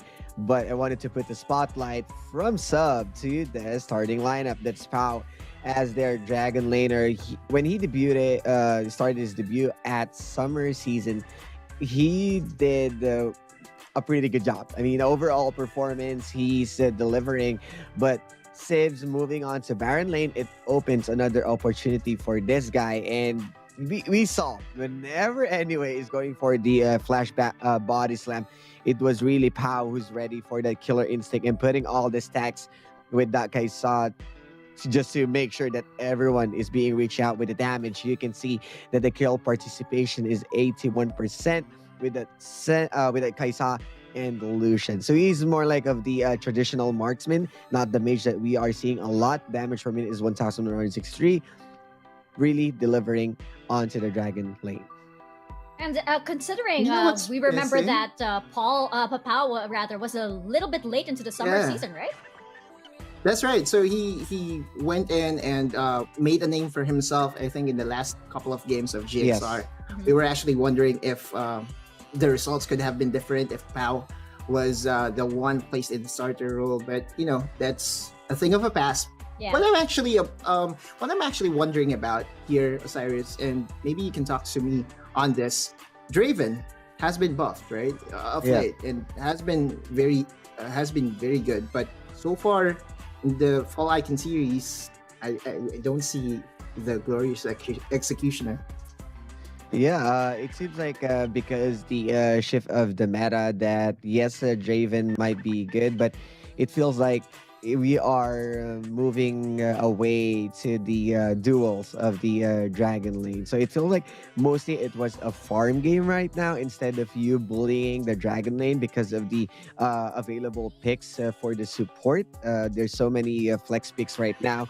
And considering also the jungle presence, there's so many jungle superstar right now that might be denied by the by Draven itself, because we usually see around 4 minutes of the roams coming in from mid. So there's a huge emphasis somehow onto the Dragon lane with a 4 versus 2 rotation, and they wanted to make sure that the Draven is safe all throughout. And that's something someone can consider actually just to deny, because there's no Kaisa mostly. We only have a few Kaisa picks, and I think Draven is a situational champion. Yeah, Kaisa not making too much of an appearance this fall season just yet. She might have been left behind in the summer season. Very popular that time. But another interesting thing to note about Pao is apparently he has not died this fall season yet. He has no deaths yet on his stats. Which is Wow. pretty amazing. Small sample size, yes, but of course, they were up against Team Secret yesterday, which is really really something to note, that Pao has not fallen. Pao is the unkillable over here for so far for the fall season. We'll see if UCFC can change those stats, but of course we also have our Globe Key Player Clash shoe players to really look out for in this matchup. It is going to be our new player over here from Galaxy Racers anyway versus Renzi. Now I'm curious to hear your thoughts on this Key Player Clash, analysts. Wait, what? 18.00 KDA for anyway. That's another bloated number. It's a very small sample size. They have won their 2 games yesterday, but really want to focus on Renzi. Has not disappointed. Whatever he has shown during the summer season, he does want to continue that. And I feel like he has a case to be heralded as one of the best junglers that we have here in the Philippines. Yeah, you can see the aggression coming in from Renzi Frenzy with the Rengar, with the Pantheon, but I wanted to put the test into the line of anyway. Of course, you can see a good KDA, which is 18, but so far, all the KDA machine that we've seen is falling a while ago, and kill participation of 86. This is not as far as how Renzi delivers. And you can see also Renzi with a 969 damage per minute. So it means that that's he is, huge. he's mostly the one who's killing it. But anyway, he is mostly leaning onto the utility type of jungler. It's just that he is always present, and that's where the engage of Galaxy Racer comes in. Well, anyway, we are going to see, of course, how that Globe Key Player Clash is going to go down when we get into this matchup. I'm curious to hear your predictions, though. Which way is it going to go? UCFC, or will it go in favor of Galaxy Racer?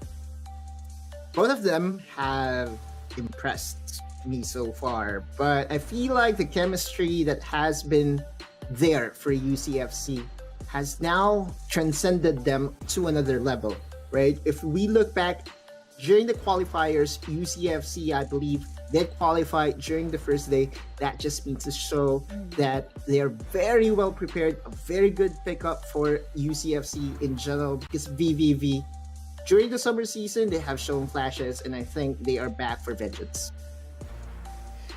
Well, as for me, wanted to go with, of course, Galaxy Racer. I really it shows how well they are improving, and the same as their Valorant roster, it was pretty identical that they are the ones who's going for the non-meta picks. I know that there's still more to open up with Galaxy Racers, as what we've seen from summer season. They are the ones who run the Aurelion Soul and other types of junglers, especially Xpeers on that Pantheon. So right now, what would be the surprise of anyway?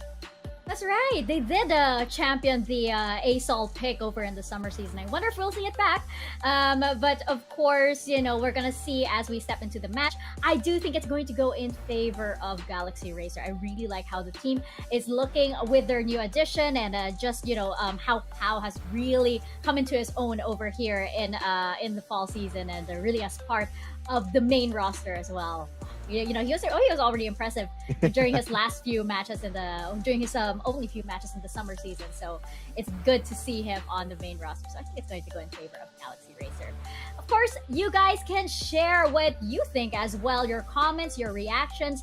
Simply go on to Twitter and use the hashtags #CIconSeriesPH and #DominateTheRift, and you can be our very special sort of guest fourth panelist over here as we will be reading out your tweets. You can also hang with us on the PPGL community Discord server, where we chill and watch the games together. You can come in over and say hi and let us know your thoughts as well. But here you go. You have our tweets over here from Insane Patrick. Join the PPGL community Discord. The panel and the casters from both VCT and Wild Rift CIconSeriesPH are there to interact interact with the fans. Yes, indeed. So if you jump into our server, you might get some special guests crossing over from another PPGL activity. We wish them well over there. We kind of did have, that little crossover here with both Riot games and both Galaxy Racer games. I do believe so. I think they're still there. So big moment for Galaxy Racer over here. We also have from a very familiar name over here in the Wild Rift scene in the Philippines, Miss Yuko. I love the battle. Yuko, we love you too. Yeah. We love you too. Go Mika Fabs, Audaluz, and Osiris. Dab, please. All right. Guys, we gotta do it. Let's go. We gotta do it. We gotta do it. We gotta do it. We gotta show the secret lab while dabbing. How do you do that? How? What are you making us do, Yuko? Apparently, you can now give the panel dares by tweeting your dares and using the appropriate hashtags. I think we have more over here. Oh no! I think I just opened we have just opened the floodgates over there for something. Oh no! Yeah. If do not give them power, says Fraud. Oh no! Oh dear me. Well, I guess more tweets and more requests will be incoming. And at Mr. Wildrift, hello there, my friend. It is nice to see you back. And he says now that they pick Annie, I want to see Timo be picked next. Ooh. Maybe next patch. Maybe next patch. I'm telling you right now. With the new items coming over in patch 2.4, maybe There's a Timo will be unlocked. Hi Timo. Another one is very annoying. I mean, very, very helpful indeed if he's on your team. If he's not on your team, it's just really annoying. It's too many mushrooms. Just too many mushrooms all around. Yeah, please no. I think we have a few more tweets incoming before we get into our third matchup of the day. And as we were saying, please do join us on the PPGL Discord server. I think we had Infinity join us a while ago. We also had some, sometimes some players and coaches may join us as well on the Discord server. So if there are any questions you want to ask them, you can ask them there if you bump into them. It's kind of like a replacement for a LAN event that we miss so much. And we have another very familiar name over here. We have Infinity, our baby boy here at the Sea Icon series. Amazing games thus far. Looking forward to more intense fights in Group B. Yes, indeed. And we are just about to get things started for Group B with UCFC Esports and Galaxy Racer. Wait, let me tweet something. I'm going to ask Osiris to do something. Can I have my moment too being posted? Oh, okay. And go ahead. Over from the Philippine casting side, we see Berting saying he is excited later for day 2. Excited now. I believe this was earlier because I think he's very busy right now. Of course, over there on the Filipino cast for the Sea Icon Series fall season. He will cast Series 3 and 4 together with Yasu Miao and Gigi Spear. Lots of love to our Filipino casters as well. And yes, Series 3 and 4 for Berting. So you can be sure to cast it. Yasu things. Yasu things indeed.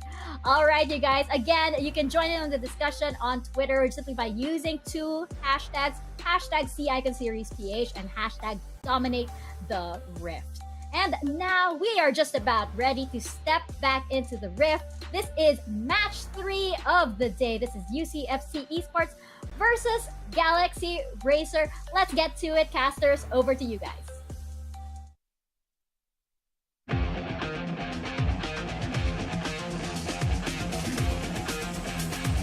Minions have spawned.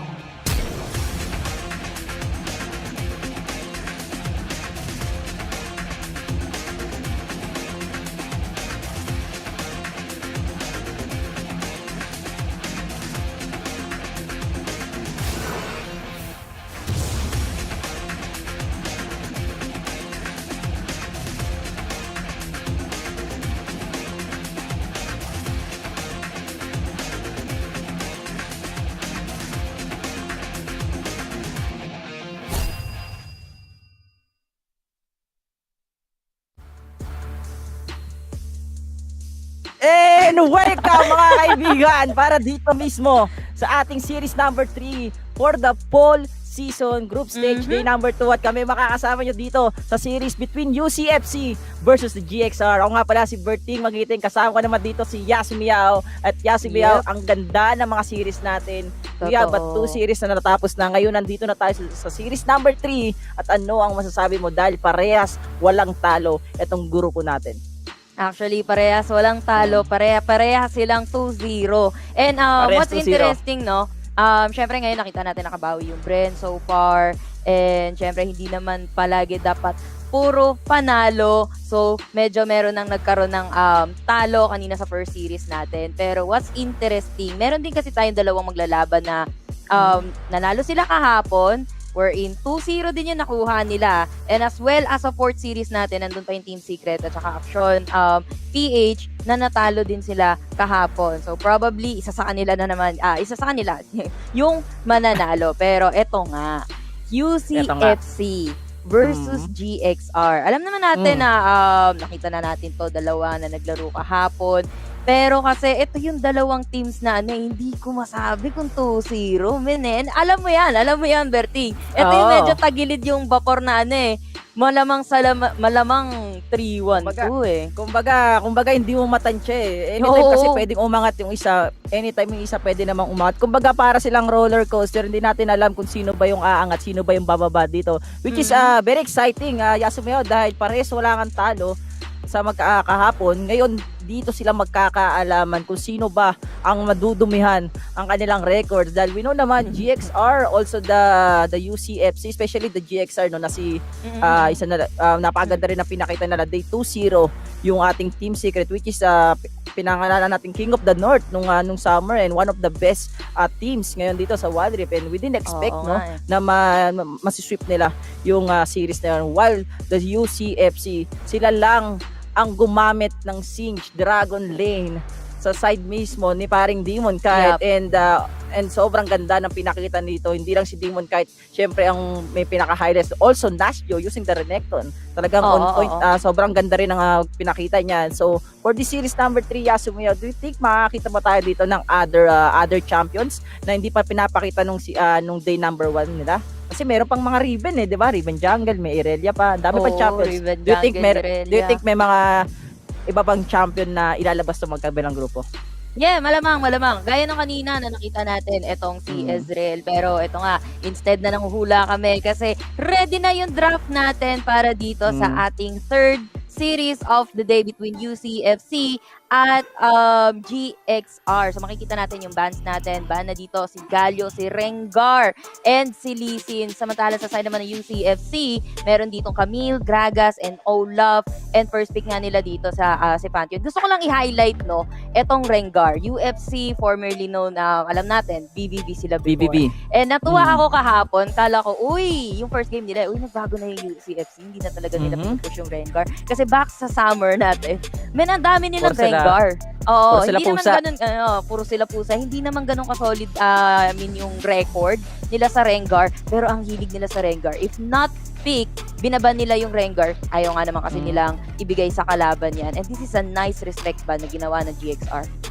Yup, and GXR, maganda rin ang kaya nga sabi mo, respect ban, kasi ang ganda rin talaga ng pagkakagamit dito ni paring Renzi using the Rengar kahapon nung ating day number 1. And for this series number 3, Yasumio, talaga makikita mo dito yung magkabilang grupo na hindi sila lang bibigayan ng mga champions, especially the Galio na nakita natin na usually pinipick ng other teams, and also the respect ban from Gragas, Camille, also the Olaf. UCFC, talagang malalaman mo dito sa side ng UCFC na ayaw nila ng mga champions na merong luck or merong mga hard crowd control. But look at this, the drafting phase na meron tayo, mga kaibigan. First pick will be the Pantheon, sumunod dyan yung Senna, Renekton, and a Singe. Plus the Diana, another one, Dragon Lane Singe. Nakita natin ito kay parang Demon Kite and Galaxy Racers. Meron silang Garen dyan. Nandiyan naman ang ating Braum, J4, Lucian, also the Corki. So more on the late game potential sila. Yasumio, they have a 2 ADC setup plus the crowd control. So we can say na Galaxy Racer gusto lang nila ng buy time, while the UCFC dito in the early game pa lang ng ating game number 1, talaga makikita mo na agad yung potential burst na meron sila. Yeah, totoo yan, totoo yan. And actually, same with GXR, no? Parang ganito din yung dinraft nila kahapon against Team Secret sa Game 1 with Lucian and Corky. Corky mid, Lucian, of course, ADC yan. And ang kaibahan lang, this time meron silang Garen instead of Darius. And almost the same line na actually not only Garen, pero si Brom instead of Galio. Pero since ban nga itong si Galio, so ano sila dito? Brom sila dito na meron din naman talaga. Alam natin, men, kung magpapaprotekta ka kay Brom ka na. Diba? Bigay na protekta nito kay Brom. Pero yun nga, no, ang magiging problema sa composition dito na GXR, Sena yung katapat niya. Alam naman natin yung haras na binibigay ng isang Sena, lalo na sa mga against sa mga champion na alam niyang hindi makakahabol or hindi agad makakadikit sa kanya. Pero eto na nga, talagang kumpulan agad sa may middle lane, UCFC and Galaxy Racer. Sisimulan na ang suntukan agad. Talagang magsisimula sila sa sharing ng XP sa may middle lane. Pero ang dami nila, apat, men. Pero Apat sila doon. May nag-aabang sa damo. Kasi hindi doon dumaan eh. Hindi dumaan. Kumbaga, basang-basa mismo ng UCFC na nagtatago mismo yung Galaxy Racer doon. Dahil di nila nakita eh. Doon sa Dragon Lane. Yung Lucian natin, also yung Brom. So alam nila na baka naghihintay lang dito sa may bandang river bush natin. So which is magandang pagkakabasa dito ng UCFC. And very interesting, no? There is a 4-man mid lane kagad na ginawa dito ng UCFC. We know naman anong reason doon. Ang reason doon is to get XP dun sa gitna din. Pagbalik nila ng lane nila, sila pa yung mauunang mag-level 2. Speaking of level 2, look at the XP na meron mismo UCFC. They will go dito sa bandang baba. Demon Kite, pinabalik dito si paring Lucian and ating pa. Mukhang mapapatay ba? But look at the damage. And Demon Kite with the low HP. But he is still alive. And Galaxy Racer, mababurn yung flash nila. Also the other spell like the barrier and the heal. So mukhang pabor pa rin naman dito sa side ng UCFC Esports dito sa may bandang Dragon Lake. Yes, see that? Talagang ito in courtesy, in the words of Prox. Pero bago yan, Berting, middle lane ulit. Nako po, anyway, mga kaibigan, ang Koreanong player dito sa side ng Galaxy Racer. At mukhang magkakaroon tayo ng 2-1 exchange in favor of the Galaxy Racer and JC. You don't do that sa Corky na maaga makakapag-online Yasumiyaw. Oo, yun nga, no? Maaga talaga makakapag-online dito si Corky. Meaning, maaga niya, pwede niya mas maaga na makuha yung kanyang first item. So, going back to what I'm saying, kanina sa nangyari pa lang sa may bottom lane. Kahapon nakita natin yung Team Secret with Garen and Sena. And this is in the words of Prox from BR Esports. Mas better, sabi niya, Ate Asu, mas better kasi kung ang pinili nila nakatandem ng Sena is si Sage talaga. Gaya ng ginawa nga ng UCFC. Kasi mas okay itandem ang isang Sena sa mga champion na may pangharas. Pero meanwhile, speaking of haras, nagkakaharasan yata yung top lane natin. Pero yun nga, no, buhay pa dito si Nastyo. And going back again, doon sa sinasabi ko, no, in the words of Prox, eto, nagwo-work siya para sa side ng UCFC. Nagkakatulungan, kumbaga, itong si Dampier and itong si Demon Kite at the bottom lane, saving each other's life sa may bottom lane. Giving din ng farm dito kay Sena, giving stacks kay Sena. At the same time, free CS, free creep shot dito, itong si Demon Kite. Oh, speaking of Sena, no, well, mukhang tama yung sinabi doon ni paring Lox, which is, pag meron kasing Sage, hindi mo problemahin makipagharasan doon sa kalaban mo. Ang pinaka-target nyo is the minion, which is pabor na pabor sa isang Sena support dahil ang gagawin mo lang naman is to get the soul ng mga minions doon. And look at that, ginagawa mismo ng USF sa bibad ng baba. Pero dito, the Moonfall from Dragon, using the flash as well. Pero dito kay paring Renzi, andito na si paring Anyway, the si BBUs, BBUs situation sa bibad ng gitna. Nandito na si paring Demon Kite, nag-flash in si paring Dumper, and I think J4 will fall down, and that is a 1-1 exchange. At maganda ang pinapakita ng magkabilang grupo natin, Yasu. Yep, namatay pa itong si Dragon sa may mismong tore nila, no? Paalis na't lahat itong sila Anyway at yung kasama niya na nasa middle lane, pero sila pa rin talaga ang nagwagi. Hindi sila masyado nag-go all out. Para nga naman dito kay Renzi, pero meanwhile at the top lane, going all out yung pagtaga ni Zibs doon sa may kay Lolong sa top lane. Men, ginawang burger. Crocodile burger.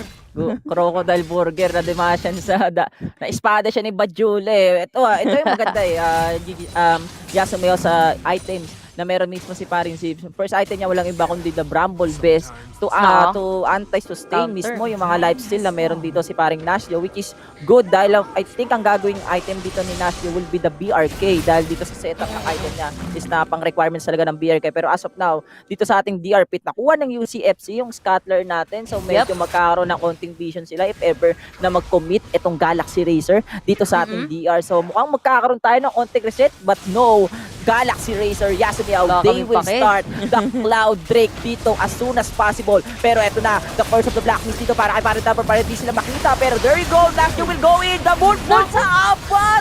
Oh my God! Ubus ang buhay dito ni paring Draw at mukhang susunod si paring Anyway, and Anyway will fall down. Valkyrie out, paring DC. Medyo mainit ang tarima dito ni paring GrindSky, pero nandito na si Leonidas. Ang mga 300 ay nandito na. UCFC Esports, mga kaibigan, sila ang nakakuha ng DR, nakakuha pa sila ng kill. Yeah, tama ka doon. Alam mo kung anong pinaka nagpatalo doon sa side ng Galaxy Racer, masyadong cheeky yung ginawa nila na Dragon na yon since they have no vision kung saan manggagaling dito yung UCFC. Oh, binanggit mo na rin kanina, nasa UCFC yung scatter dito. And kita mo yung pag scatter ng wards around that break. Alam na alam nila kung saan tatakbo, saan pupunta, yung GXR and that Moonfall nga, sulit na sulit para kay Dragon. And speaking of sulit na sulit, hindi nangyari para kay Pau dun sa kanyang ultimate. Hindi siya masyado nakapag-deal ng damage, pero meanwhile at the bottom lane. Ito na yung ating GrindSky Fall mula dito kay paring Redsky. Yung ibang membro ng UCFC, under the tower sila dito. Galaxy Racer, medyo delikado ang posisyon nila dito dahil merong tower damage na binibigay mismo yung ibang membro ng UCFC, pero hindi pa rin matatapos ang laban natin dahil sa may bandang barrel lane natin. Si Cardo, si paring Pau sa side ng GXR ay mamamatay. Dumper with the Demon Sky combination.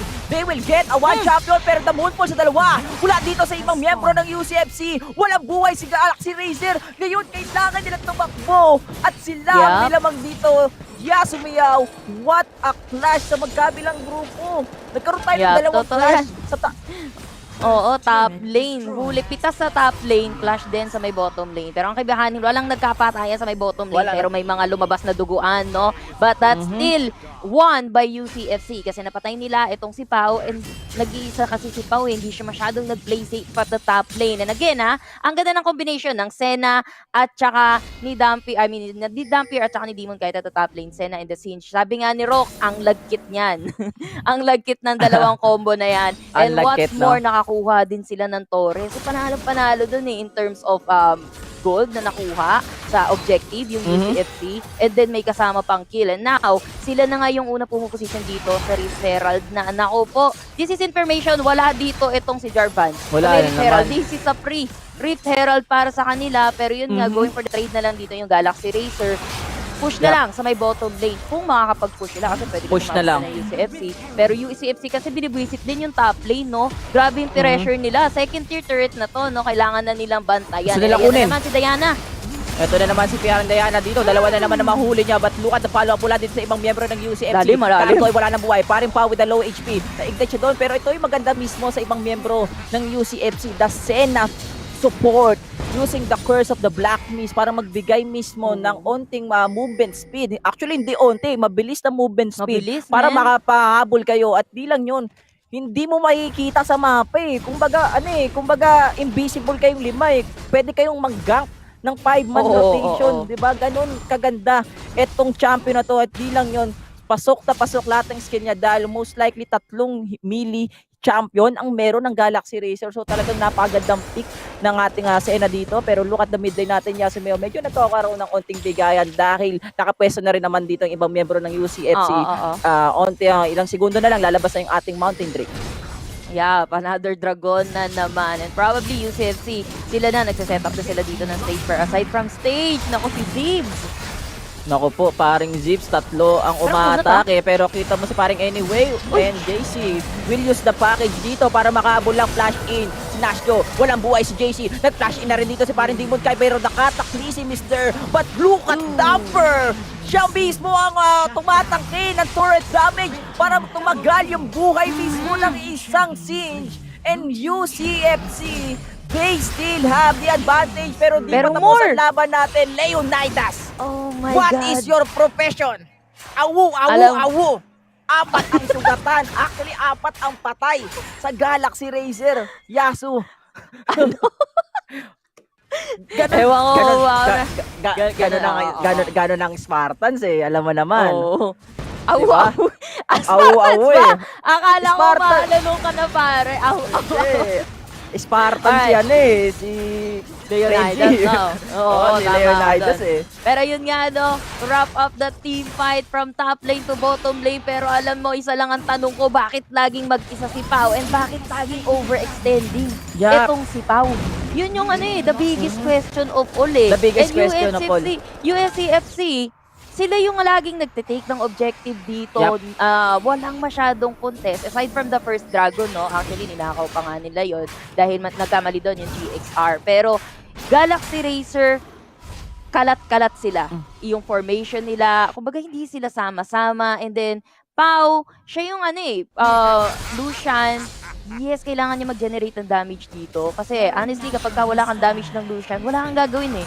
Talagang kahit tumama yung mga ultimo, hindi na sasantuhin yan ng UCFC. Baka nga mas gusto yun nila, saluhin pa yung ultimo kapag wala kang damage ng Lucian. Yep. But yun nga, no, lagi nahuhuli dito si Pau. Lagi siyang mag-isa. Standing on 0-3-0. Kita mo yung difference between dun sa duo lane ng UCFC sa duo lane ng GXR. Ang laki ng difference, men. Sena, halos maabutan niya na yung pera na meron dito si Lucian, pre. Yup, tsaka hindi lang yun eh. Yasumayo, lahat ng objectives na meron mismo ang UCFC, walang contest na nangyari doon because of the positioning na meron mismo ang Galaxy Racer. And speaking of positioning, paring Renzi dito, nagpo-position na sa may bandang damo. Pero ito na, the curse of the Black Mist mula dito sa isang miyembro ng ating UCFC, that will be Dumper. Pero look at the zone na ginagawa mismo ni Renzi dito sa ating Corky. Medyo delikado ata yung ibang miyembro ng Galaxy Racer because of the positioning na meron sila. Hiwa-hiwalay na naman sila, mga kaibigan. And there you go, Demon Kite. Wala siyang pakialam kung siya ang mauunan. Ako po, pinabalik sa nakaraan at mukhang mamamatay dito si Anyway. Cataclysm will be used na para turumpo si Paring Zib, but he will fall down. But look at the damage na meron dito yung ibang miyembro ng UCFC. And Pau will fall down. Nasaan ang sabaw? Ubos ang Galaxy Racer dito and UCFC, mga kaibigan. Isa lang ang namatay, and that is our official Team A, brought to you by Oppo. Yeah, tama ka doon, paring Berting, and he's going to be butas na mid lane ng side ng GXR. Indeed. GXR, running low sa damage nila, running low sa pagkakaisa. Mukhang kanya-kanya silang buhay, pre. Kasi hiwa-hiwalay sila, mga may dispute yata sa family nila ngayon. Kasi magkakagalit, no? Lagi silang naiisahan, lagi nahuhuli yung isa. And what's more than, Demon Kite, nazuzone niya, wala na siya pakialam kahit yung makuha niya, medyo makunat-kunat. Pagkain din yan, lamang tiyan din yan para sa side ng UCFC. And no offense really, kasi more like yung nakukuha nilang kills against UCFC, coming from the side ng GXR, with the help lagi ng turret. So kung paano na lang kung wala yung torre, no? Laging talagang buhay na buhay yung the rest of UCFC Esports. Kaya lang din naman namatay si Demon Kite on that last team fight. Medyo nag-soak siya ng kaunti dun sa turret damage. Kaya siya napabagsak din dito ng side ng GXR. Pero other than that, di ba, kung magre-rely tayo sa purong damage na meron ngayon sa side ng GXR, hindi enough kung babrasuhin nila ng 5-5 yung UCFC. Kasi speaking of braso, men, handang-handang mong braso, si Nasjo. Takot na takot si dito si Corky. No? Oo, ang dami niyang dash doon, ang dami niyang takbo, man. Yung crocodile natin dito talagang pasok lang kung pasok. Actually, kung mapapansin mo dito, Yasumiyaw, yung special delivery package dito ni JC, ginagamit niya na lang pang bailout. And usually, as a Corky, minsan pinang-zone out mo yun sa mga kalaban mo. Pero JC dito, nagiging maingat siya pagdating sa mga clash na meron tayo. Speaking of clash, sa may bandang taas natin, Zibs, the multiple crowd control na meron mismo ang USA Demassion Justice magagamit na Cataclysm as well. The Glacial Fissure ay dito na. Pero look at JC, the Gatling Gun, plus the Phosphorus Bomb. Sinalo lahat ni paring Renzi and Demon Kite yung mga bomba na binabato ni JC dito, and multiple flash will be used dun sa ating Baron Lane. Pero ang kapalit nun ay yung mga poste ng Meral o yung mga tower nila dito sa may bandang baba at sa mid lane natin. Yeah, tama ka naman doon. Dalawa na yung butas dito sa side ng Galaxy Racer. Nag-iisang Tori na lang ang nagtataguyod para sa side ng Galaxy Racer. Well, kasama na yung Nexus nila. Pero medyo wide open na kasi yung ganito sitwasyon para sa side ng Galaxy Racer. Meron pang Dragon na partida. Pangatlong Drake pa lang yung nag-i-spawn sa ngayon, and buhay na buhay pa din yung ating Baron lane, and 14 minutes into the game. Alam mo, men, gusto kong makita sana kung ilan na yung stock dito ni Dampier. It's a very interesting Dampier, talaga, no? Sena, tapos yun nga, no, fasting Sena, hindi ka naglalasit, pakuha-kuha ka lang ng mga stock mo, kasi late game Sena is meaning marami kang stocks lalo na kapag ka naka-80 stocks or sabihin natin 60 stocks, no? Ang lakas-lakas mo na doon. Even though support ka, you're supposed to be a support, pero ang lakas mo, pre. Pero GXR kasi dito, ang kalat ng kanilang formation, gaya nito, nandito naman yung tatlo, kaso flash away lang hindi din naabutan dito ni Anyway. Grabe naman si Anyway dito, kinulong pati kampe, pero Demon Sky pinabalik na naman dito si Anyway at mukhang mamamatay siya. Glacier Fissure will be used, and look at the position na meron mismo yung UCFC. Eto na yung miyembro ng UCFC. Brenzy will go in, patay ang dalawa. Ano ang gagawin dito ng ating Galaxy Racer? And Pao just doing his job na mamatay mismo, mabawasan lang yung ibang miyembro ng UCFC, but the damage still not enough para mapanish mismo Yasuo yung ibang miyembro ng UCFC. Eto na yung delivery package, and I think UCFC gusto na lang nilang ignore, but no, Brenzy want a kill, he want a good KDA, at there you go, UCFC, Yasuo. They will end this game number 1 ng ganun-ganun lang. Yeah, ganun-ganun lang. Pansin ko sa mga games natin ngayon, sa mga series natin ngayon, bukod sa nagiging 2-0, I'm not saying na baka maging 2-0 to third series natin, fast game, pre. Medyo fast game yung mga games natin for today. Pero we'll see, no? Baka GXR download game din sila, pero sa pinakita ng UCFC, ang solid nung kanilang rotation dito, talagang bira kung bira. Well, nagkaroon din naman kasi talaga ng mga mistakes etong GXR. Ang kalat ng rotation nila, at the same time, yun nga, laging nauhuli yung nakahiwalay sa kanila. Kumbaga, hindi ko sila nakitang mag-group up na nanalo sila ng isang teamfight, and I'm not really sure. I think wala silang naipanalong teamfight, no? Para sa side ng GXR. Kasi even though may napapatay sila dito, pinapatay sila pabalik ng side ng UCFC. And yun nga, UCFC, sila nag-capitalize sila doon yung mga nakuha nila na lead, pagpakuha sa mga objectives, sa turrets, sa drakes, lalo na yung mga uncontested na drakes and Rift Herald. Bayad na bayad sa UCFC doon, and isama mo pa yung mga moonfalls dito ni Dragon, as well as yung mga piling-piling let's say mga toss na ginagawa dito ni Demon. Kahit eto pre, ulam. Meron na tayo pang ulam mamayang gabi. Pero meanwhile, ito ang ating Oppo A9 Core play of the game. Early pa lang, nakita na natin nagpakita ng early aggression rather, yung side ng UCFC. Nakuha man ng Galaxy Racer yung first blood, pero yun nga, hindi din kasi pinalagpas dito ng UCFC. Kita mo yung Prespo sa may middle lane, hindi pwedeng sila lamang hindi pwedeng Galaxy Racer yung lamang. Ito yung Drake na masyadong cheeky na ginawa ng GXR, even though wala talaga silang vision, wala silang information kung sa magagaling yung UCFC. And then from then onwards, nilinis na lang sila ng UCFC. Yup, and speaking of UCFC, talagang because of the Singe Dragon Lane, talagang hindi nila pinoproblema yung pagkikrippings, especially Demon. Kaya talagang ang nakapokus dito ang UCFC most likely in the respond pagdating sa mga clashes na mayroon tayo dito. And even though na may magandang setup, Yasuo, etong si Anyway, parang mas nagiging mas maganda pa sa UCFC because of the moonfall of Dragon. Nakikita natin dito na kung di dalawa ang makukuha niya, 3 or 4 yung nakukuha niya, which is nagiging advantage pa ng UCFC kasi kahit si Anyway nakakuha sa kalaban sa kataklisin niya, pati kampi niya nakukulong doon. No? And UCFC, they have AOE damage like Diana, nandyan din si Singe, also Renekton. So parang it's a setup, it's a bait mula dito sa UCFC. Kumbaga na patibong ka sa sarili mong patibong. And our master of the match, Yasuo, para doon sa game number 1 natin, walang iba kundi si Demon Kite. Again and again, using a Singe Dragon Lane dito. And look at the items with the damage per minute, 1,124. And look at the items na meron siya dito. First item will be the Rylai Staff. Then Warm Mugs. Walang uwian. Leandris, walang uwian, no? Biruin mo, nilamig ka na. Nalason ka pa. Ganon katindi. Etong player na to. nilamig ka na, nilason ka pa, no? Tapos hindi ka pa uuwihan. Parang ito walking well. Kapag ka meron kang war mo, okay, teka lang para, medyo atras muna ako, pahil lang ulit. Okay, tara, game na ulit, no? And also, that dead man's plate na talagang nagbibigay din ng movement speed, habol kung habol. Gusto mo nang tumakas. Sabi dito ni Demon, wag na lang kaya. Balik ka dito, di ba? Kita naman natin yung mga team fights, yung mga ginagawa dito ni Demon kahit gusto nang bumatsi ng side ng GXR, pinapabalik, inaaliup, pabalik dun sa gitna nung kanyang mga katropa and resulting to a kill para nga naman sa kanila. So far, wala na tayo masyadong ibang masabi sa UCFC kasi it's a flawless execution for them. Kung meron man akong isa pang masasabi about Senna, yung kanyang ultimate dito, pansin ko din na hindi masyadong tumatama nga dun sa mga enemy champions.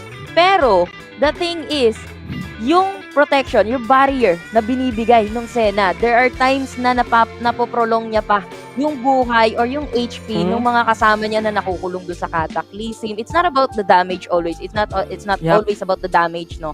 About Senna. Actually, it's about the barrier na binibigay. Parang Lux eh. Pero yung Lux mo, may damage ka pa. Oo, may damage ka pa, no, sa may bandang gitna. Pero, Berting, may narinig ako eh. May narinig ako, ladies and gentlemen, sa mga nanonood dyan, dito sa series number 3 natin, game number 1 between UCFC versus the GXR. UCFC getting the game number 1, but we still have game number 2 kung mas 2-0 ba ng UCFC or mag-extend tayo sa game number 3. But pero mamaya na kayo dyan, mga kaibigan, we still have a giveaway para sa nanonood dyan. At kung gusto nyo pong manalo ng wild course, ganito lang ang dapat nyong gawin.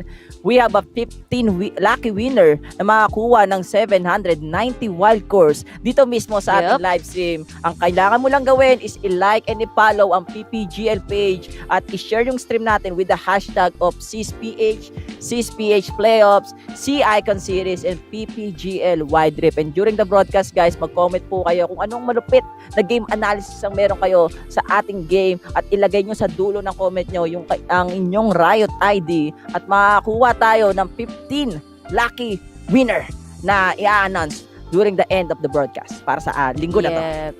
Indeed, man. 790 wild course.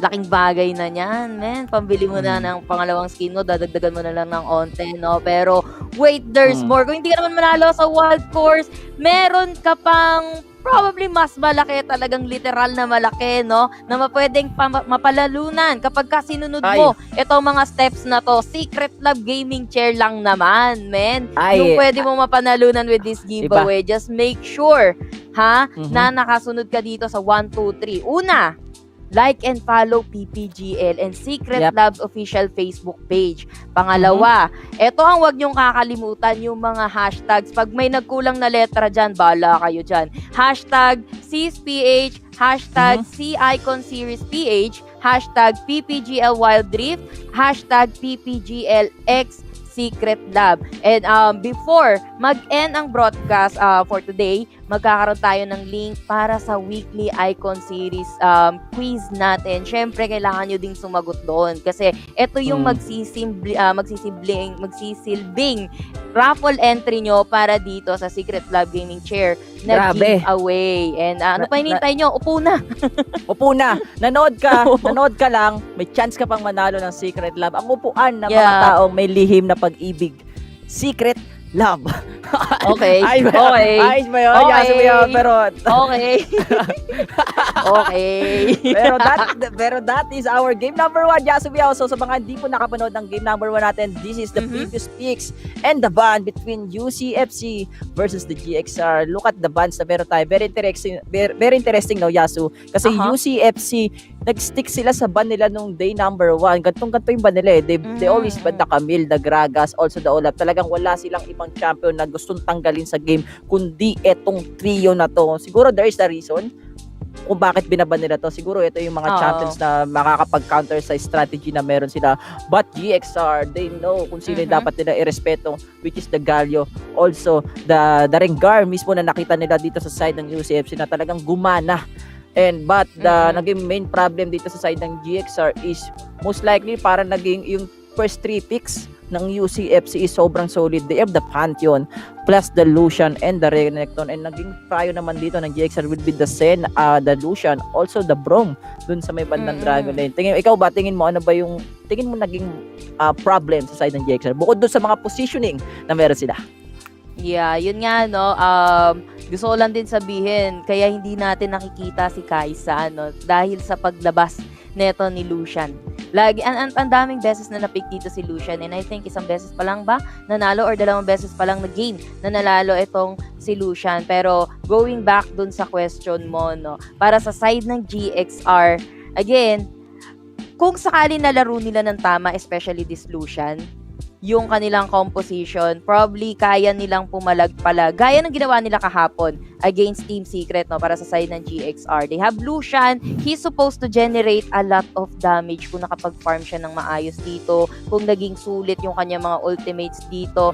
And yun nga, nabanggit ko din to nung early pa lang, pagpasok pa lang natin sa Reef, no, this Brom pick, ito yung mga gustong katapat ng Senna. A champion na hindi makakapag-close ng gap sa kanya agad-agad. And tamang haras lang, of course, hindi ka naman lumalasit, focus ka lang kapag ka merong focus nag-drop ka lang na sa goal. Focus lang sa goal, di ba? Kahit kalbo dito itong si Bro, wag mong aapiran sa mukha, pre. Pero Senna dito, talagang focus siya on the harass, focus siya sa pagkuha ng kanyang stacks dito, ng kanyang miss. Kasi hindi din naman siya makaharas pabalik ng isang Brom. And it's all about positioning sa isang Senna na yun nga yung ginawa dito ng UCFC. Again, in the words of Prox, sinamahan pa ng isang Siege ang nag-get ng composition na to. That's the reason why na nahuli din nila lang paulit-ulit etong si Pau. And yun na, aside from that, GXR, kalat-kalat talaga sila, Yeah, kalat-kalat sila.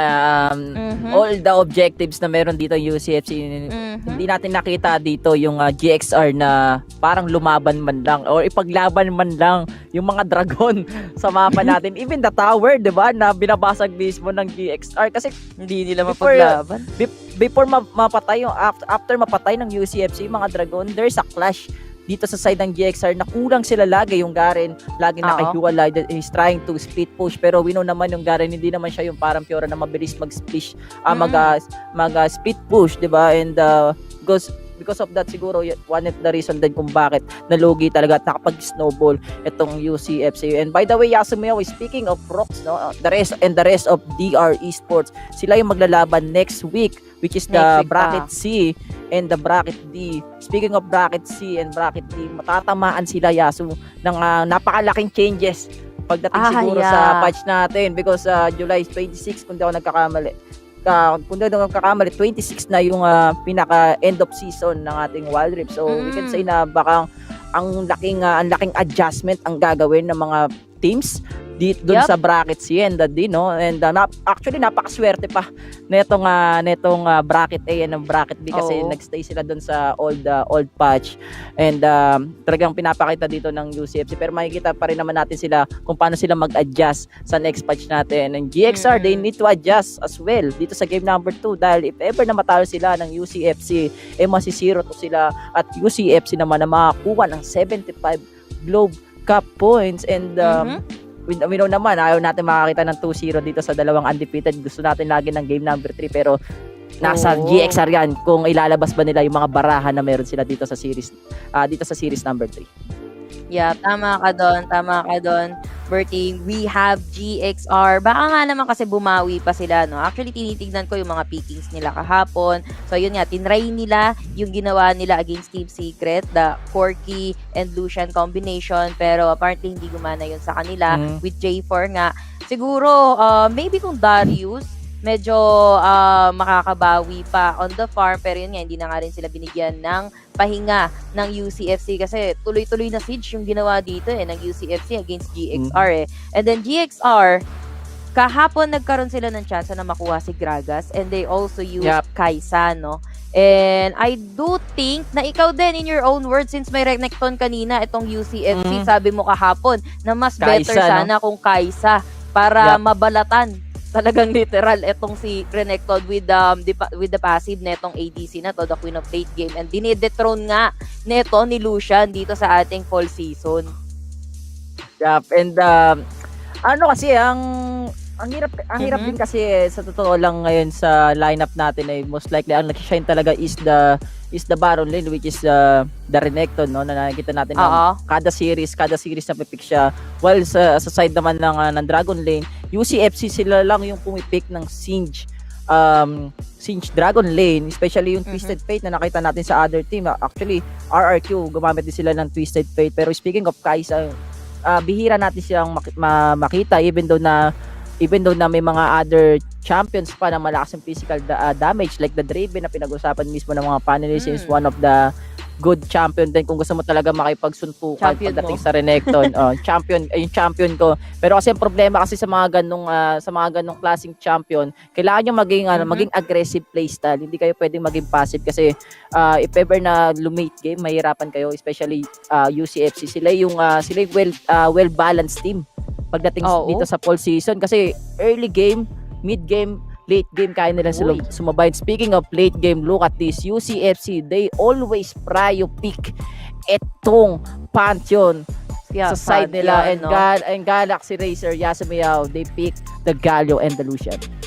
Yep, indeed. And this is surprising kasi binanan nila this time etong si Senna. Senna is actually a really good support. Support siya, pero pagka nadala mo ng late game, support ba to?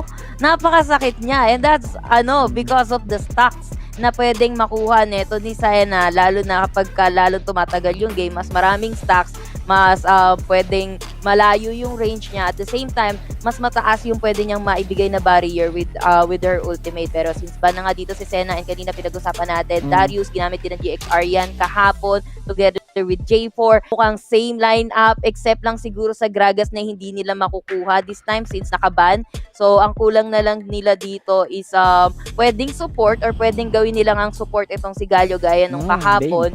And ang kulang nilang nila is yung middle lane. Pero ito nga, UCFC, they have Vayne. Now, ang tanong, saan nila ilalagay si Vayne? Nakita natin, Team Secret, nilagay ito sa Baron. Team Secret sa Baron. And then Baron. TF pwede sa Dragon. Pwede sa Dragon. And Renekton actually, pwede siya sa mid.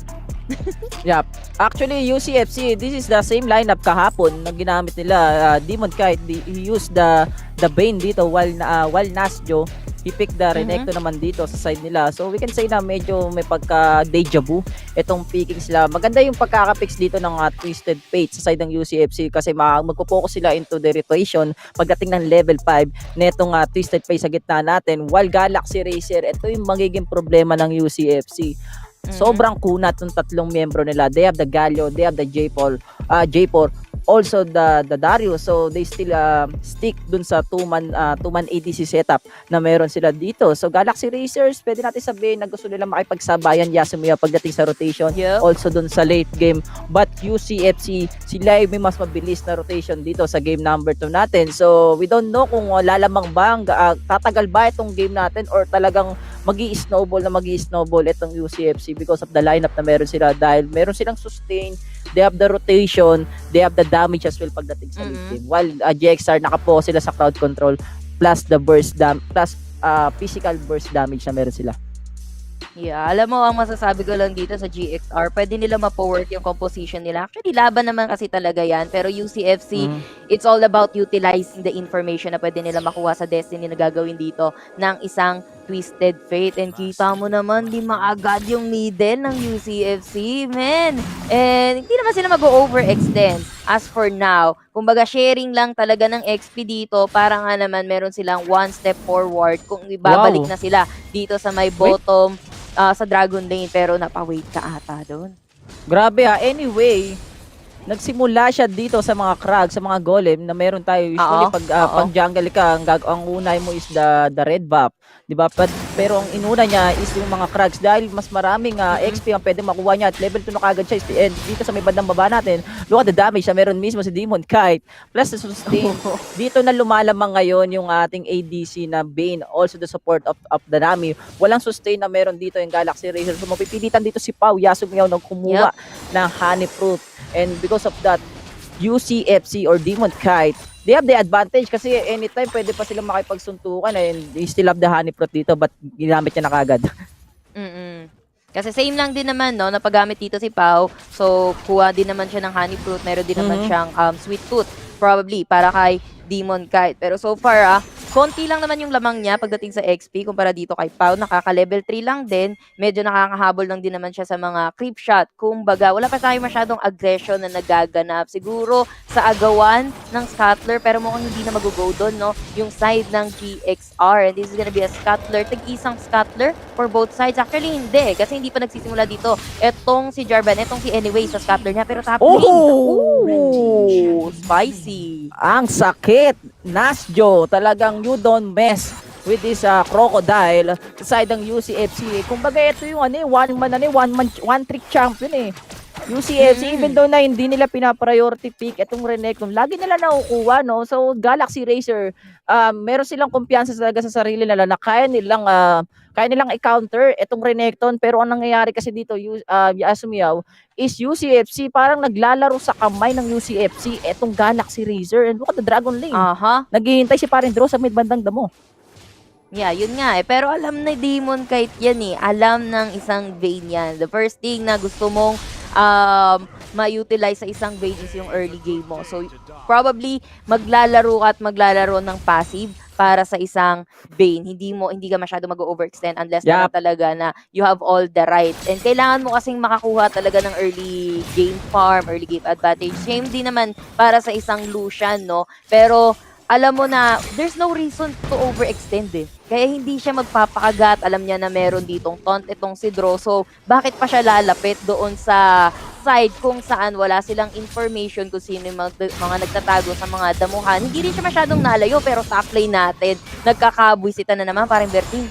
Yup, and look at these Zibs. Medyo wala siyang buhay dito. And anyway, he's just waiting na makapasok. But look at the damage. Eto na yung ating Renzi. He will go in. Cataclysm will be used. Pero Destiny para dito kay Parin Dragon. At yung mga tropa ni Yugi Boy, dalawa ang patay sa side ng Galaxy Racer. Kumbaga ng bait ang Galaxy Racer, Yasumiyaw. Pero sila ang na-bait ng UCFC. Sila ang na-bait. Sila ang mga master baiter dito sa game number 2. Grabe, kumbaga nag-setup ka ng trap mo, pero ikaw rin yung na-trap sa sarili mong patibong.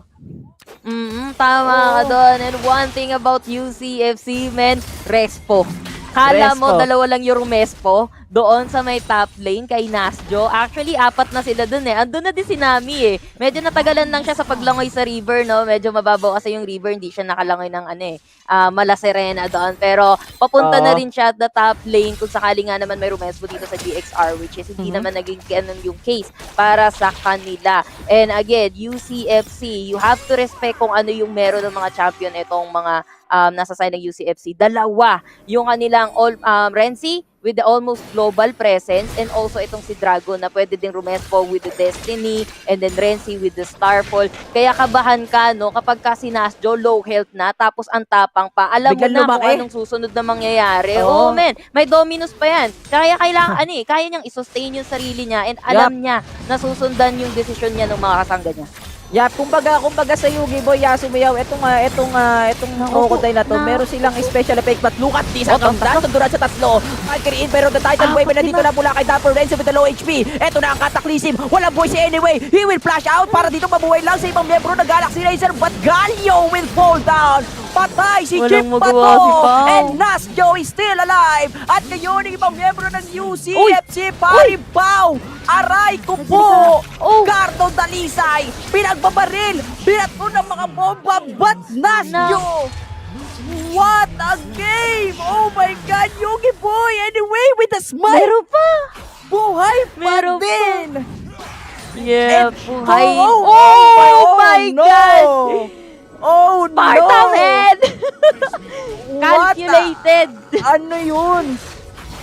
Ano yun? Actually, ang nangyari doon sa an extended team fight talaga. Nagsimula yon sa Dragon. Pero wala pa rin nakakuha ng Dragon, no? Una, akala ko mistake yung nagawa ni Pau doon na nag-commit siya ng ultimate niya, nakapagbigay siya ng quite damage dito sa side ng UCFC. Pero hindi, again, sulit na sulit yun. Pero what's wrong sa side ng UCFC? Medyo nagmaasim pa. Itong si Demon Kite, pinasok niya doon sa tribus itong si Pau. Pero hindi pa tayo tapos kasi rumaround pa sila, Bertie. Hindi pa tayo tapos pero look at this, UCFC, they will just focus dun sa goal nila at yun yung mismo yung ating DR. Pero look at the Destiny, walang buhay dito yung Galio and Draw will fall down. He will teleport. Dragon with the red card dito. Nilabas na si Sliper. The wing si Sliper dito sa side ng UCFC and that is a Dragon Slay for the side of blue team and they will start the Rift Herald as well. Yasumiyaw. Agad.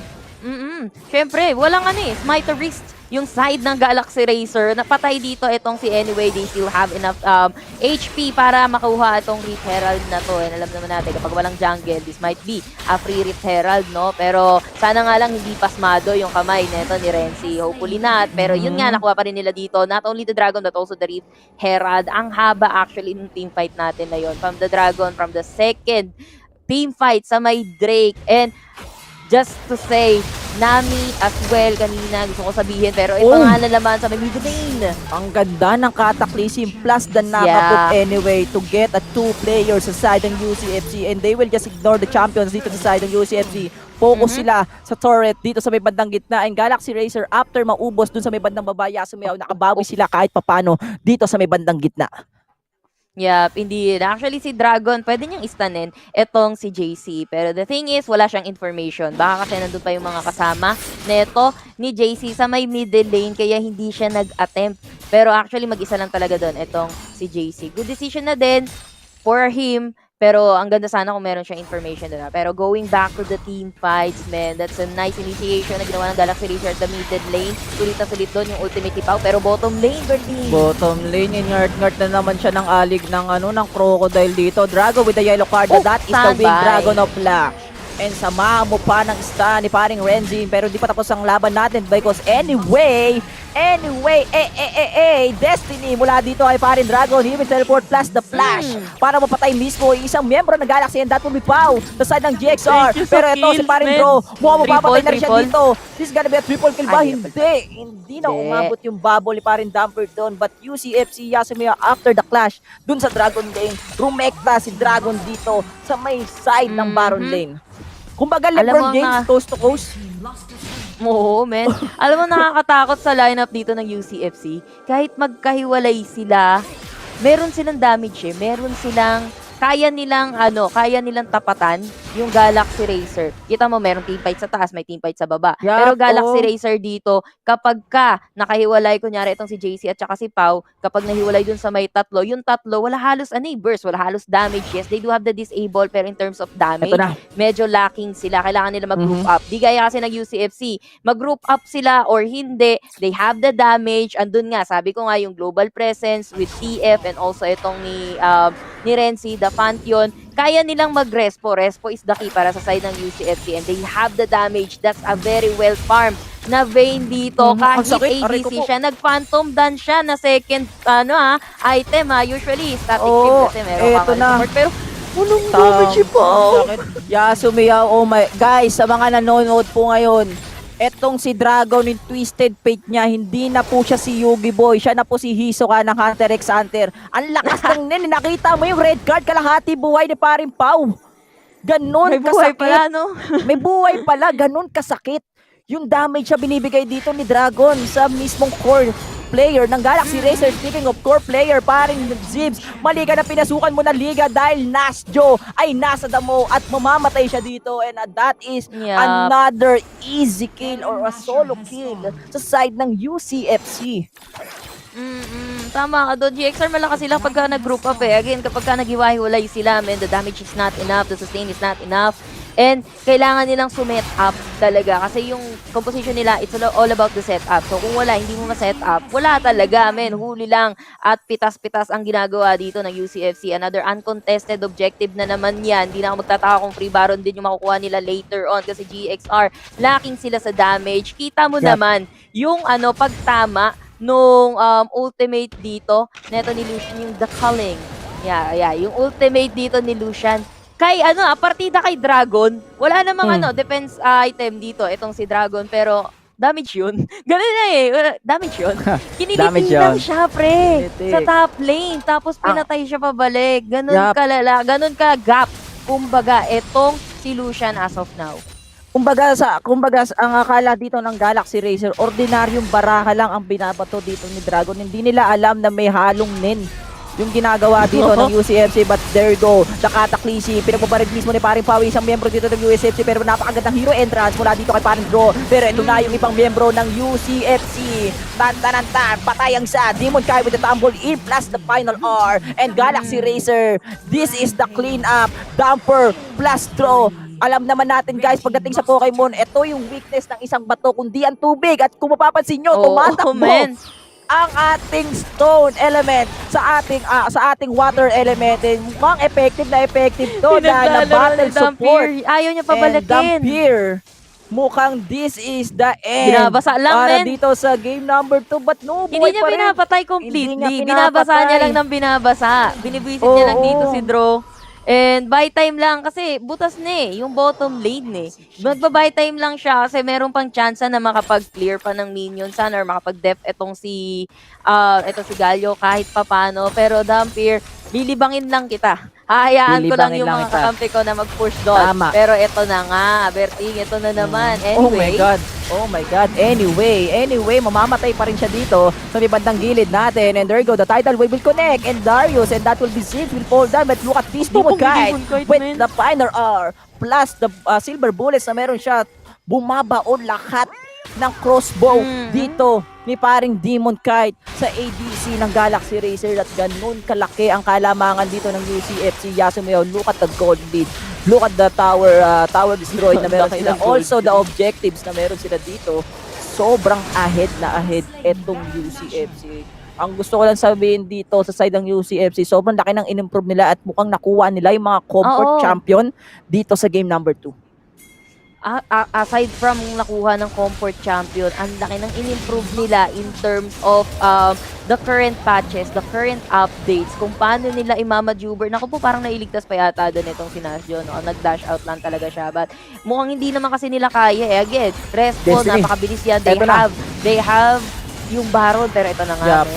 Hindi na, yung ulting mo si paring Zib, hindi kayang protektahan ng sarili. Hero entrance mula dito kay paring Draw. Napakaganda. Pero Brita dito si paring Dragon. Eto na si Yugi Boy with a yellow card. And Demon Kite! Naku po, isa-isa nang pinapatay. Naka-waveboard si Demon Kite dito. And look at the damage. Gustong pasukin sa fountain. Pero sabi dito ng UCFC, hindi ito, pamamatay tayo dyan. Masakit yung laser na pinaka-base level. There you go. This is gonna be a 1v4 situation, and UCFC will close this series with a 2-0. 2-0. Indeed. Sabi sa'yo, 2-0. Alam mo, yung trend natin, hindi pa nabe-break. 2-0. Oo, men, hindi pa nabe-break. Simula kahapon, 2-0. Hanggang ngayon, 2-0 pa din. And of course, UCFC, that's again, another clean game. Galing sa kanila, GXR though, medyo again, medyo kailangan talaga nilang mag-group up and to know the strength ng kanilang composition. Group up yung kailangan nila doon pero hindi nila nagagawa. UCFC, again, the global presence, yung Respo, bayad na bayad para sa kanila. And sige, iba nyo si Sena, okay lang. Meron kami nami dito. Manamin-naming tubig yung ibabasa nila sa inyo. And UCFC, talagang sila yung very effective na Bane so far. 2 Banes nila, talagang ang lakas, men. Oh, grabe. And game number 1, Yasu, nakuha nila yung champions sila, Pantheon, Renekton. Game number 2, same lineup, na iba lang yung ADC nila, which is yung ating Demon Kite, na akala dito ng Galaxy Racer na baka magstay dun sa composition nila ng game number 1, but no, UCFC, they still have a lot of cards na pwedeng ibigay dito sa series natin. And look at the graph na meron tayo dito, talagang paangat. Power, even the XP, the goal, talagang pwede natin sabihin na this is a one-sided game. Dahil kung titignan mo pa lang dun sa kills, 29 kills in total, 6 lang ang napatay ng Galaxy Racer doon. And GXR Pau just trying his best na makapag-inflict ng more damage sa side ng ating UCFC, but hindi enough yun dahil ang tindi na sustain din ni Dampier doon sa side nila. But this is our Oppo A94 player of the game, Yasumayo, and look at the rest po na meron mismo ang UCFC. Yeah. Yun nga, kanina pa natin binabanggit yung Respo, yung global presence. Ito yung maganda sana na neto ni Draw, sabay Mamba out, 4. Pero medyo nabitin agad yung Cataclysm follow-up neto ni Anyway. So sila pa yung naging duguan, and again, talagang dire-diretso lang doon yung side ng UCFC. Medyo na pa-overextend doon. Etong si Vayne actually doon sa may tri-bush, pero Joe, andun pa din naman siya, kaya pa din naman niyang kanain yung mga natitira doon sa may side ng GXR. And again, ito yung talagang pagkamatay ng Dragon. Ito na naman, sinabi ko na to kanina, the information na kayang ibigay na isang Twisted Fate, the extended team fight as well. Dahil sila nga din kasi yung may Nami na meron silang not only pang disable with the tsunami neto ni Nami, kasi pang zone mo din yan eh. And again, isang beses lang nangyari yung nag-group up dito yung GXR na nag-successful sila on that gang, pero after that, wala nang sumunod. And look at those Pantheon, men, sulit na sulit yung pagdating niya palagi. Piling ko nasa ere pa lang, sinisipa niya na yung madadaanan niya eh. Ang maganda pa dito sa side ng UCFC, Yasumio, talagang nagkaroon ng time si Demon Kite na magkaroon ng space para sa sarili niya to get a lot of items para bumaon mismo yung damage niya sa side ng Galaxy Racers. Even Anyway and Zips, hindi nila kinaya yung damage na binibigay ni Demon Kite. Actually, kahit hindi si Demon Kite, kahit mismo yung TF nila, sobrang tindi ng damage. And there go, lahat, tama ka, lahat. And there go our master of the match para dito sa game number 2 of Best of 3 series sa side ng UCFC. Walang iba pa rin, siya pa rin, si paring Demon Kite using the Bane with 1,741 damage per minute and the first item BRK.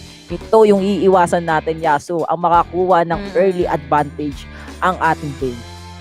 Yep, indeed. And yun nga, pansin nyo, nag-phantom dance pa rin siya. So, kumbaga, even though may support siya dito in the form of Nami, gusto niya pa din ma-secure na kaya niyang mag-survive kahit papano sa team fight, even without relying kay Nami ng sobra-sobra. So, phantom dance, para nga naman may lifeline siya later on. Kasi, kita mo naman yung paglalaro dito ni Demon Kite, men, ang aggressive niya. ADC siya, pero ang daming beses na, syempre, confident na rin siya doon, overfarm na din siya doon eh.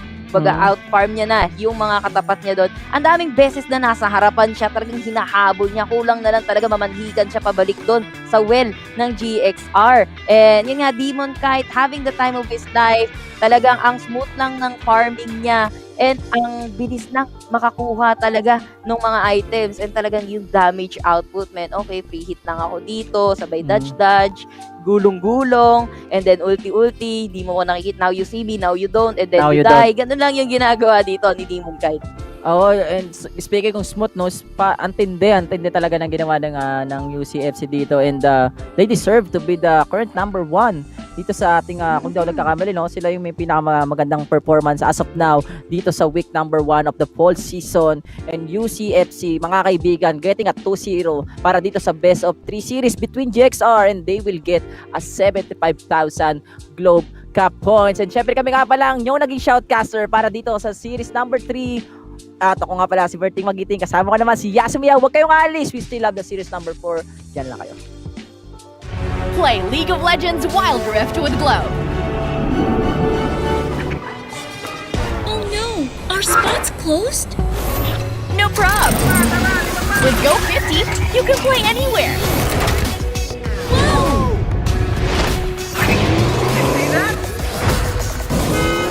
Game on with Go 50 and level up with Go Play 10 for even more League of Legends Wild Rift. See ya!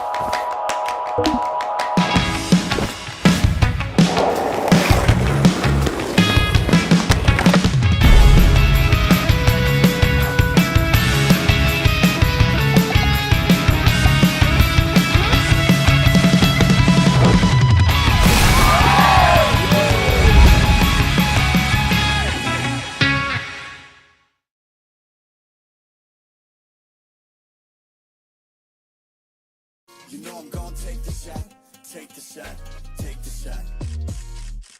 Yeah, kid noon, I've been shooting my shot, ooh. The into it, I've been moving the rock, yeah. My shit's wet like I've been using a mop, ooh. You get there, yeah, I've been proving I'm wrong. I've been taking shots and now I'm starting to stutter. Vision getting blurry, I should check my shutter. I'm the cameraman, I need my camera madam. Shoot my shot like a Mansell Adams. I develop film, not feelings. Ooh, I develop film, not feelings. Ooh, I develop film, not feelings. Ooh, I develop film, not feelings.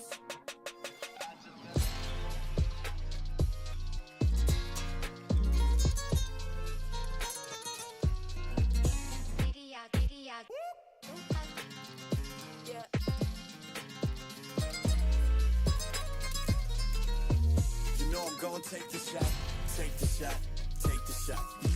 You know I'm gonna take the shot, take the shot, take the shot. Pull up and take the shot, take the shot, take the shot. You know I'm gonna take the shot, take the shot, take the shot. I develop film, not feelings. Ooh, I develop film, not feelings. Ooh, I develop film, not feelings. Ooh, I develop film, not feelings.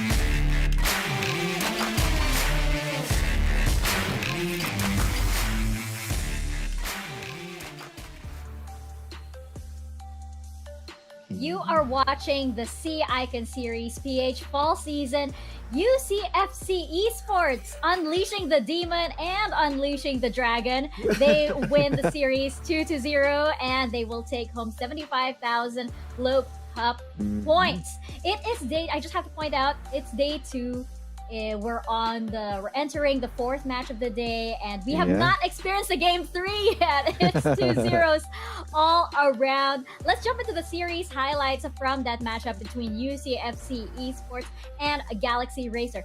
This was just brute force coming in from UCFC. Like, you think retreating under a turret is gonna help you? No, UCFC doesn't care at all. I'm eager to hear your thoughts on this. I echo your sentiment there, Amika. I'm actually very excited to just hop on to a solo queue game with my buddies. Because Singed in the Dragon Lane, come on. I'm super excited to try it out. The first item buy was a Chrono Belt enchant instead of going for the standard Riley's Scepter, which to me, as a student of the game and as a Singed practitioner, I would love to try it out. But really, it's not just Demon Kite, right? Renzi has been very productive on the Pantheon. Last split, there were flashes that Pantheon is actually a very good pick on a situational basis, but UCFC feels like they know the formula. They know when to be very aggressive and just dictate the tempo of the map all throughout. Yeah, they were reactive at that point, and I believe they also respected Galaxy Racer when we saw against Team Secret. They are the ones just looking for the right targets, looking for those early ganks, and with the Pantheon pick, you are reacting with the with this ultimate, and you can answer those kinds of early gank. And also, game 2, you can also see the Destiny coming in from Dragon, who's really functional, and they wanted to deny Ziv's completely, because at first it was Nasjo being denied by anyways and the whole squad of GXR, but this time around they are the ones who pull the trigger to take down the Baron laner. That's right. Let's actually take a closer look at the series highlights over here. I wanted to ask you guys as well. You know, we saw Galaxy Racer in a great form yesterday. What do you think happened today? Were they just not prepared for the amount of aggression that UCFC Esports came here to show?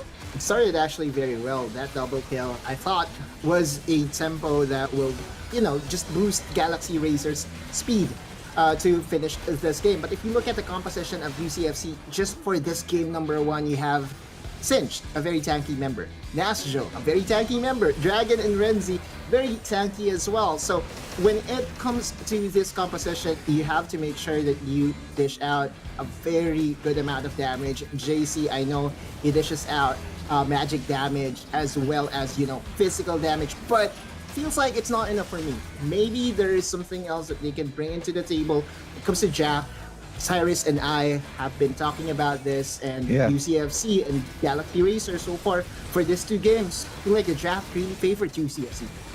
Yeah, and considering also that they played the mid lane, the mid lane Corki.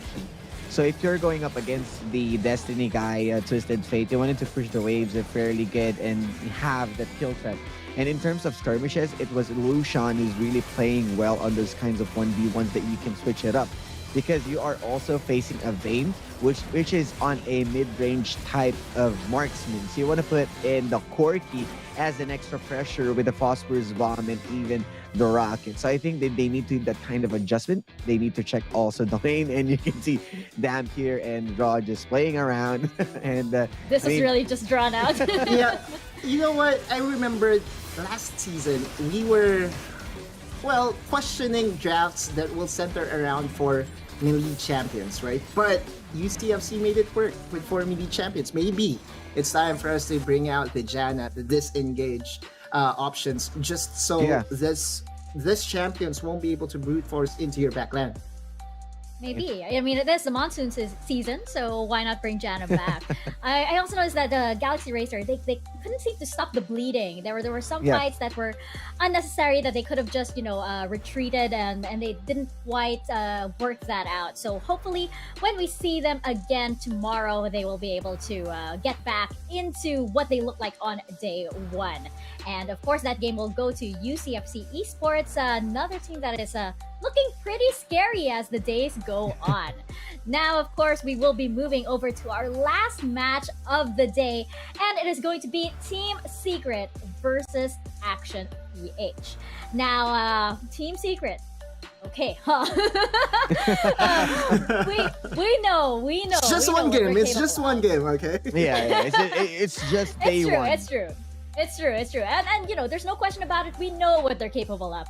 And despite what happened yesterday, whether it was miscommunication, experimentation, or something else, it's entirely possible that they were just, trying to get their feet wet. And now we will be seeing Team Secret. Besides, they are up against Action PH. Action PH, the storyline here is that they have yet to get a win on the board here. And they will be up against Team Secret. It's still a tall order. It is still Team Secret here. And I want to know your thoughts on this matchup and how it's going to be for Action PH and how it could possibly be for Team Secret as well. Yeah, and you can see the lineup of Team Secret, although we are missing out the general. You can see Azar, of course, Trevor, Tatsuri, Chewy, and Core. So for now, there's no General James, and we are really looking into that because also, if you wanted that kind of healthy discussion, guys, jump into the Discord of PPGL. We are there. And also, one of the best coach here in the Philippines participated, as Chisto also told us that it feels like we are missing James, that some of the secret members are a bit hesitant in what they do. I also noticed that. And of course, on my opinion, it has been James is the glue that keeps everyone stick together and do what they do best. So I think I'm kind of missing out the support, the power of Team Secret. Yeah. Right. It's not just about, being able to layer your abilities. It's also about leading your team in terms of shot calling and in terms of decision making. It did appear yesterday in the two games that they went against GXR that they were like, quote unquote headless chickens, missing some direction, some path towards the victory. But this is Team Secret. I'm not too worried as of yet. They still have that Suri in the mid lane. Just a trivia for everyone that's watching right now, Tatsuri did actually hold the record for the most kills in the split for summer season. So that itself is already a remarkable feat, right? He have done it with Katarina, Seraphine, Oriana, even the Yasuo. So this player is very gifted. So far, he has only played the Nine-Tailed Fox in the Ari. I know, to the delight of Mika, but I feel like Tatsuri would just brute force with the Yasuo comp, traditional Tatsuri things. For now, his numbers isn't really that remarkable, but expect it to change after this game. Yes, indeed. And, I do agree. The effect that James has on the team really is different. So it is great that all of the other players of Team Secret get to shuffle around a bit, get a little bit of a taste of, owning their own shot calls. But it's entirely different. I mean, James is one of our legendary Pokemon here. So the effect, somebody to rally around is very different indeed. Now, on the other side, we do have Action PH. And as I mentioned earlier, what we're watching out for them here is that they will get that win. Yep. And Team Secret, they might not have been on their best shape yesterday, but it is still a tall order for Action PH. Oh, I like those jerseys too. What am I doing? Am I jersey shopping or something? Oh yeah, maybe you should do a content, right? Power rank the jerseys of Tier this list. season, that's actually good. Yeah, talking about Action PH, we have to always talk about Yamada. He's the only left member from the iteration or the Action PH from the summer season. Has shown that he's very good mechanically. Will wow you with Akali. By the way, yesterday he picked up Akali, so I'm really confident that the confidence is still there for him. And when looking at Action PH in general or as a whole, it feels to me that this group is always hungry. I always see their names on community tournaments or other tournaments that will just, practice them to go against the best of the best. And I feel like at some point, one way or another, the stars will align and Action PH will get a win, but maybe not today. Okay, so yeah, that's really a good point from Otto, is that it has been Action PH who's trying to push themselves even further, but right now it will be Kazuya on the jungle. So as the one of the spotlights coming in for Kazuya, it feels like the Mishima Zaibatsu Corporation needs some dominance around, and Kazuya and really they are having a hard time. It feels like they got this kind of win condition. It feels like they are coming in short, but you can see the kill participation that 80%. So you can see that this guy is making sure that everyone is working well or meshing together. But so far, they are not in terms of having that power spike playing into the mid game and closing out the games. They are having a hard time. So Action PH needs to step up, and this will be another obstacle, a part of the trial by fire. Trial by fire, indeed. And you know what? There's still a reason that Action PH is here. They still managed to beat all of the other teams during the qualifiers to get here. So they kind of have to remember that reason and rally around that reason, find their footing here in the fall season. Let's head on over to our Globe key player clash here, and it will be between Yamada and Azar. And these two have been at it since the summer season. What do you think, Godloose? Oh yeah, definitely. Even behind the scenes. Oh, I'm sorry, I shouldn't mention that, but I feel like Yamada and Azar is now close to really taking it personal. This gentleman is battling it out in a very good way. Warrior versus Warrior. Excited to see a rematch between these two. Very mechanically gifted. Yesterday we saw Azar not in his tip-top form, so maybe Yamada could get that sweet revenge tonight. Yeah, and considering also that the message came in, James is the one who's going to play. So this will be another part of Team Secret. We got the general, we got the commanding officer to take in. But of course, this solo player highlight, Yamada is on the edge. But of course, Azar is still there. This guy knows how to play behind. He knows how to play from behind, and at the same time, when he's ahead, he's making sure that everyone is going to be headed with his Darius pick. So both of them knows how to play Akali. And we just want to make sure that we are going to see them go head to head. So I think Yamada may be on top of Azar in terms of the laning, but Azar in terms of team fight might be the one who's functioning very well. Agreed. So, do you guys think that this is pretty much going to go in favor of Team Secret? Just jumping ahead into predictions here? I believe so. 100% I think Team Secret would do it. Please, Team Secret, don't make me do the same mistake twice in a row. But yeah, I feel like there's a reason why they are our representatives during the Summer Super Cup, right? They have proven it over the course of the summer season. And from their words, they said that they learned a lot of things from competing in against the international teams on stage. And that's actually very big. So for me, versus Action PH, I feel like we will see glimpse and flashes of the Team Secret of old. Yeah, same here. Indeed. I wanted to go in for Team Secret for the reason that, of course, there's the Easy. There's Ham Easy right now joining the original squad. Of course, I'm not hating, just saying that they feel lost on the previous game, and Core might be a good player. It's just that this time around, James who still needs to be the one who's commanding, and without him, Team Secret isn't there. So you want to go back with the roots, you want to go back with the foundation, and I think Azar will also find his own footing as the one we've seen as how inspired he is. I just want to point out Autolus is kind of like a roller coaster of emotions there. He was like, Team Secret, I believe so. 100%. Yeah. Team Secret, please. That just went up and down and up and down. And I do think that this is going to go in favor of a Team Secret. Not just because they have the General Ham is back, but also because I just feel like, Team Secret, they're still Team Secret. They still have all of that experience from the summer season and the Summer Super Cup in here. Maybe and yesterday, that was just let's just call it a fluke. Let's just call it a bad day or something. I still think that Team Secret is definitely one of the top teams here in the fall season.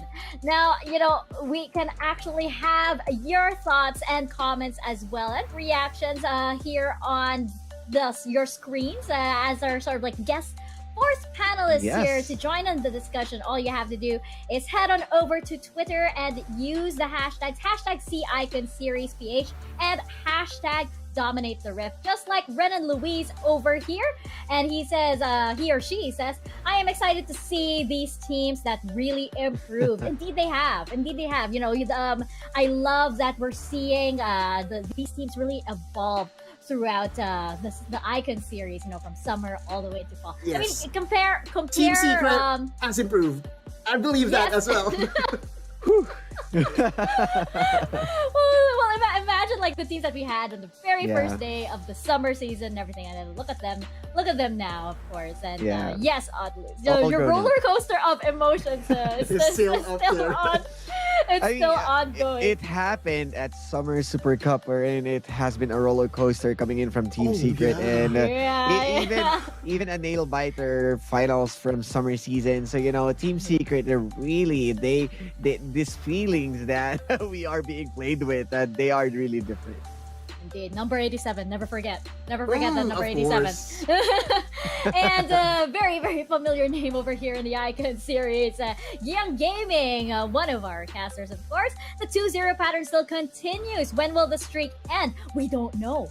We haven't seen a game 3 yet. We haven't seen the game 3 yet. I actually thought that we were gonna see a game 3 maybe in our first match of the day. It's actually rarer than a Pentacle because we already saw a Pentacle. we already saw a Pentacle. So the question is, who is going to get that first game 3 over here in the Icon series? It's I actually thought that Liyab. Osiris, wanna bet for dinner? Well, I can take you up there, and we can go to dinner without even betting on it. But unless you guys want to have dinner at the end of Team Secret versus Icon. Why not, right? And we also have at Lustigog says, sana po, hopefully, maybe, finally, makita ko din si Soraka sa Icon Series PH po. That is right! We haven't seen Soraka as well. I do miss Jana. I do miss Jana though, and I'm sure Odalus, I'm sure you miss Soraka too. Oh, and definitely. But but Soraka is out there. You know what I mean? Yeah, the celestial one. But I want to point out the last hashtag, which is #LigunaAce. Of course, with the weather right now, that's one of the challenges that we are going to face. And Plastic GG, thank you so much for tweeting, and you guys also might have the chance, so keep on tweeting to us. Yes, indeed. You guys will have your tweets featured over here, and all you have to do is use the hashtags #CIconSeriesPH and #DominateTheRift. You can also hop onto the PPGL Discord server, and I'm sure the link is in our socials. Get on over there, and we actually hang out, watch the games together, and comment our thoughts, our true thoughts. If you're interested to know that, we also have some guests sometimes joining us. You'll have some talents over from the other side of PPGL sometimes jump on in, and sometimes we have some coaches and other people from the teams, players as well jump on in. So it should be really, really fun, and we hope to see you there. And let's discuss the games. Let's discuss more Wild Rift. But we are here now in our final matchup of the day. This is going to be Team Secret versus Action PH. The big question is this going to a game 3? Are Otalus and Osiris gonna have dinner? We're gonna find out as we jump into the Rift. Team Secret versus Action PH casters. Over to you guys.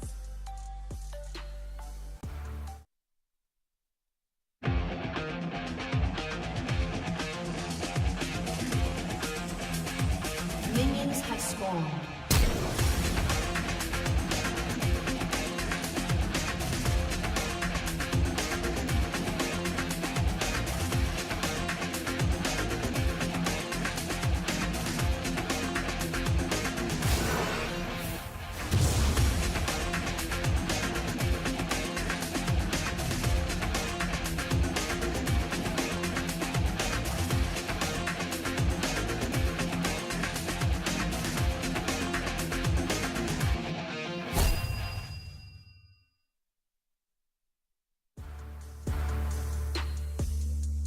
And magandang araw mga kaibigan, muli kami nagbabalik para dito sa huling series. Dito mismo sa day number 2 of the fall season group stage. And kami pa rin ang makakasama nyo between Secret versus the Action PH. Ako nga pala, si Berting Magiting. Kasama ko pa rin dito si Madam Yasumiyaw and Yasumiyaw. This is the last series. What do you think will happen? Meron ba tayong game number 3 or magsi-0-2 ulit para dito sa series natin?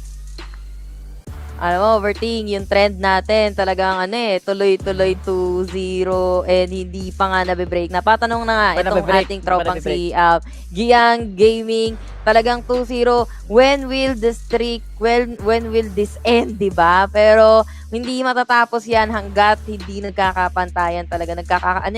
As for now, actually, feeling ko, nagkakakapaan pa sila ng mga strength, ng mga tinatago pang champions. So, dito pa lang sila actually nagkaka-downloadan ng mga gameplays, ng mga playstyle, ng mga bagong rotation, and probably ng mga bagong ginagamit na mga champions dito. Now, we have Action PH and Team Secret. Alam naman natin, itong dalawang to kahapon, hindi sila pinalad na manalo kahit isang game against doon sa mga nakatapat nila. Pero this time, isa sa kanila yung may chance ng makapag-bulsa ng 75 GCP na pwedeng maging stepping stone nila kung sakaling gusto nila talagang humabol sa dalawang top 2 natin as of now, no? Pero Team Secret kahapon, pag-usapan natin, pinakita silang kaka-babes na talagang nagpaingay sa comment section natin kahapon, yung Garen Dragon Lane. Kanina nabanggit ko na din to na, yun nga, in the words of Prox, no? Dapat daw kasi, ganda naman yung Garen, pero not together with Senna. So, again, Senna is better off with a champion daw, bruiser or tank, na meron ding pangharas pabalik sa kalaban, which is yun nga, hindi maibigay ni Gareth together with that Senna. And since yung ginamit nga doon ng UCFC. Meanwhile, Action PH, ang masasabi naman natin sa kanila so far, yes, wala pa ding sabihin natin, wala pa ding kupas. Kumbaga, etong si Yamada sa kanyang Akali, no, talaga palong-palo pa din yung kanyang Akali. Pero ang napansin ko kasi, it's just him Somehow, it's just him. And alam mo naman, men, it's a team play. Hindi pwedeng mag-isa ka lang. So far, bitin pa rin tayo sa pinakita ng Action PH kahapon sa performance nila. And I guess, since katapat kasi talaga nila is UCFC, kita naman natin kung gaano ka-solid yung UCFC ngayon. Yep, and speaking Yamada, Yasumiyo, yung tama sinabi mo, hindi mo kayang mag-isa magbuhat because guys, sa'yo na rin ang galing. This is a team play tournament, and we know naman na Action PH kinapos sila kahapon doon, and both teams ngayon, mga kaibigan, wala pa silang napapanalong series. Actually, this is just a second day of our day number 1 para sa group stage natin, so marami pa talagang games na natitira. And pag-usapan natin Team Secrets, etong team na to, sila yung team na lagi nag-experiment. Actually, nung summer, sila yung parang meta shaper, di ba? Sila yung nag-pick ng luck support na talagang pumatok mismo sa mga pumatok sa masa natin. Pero eto na, pag-usapan naman natin yung ating mga drafting phase for the side of Action PH, mga kaibigan. Gragas will be picked, the Jana, and the Pantheon. Samantalang Team Secret, eto na, nilabas na yung Galio. Samahan mo pa ng mag-asawang na si Lucian and Senna, and there go a Xin Xiao. Hover dito, but they will lock in this champion. So, for me, 100% sure ako na ito ay jungle Xin Xiao sa side ng Team Secret. Yup. Saan nga naman kasi pwede pang ilagay si Xin Xiao? I guess mas better kung may ilalagay ka na mas better Baron lane, no? Usually talaga jungler to. Pero this is, again, first time na magkasama natin magkikita yung mag-asawa. Walang matutulog sa labas as of now, no? Magkasama si Lucian at si Senna, kung tawagin nyo nga ay Lucena.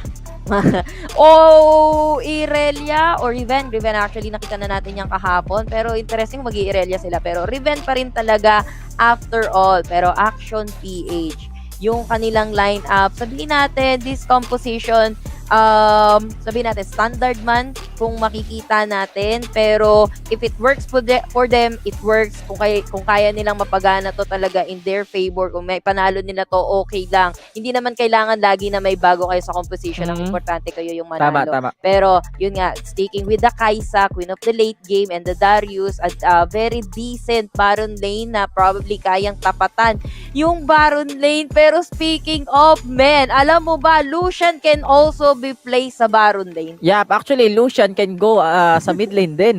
'Di ba? So meron siyang tri lane dito, and speaking of Team Secret dito, Yasumiao core or yung dating IG niya kung daw nagkamali Showmaker, hindi siya maglalaro ngayon. El Capitan ang papasok dito, walang iba kundi si James. So talagang Team Secret dito, gusto nilang makakuha, gusto nilang talagang kompleto Ricardo sa kanilang lineup. So we can say na Team Secret, they really want to get this series dahil 75,000 Grove Cup points, sobrang laking halaga nun. And we know naman Team Secret, hindi tayo sanay na nasa baba sila. And look at this, game number 1 mga kaibigan of best of 3 series para dito sa Action PH versus Team Secret. And look at the mid lane natin, Yasu, merong kagad bakbakan na nangyayari. Yep, indeed. And I think Kazuya gusto lang din yan na malapit sa kanya yung mga minions dito para makapag-farm. Pero yun nga, mawawalan sila agad ng advantage for that Scuttler take. Pero easy reward lang din naman yung gagawin dito ni Ryzen on his Pantheon. Para ka naman kay Pantheon, talagang farm lang yan as for now hanggang sa makuha niya yung kanyang level 5 para makapagkaroon na ng somehow global presence and makabawi ng makapag-gank dun sa mga kalaban. Pero ito nga, Team Secret wielding this Lucian on that Baron lane. And alam mo, may pinapanood ako na YouTuber talaga eh. Sabi niya, interesting na makakita na Health Wild Trip YT, man. Interesting na makakita na revolutionary nga daw na range Baron laners. Kasi usually mga melee talaga nilalagay natin sa mga sa Baron lane eh. Pero kita mo naman, we have Lucian Baron lane and recently merong Bane Baron lane, pero bagong yan dito sa may middle lane, mukhang magkakabalugbuga na rin. Pero Tatsuri and as well as yung kasama niya na doon si Trevor, safe pa rin naman nakapag-seek ng protection under this turret. Yep, medyo napakaganda ng pagkaka-body slam doon ni Kazuya, getting at 2 players inside ng Team Secret. If ever na malapit doon si Chinelas, I think pwede nilang ma-punish itong Team Secret. And pag-usapan natin, Yasumio, kanina sinasabi mo, yes, Baron na usually pinipick dito yung mga melee champions, pero as of now, Team Secret, they will go for the Lucian Baron lane. And look at this, exchange kill sa may bandang gitna natin, but Team Secret will get the plus gold dahil sila ang makakakuha ng first blood doon. Yep, indeed. Nakuha nga nila yung first blood pero nakabawi din naman. Pero yun nga, may additional ka naman. Kapag ka ikaw nakakuha ng first blood, meanwhile at the bottom lane, ito yung sinasabi ni Rox na ang lagkit, I mean, not malagkit, pero yung mas better na combination sa duo lane. Kumbaga, Senna and Galio na pwedeng magbigay. Pero top lane natin na isla na ni CSR, mapuforce siyang makapag-flash pero not in the hands of this mega taga coming from Yamada. Yun nga lang, masyado siyang naabot na din doon ng turret. And exchange pa rin naman noon. Ang kaibahan nga lang, Yamada, he'll get the XP, no? Kumpara dito kay Azar. Siya yung unang chumalangit. Yamada, chumalangit lang siya under the turret.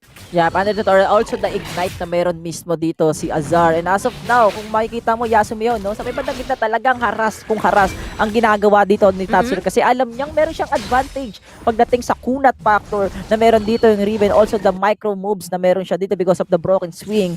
While sa may bandang Baron lane natin, look at Yamada with the Bramble Fist. Medyo mahirapan na dito si Azar. Samantala sa may bandang mid lane, gumamit ng explosive cast. Yeah, gumamit ka ng explosive cast kasi ang kulit nito ni Tatsuri. Talagang binibwisit niya itong si Kazuya. Ang gusto lang naman ni Kazuya dito mag-farm as for now. Pero going back again, no, sa may top lane natin or dito muna tayo. Sige, sa may jungle ng side ng Team Secret kasi nahabol nila dito si Trevor. Nakapag-dash out naman siya dito. Safe pa din naman. Hindi na rin ipupush dito nila Ryzen. Yung issue, instead, pwede sila mag-rotate at the middle lane. Pero alam yan ni Tatsuri. Kitang-kita yan ni Tatsuri na hinabol nga naman itong si Trevor, kaya medyo nag-play safe siya. Pero the moment na nalaman niya, okay, hindi kayo mag-rotate dito, sige, bibwisitin ko ulit itong si Kazuya. And si Chinelas, medyo global presence siya, gumagala siya as for now, kasi alam niya naman na pwede niyang iwan so far. Itong si Ellie, wala pa naman din masyadong damage, and Ellie just doing passive thing, safe play lang itong si Ellie. And now we have the Dragon. Mountain Drake to, Bertie. Yup, Mountain Drake, kailangan to, maganda to, may medyo pampakunat kahit papaano. Pero ito ang napapansin ko, Yaso, dito sa game natin na sa 3 series na lumipas sa araw na ito, etong series lang nagkaroon ng onting safe play. Dahil kung mapapansin mo, 4 minutes na, wala pang masyadong nagkakabugbugan. Usually nakikita natin suntukan sa gitna at yun mismo sa Baron Lane. Hindi katulad nung mga kaninang series natin talagang after mag-respond, bugbugan na kagad. Speaking yung bugbugan sa may bandang taas natin. Look at this. Azar, medyo nahirapan siya. Yeah.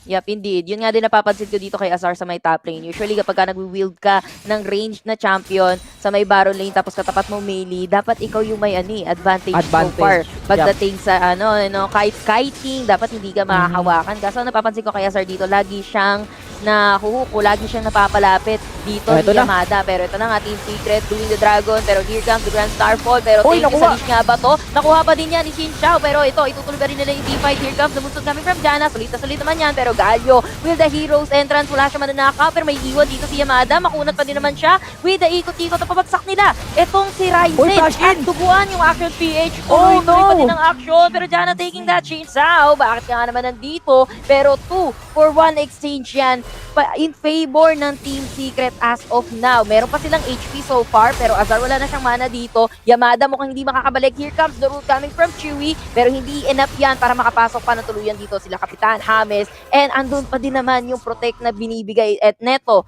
ni Chinelas. Andun yung mga Howling Gale. Sige, mag-overextend kayo, knock up kayo. Yep, also the Monsoon na binibigay dito ni Chinelas para mag-sustain, also ma-show yung mga players dito sa side ng Team Secret. Napakaganda ng initiation ng action PH using the Grand Skyfall dito ni Ryzen to initiate yung pinakagitna ng Team Secret. Pero Team Secret, as you can see, ang ganda ng pagkaka-preet dito ni Azar. Hindi alam dito ng action page kung sino ba yung uunahin, kung yung Lucian ba or yung Riven because of the damage na binibigay ng magkabilang grupo. Pero ito, nakuha na ng action PH. Yasumiao yung ating Rip Herald na walang contest sa side ng Team Secret.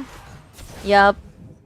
Yeah, medyo magkakalayo doon yung side ng Team Secret eh. Though gusto nila mag-attempt, pero it's too late to apologize na na-action na ng action PH yung Rift Herald. So, pantayin lang tayo ng objective as of now. And alam mo anong bago ngayon? Wala masyadong exchange ng objective. Usually kasi, kahapon ko pa nakikita to, lagi nilang nile-let go. May isang team na magle-let go ng Dragon and then saka sila magpupush ng Torre. Para nga naman pantay sila ng objective. Pero this time, talagang nagtalpukan sila doon sa may Dragon. Walang ayaw namin ibigay yan. Pero yun, just so happen, Team Secret yung nakakuha ng Drake, pero top lane. Nagpalit na sila ng lanes. We have the Galio, we have the dual lane from Team Secret at the top lane. Same with Action PH. Pero I think Kapitan James dito naghahanap lang siya ng pagkakataon na mataunt niya yung dalawa. Pero yun nga, alam din ng Action PH yung presence ng Galio sa damo-damo. And they have the range, they have the advantage on that. Yes, indeed. And speaking of dalawa, that will be the Kaisa or Ellie and Chinelas na medyo squishy champion dito sa side ng Action PH. And kung mapansin mo,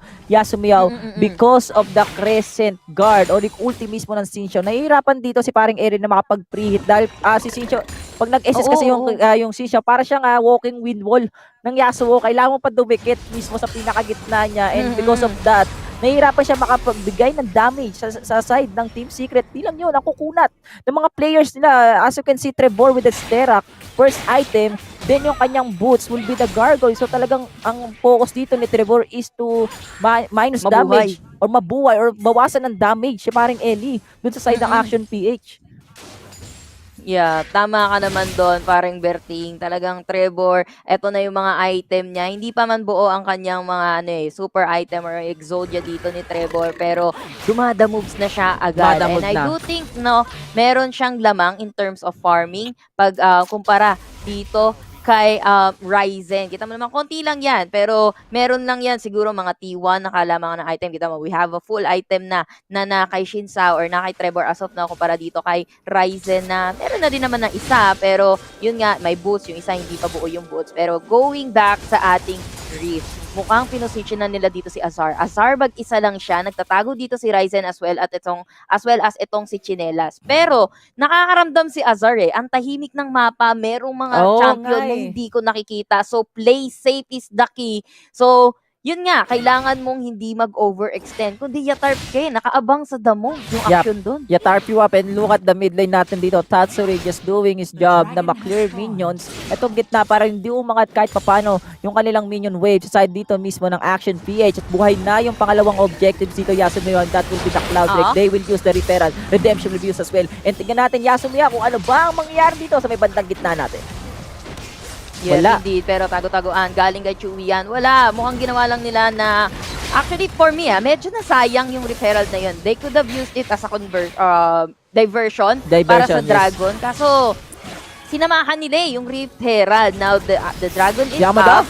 That's the Ocean Drake. Pero ito, pumasok na nga dito si Yamada. Nasa nila dito si Trevor. Here comes the explosive gas. And nagbigay ng barrier itong si Chewy. Pero enough na yan para makapag-overextend pa ng teamfight kasi nahabol pa rin nila dito yung Action PH. Napabagsak nga lang nila si Trevor. Walang smiter is to receive inside ng Team Secret dito. Pero mukhang magbamaba out nga ba yung Team Secret? Nahuli si Ellie. Kasi nagtago sila dito sa Black Mist. Dalawa yung na-root nila pero si Chinelas napa-TP out na lang muna. This is going to be a 4v4 at the middle lane pero wala pang nag-i-initiate for that Drake. Mabubuhay na dito si Trevor. Kailangan na simulan niya ng Action PH pero do they have the damage? Kaya pa din naman silang gulihin dito. Nila Tatsuri. Mag-a-up na naman yung kanyang ulti. Andito din sila Chewy at sila Azar. So probably hindi magagawa ng Action PH na makuha. Ito yung Drake na to. So magkakaroon pa tayo ng second round mamaya. Yup, medyo nagulat doon si Trevor no, na nandun na pala sa bush si Yamada using the Proto Belt para magkaroon ng dash in pero gitna natin Yasu. Yup, Grand Starfall pero wala pang pumupola side sa tower ng middle lane ng Action PH pero si Kazuya naku po, lumiko sa kaliwa, lumiko naman sa kanan. Medyo maling liko yun pero wala pa din naman nagkabagsakan pre. Mo ang Team Secret, pwede nilang tinaboy na lang dito yung Action PH so that they could start etong Drake na to uncontested kasi duguan doon sila Ryzen, duguan si Kazuya, there's no explosive cast. So, I mean, hindi gumamit ng explosive cast and alam nilang bumalik eh. And they have the damage, hindi na makakaabot dito yung Action PH so par habang nililibang ni Tatsuri itong Darius na to at the bottom lane. So, good thing na hindi din pasmado dito si Trevor kundi parang kahapon medyo pasmado siya eh. Medyo pasmado, medyo sabi nga sa mga sabi nga ng iba, medyo parang wala doon sa laro dito si Trevor. Pero for this series, Yasumiya, talaga makikita natin dito with the help of El Capitan James, talagang nag-guide niya ng tama itong mga teammates niya. And as of now, Team Secret, yes, nakuha yung gitna nila but they still have the advantage dahil kung titignan nyo yung goal din natin, also the objectives na meron sila, kuha yung goal pero Yasumiya sa bibanda taas natin, meron tamang pabakan. Yeah! Nahuli agad nila dito itong si Kapitan James. Huli na ang lahat nung binigyan siya ng barrier neto ni Chewy pero hindi pa daw natatapos ang lahat kasi lima ang kanyang na-root dito. Pero napaangat din yung 5 or 4 sa may bandang likod pero hindi pa natatapos dito yung sa Team Secret kasi mapapabagsak nila dito is si Darius pero Grand Starfall to follow up. They had the protection under the turret. Kaso nga lang po dito si Azar na take down niya itong si Ryzen. Pero si Yamada din is also dead pero ang lalim mo Ellie! Why you there, huh? Why you there? Ang lalim ni Ellie doon, par. Oh my God, Action PH, mga kaibigan. Ang ganda ng pagkaka-surprise attack nila dito kay El Capitan James, dun mismo sa bush.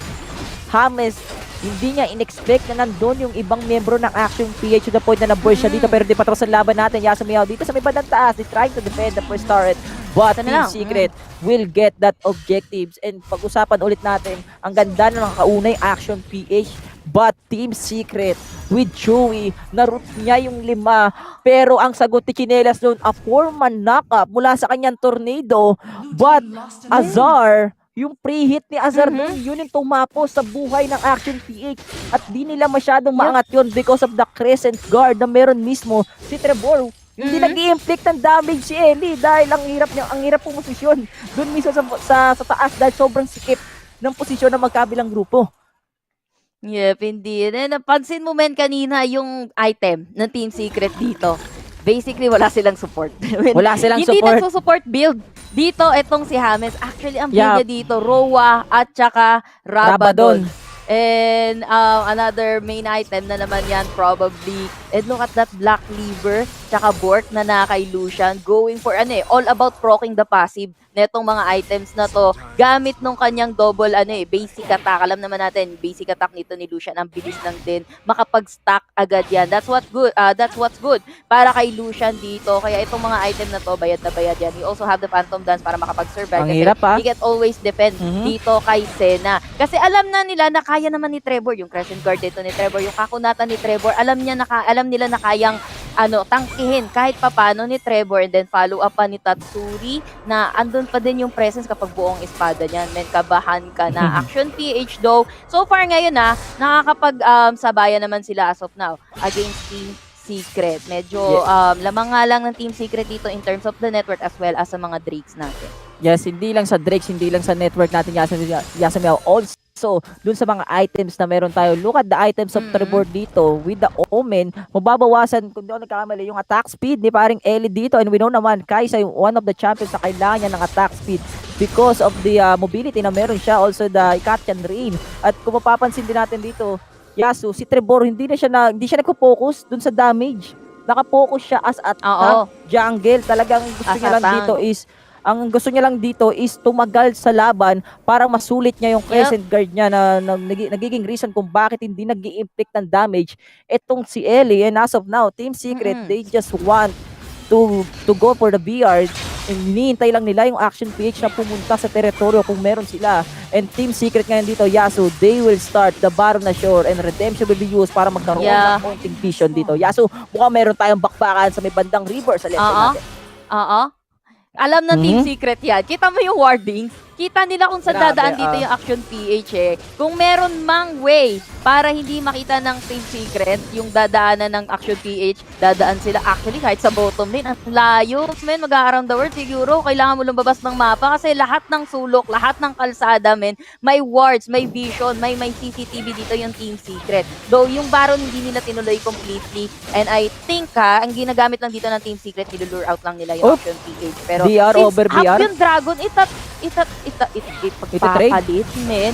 Hindi tinuloy ni Kaisa dito kasi magiging 4v5 ko lang sila si David. Yamada yata sumala dito si Jira Mambada kasi na bang ratata coming from this Azar, sabay dash in pa, patay pa nila dito. Ito si Ryzen na nga ang sumunod na bumagsak dito, sabay Rekta Dragon, mamaya na yung Rekta Baron, mamaya na yung Dragon. Buo pa sila para sa side ng Team Secret. They can probably utilize this Baron buff later on.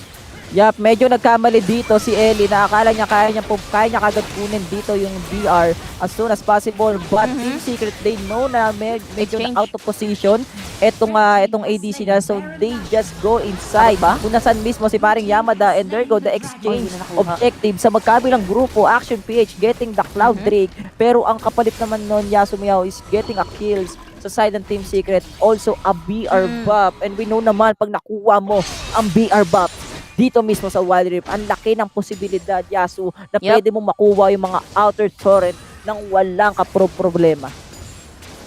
Yep, yun nga aside sa kills na sinabi mo, pwede pa talaga sila mawalan dito ng Dragon. Remember, we have 2 Drakes na nasa kamay ng Team Secret. Isa pa lang yung nasa kamay dito ng Action PH. They have the Baron buff sa Team Secret. So, aling Torre kaya ang kanilang minamata, kanilang pupunteryahin para sa side ng Team Secret. Kasi as of now, lahat ng lanes pinipressure nila. It could be the bottom lane, it could be the middle lane, and probably, baka nga lahat pa ng outer turret na natitira dito sa Action PH kung sakaling mahuli nila isa-isa, mapitas nila isa-isa.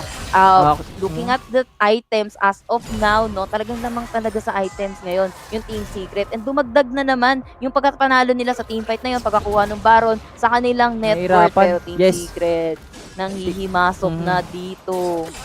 May BR sila dito, Yasu. Speaking of Team Secret, they just doing a passing Sena dito. Pinapatagal para mas lumaki ang chance dito ng Team Secret na matapos mismo yung game. You know, alam naman natin na habang tumatagal yung Sena is mas lumalakas. And look at the item na meron siya. Meron siyang Umbral Blade. Also the Frozen Mallet na most likely mahihirapan talaga. Pero ito go, Action PH. Yasu, may pumasok kita. Yep, ito, pumasok na nga sa gitna with the Starfall, pero eto na, Zena Trevor? with that barrier na binigay para kay Trevor. Napakakapal ng puti doon, men! Hindi mamamatay si Trevor. Sustain, bubuhayin kita, tiwala ka lang sa akin kahit under the torre, kaya mo yan, par. Kita mo naman, Action PH pa nga yung bumak doon sa sitwasyon na yon. At gaya nga nasabi ko, outer turret, lahat, men. Ba't kailangan pumili kung top, mid, bottom, kung pwede naman lahat ng outer turret? Inubos na dito ng Team Secret, sabay reset kasi wala na silang Baron buff as of now, pero pansinin mo yung wards. Lahat ng kalsada, men, kitang-kita kung sino ang dadaan. Kumbaga sa eskinita, lahat ng eskinita sa side ng Action PH, merong CCTV na nailagay.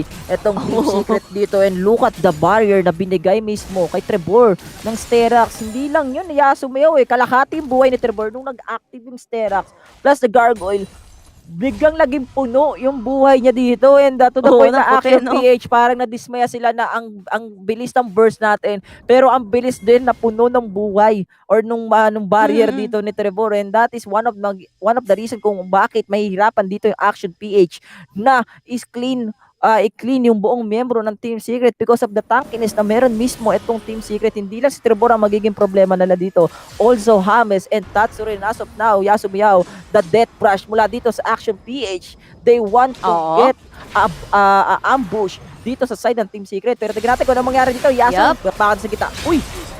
Malakas yung pakiramdam ng Team Secret, man. Ayaw nila magpa-ambush, alam nila na may nagtatago doon, or alam nila na nagtatago yung Action PH kasi hindi mo kita sa mapa kung nasan sila as of now. So probably, it's either nasa bahay nila, which is bakit ka nasa bahay mo, kailangan yung mag-farm. Nag-aabang lang talaga yan sa mga bush. Again, Baron is up, and mas nauna pa nga yung nag-up kesa dito sa Elder Drake. Pero I think, ang gagawin ng Team Secret dito, pipitas muna ng isa, pero naiiwan yata itong si Ryzen na to top lane. Oh my God! Yasar! And tulog agad si Ryzen. At isama mo pa nga itong si Kazuya. Dalawa agad ang basag dito sa side ng Action PH. They could go for the Baron para sa side ng Team Secret, habang Happy Death muna ngayon ang side ng Action PH sa mga pressured lane nila and busy sa pagbabaron ng Team Secret. Subi, Yasumiyaw, di pa tapos ang laban natin sa pabandang gitna. Hero entrance. Indeed, hero entrance, galing ka dito kay Galio, pero napalayo yata ito si Yamada, men. Sunod din there to sustain, pero sino, buo pa yung HP noon, pero na-flash out. Itong si Senna, buhay pa rin siya. The Baron is nakuha na. Yamada, siya na lang ang naiiwan dito sa may labas. Naku, uwi na, men, hanggat may lupa, tumakbo ka, kahit nasa river ka as of now. Maling base yung pinupuntahan niya, pero here comes the taunt coming from Kapitan Ham Easy, and so Easy, he's been taken down by this Galio. Azar. Pero ito nga, Elder Drake, kinukuha na nila. Pero ito na nga, Riven, doing just Riven things, men, para kay Tatsuri. Diyan bakit nga naman nasa labas pa siya, no? Oh my God, Ryzen, itong si Yamada, pero Grand Starfall, nice try, pero not for long kasi parang pumasok ka lang sa sarili mong hukay, pre. Oh my God, Ryzen. Wala na siyang pakialam. Kumbaga sa 300s na palabas, mga kaibigan, si Leonidas ang natirang buhay na lumaban kay Cersei sa dami ng kalaban. Wala na siyang teammates doon, Yasu. Pumasok pa siya sa may bandang Elder. He tried to steal yung pinakamagandang objectives dito sa late game natin, which is the Elder Dragon na Infernal. And Action PH, nag-audition sila doon. Isa-isa silang pinatay or isa-isa silang pumasok sa side ng Team Secret. And Team Secret, look at the objectives na meron sila. Kumpleto nila yung Dragon, kumpleto nila yung Agimat sa Jackie Chan, dalawang DR, isang Elder, plus the BR buffs. And we can say, Yasu, Team Secret, 95%. Pwede na nilang tapusin itong laban na to. Yep, tama ka dyan. Mukhang butas lahat ng inhibitor turret dito sa side ng Team Secret, and talagang happy death ang mangyayari dito para sa side ng Action PH. Kapag naubos pa sila dito ng isa-isa, parang ganito, na isa lang yung kalaban nila, pero duguan silang tatlo. Tatsuri lang yan, pero na-stun and napatay. May follow-up pa ng Heroes Entrance, pero ito na nga, umudisyon na naman Yamada yung sinelas ni Ratatata, pero si Ellie na lang yung natitira. Nexus din, ubos na nga. Oh my God. And the Team Secret, mga kaibigan, what is bootcamp? Hindi namin kailangan ng bootcamp. Ang kailangan lang namin magandang comms. And look at this, El Capitan James with a serious face. Parang sabi dito ni El Capitan, game number 1 pa lang to. Hindi tayo pwede maging kampante. We still have game number 2 na tapusin. And Team Secret, what a good performance para sa kanila dito.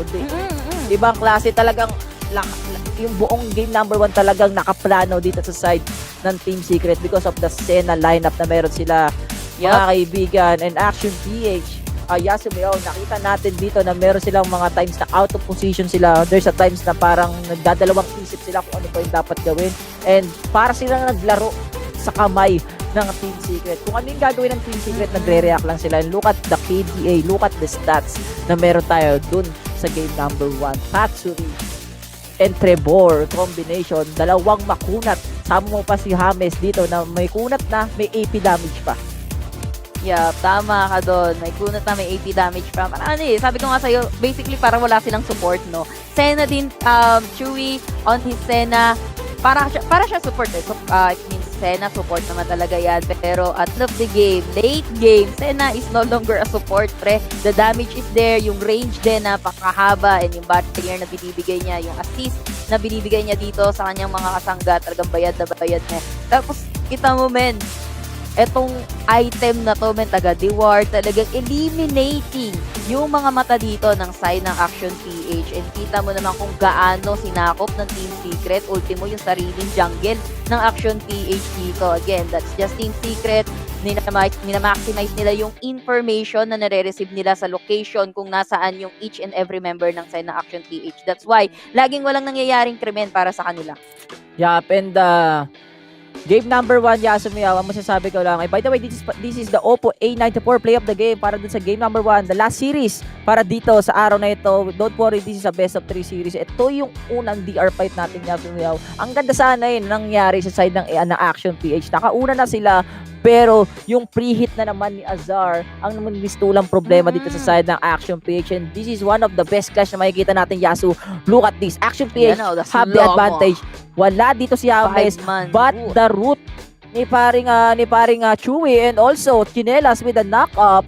But yung main problem again dito sa side ng Team Secret will be Azar with the preheat, at napilitan pa si Ellie dito na mag-killer instinct just to get a trade kill. Oh, delikado talaga.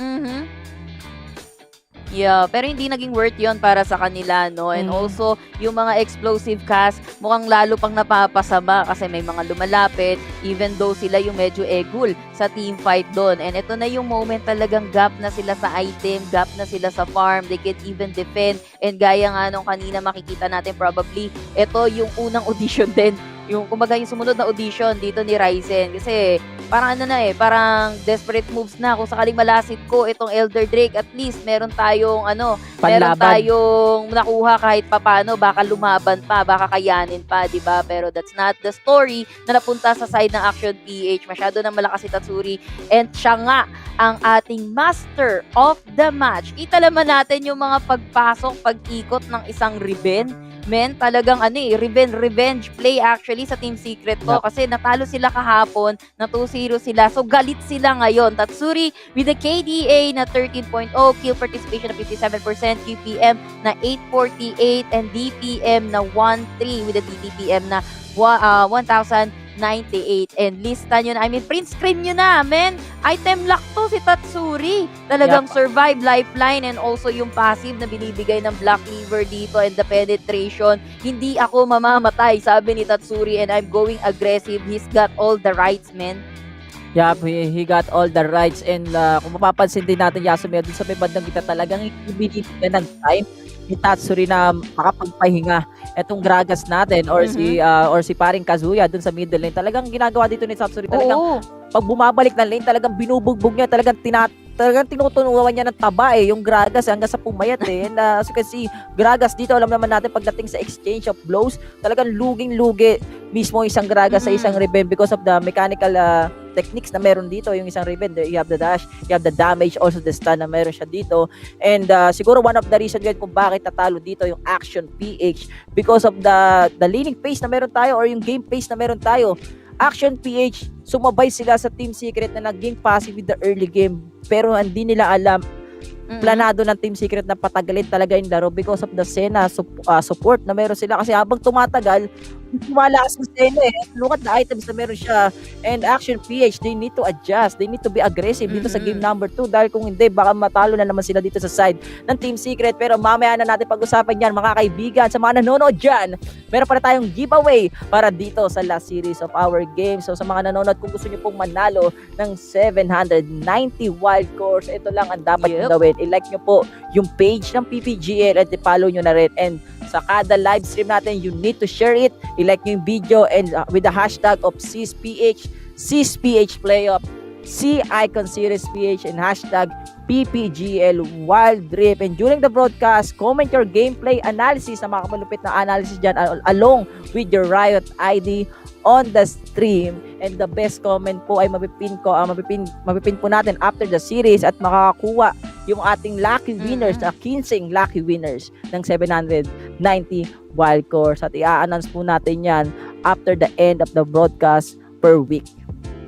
Yes, Sena all. Merong 790 wild course. Pero Sena all. Kasi hindi lang to yung pag-giveaway natin para dito sa Fall Icon Series dahil meron din tayong paupuan dito galing sa Secret Lab Gaming Chair. And meron tayong, syempre, mechanics na kailangan sundin. And 1, 2, 3 easy steps lang din. Una, make sure na naka-like at naka-follow kayo dito sa PPGL and Secret Love official Facebook page. And pangalawa, like and share nyo, syempre, itong live stream natin with complete hashtags na hashtag SISPH, hashtag CIcon Series PH, hashtag PPGL Wild Rift, and hashtag PPGL X Secret Lab. And syempre, bago mag-end yung broadcast natin for today, meron tayong weekly Icon Series na quiz na kailangan na i-share sa stream chat. And kailangan nyo sagutin yan kasi yan ang magiging raffle entry nyo para magkaroon kayo ng chance na makakuha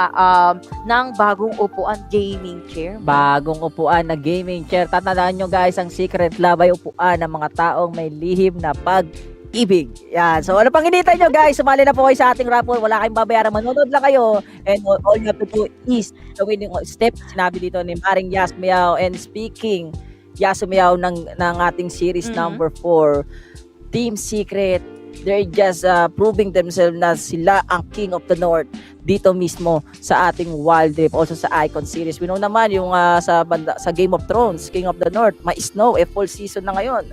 So, malamig, 'di ba? Especially sa labas, malamig talaga ngayon. Keep safe guys sa mga nanonood diyan ha.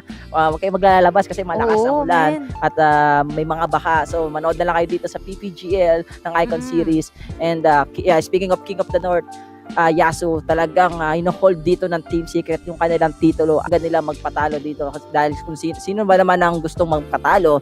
And alam niyo naman, Team Secret, hindi to basta-basta team dahil may napatunayan na to nung unang Icon Series natin. And dito sa last series for this day, they just want to get a series win or they want to get the 75,000 Globe Cup points dito mismo sa laban na to. And tingin mo ba, Action PH, ano ba ang pwede nilang ilabas or meron ba pa silang ilalabas sa mga bagong bara?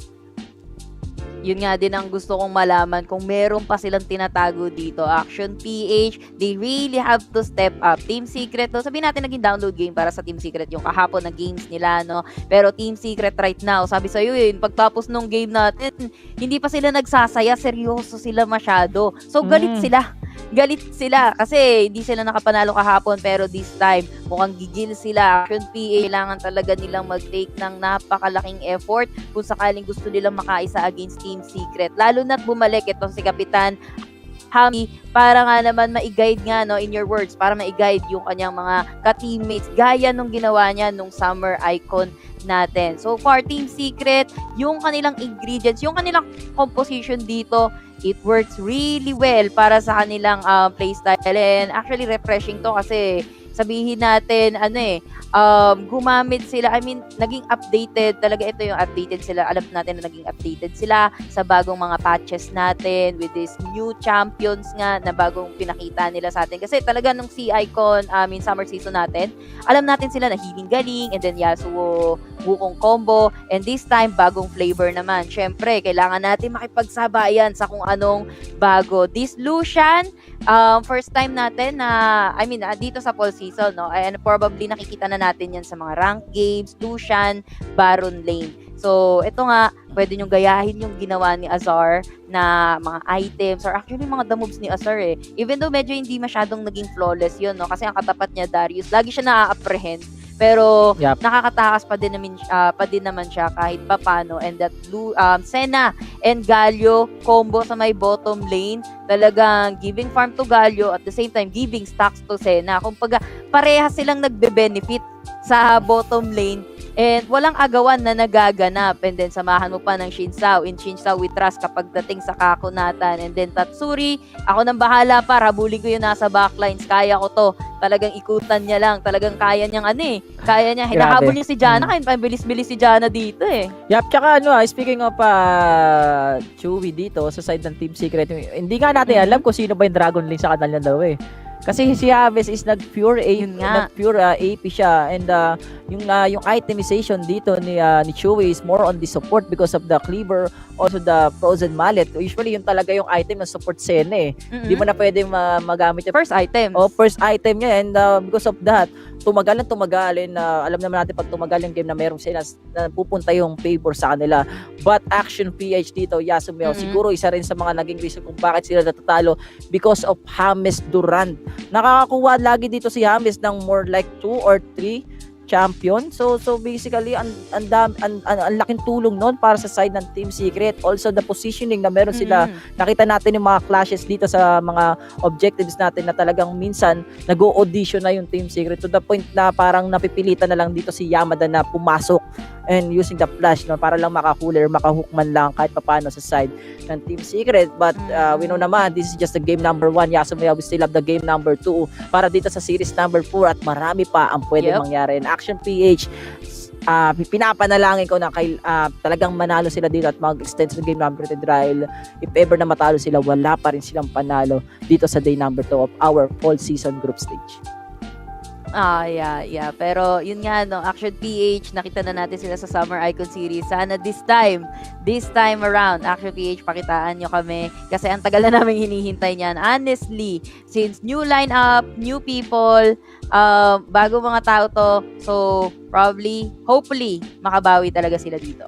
Yep, and speaking of Action PH guys, Action PH ng Team Secret, ladies and gentlemen, sa mga hindi pa po napanood yung game number 1, kayo mag-alala, ito pala yung mga previous picks and previous bans sa magkabilang grupo natin. As you can see, Team Action PH, they respect ban Yasu, yung Ziggs, Lee Sin, also the Gragas because of below naman yung sobrang tindi na binibigay all up. We know naman pag nagsama yung Ziggs and Gragas sa isang lineup, sobrang kalbaryo nun dahil ang dami nilang pang-burst. They have the barrel, they have the throwable grenades, and sa side naman dito ng Team Secret, they respect banda Renekton, Akali, also the Camille, more on the mid lane or the Baron lane, I guess. So talagang nakapokus dito. Well, maganda yung alam ko yung naiisip ko na yung idea dito ng Team Secret, kaya nila binantong gantong mga champions because of the Lucian Baron lane.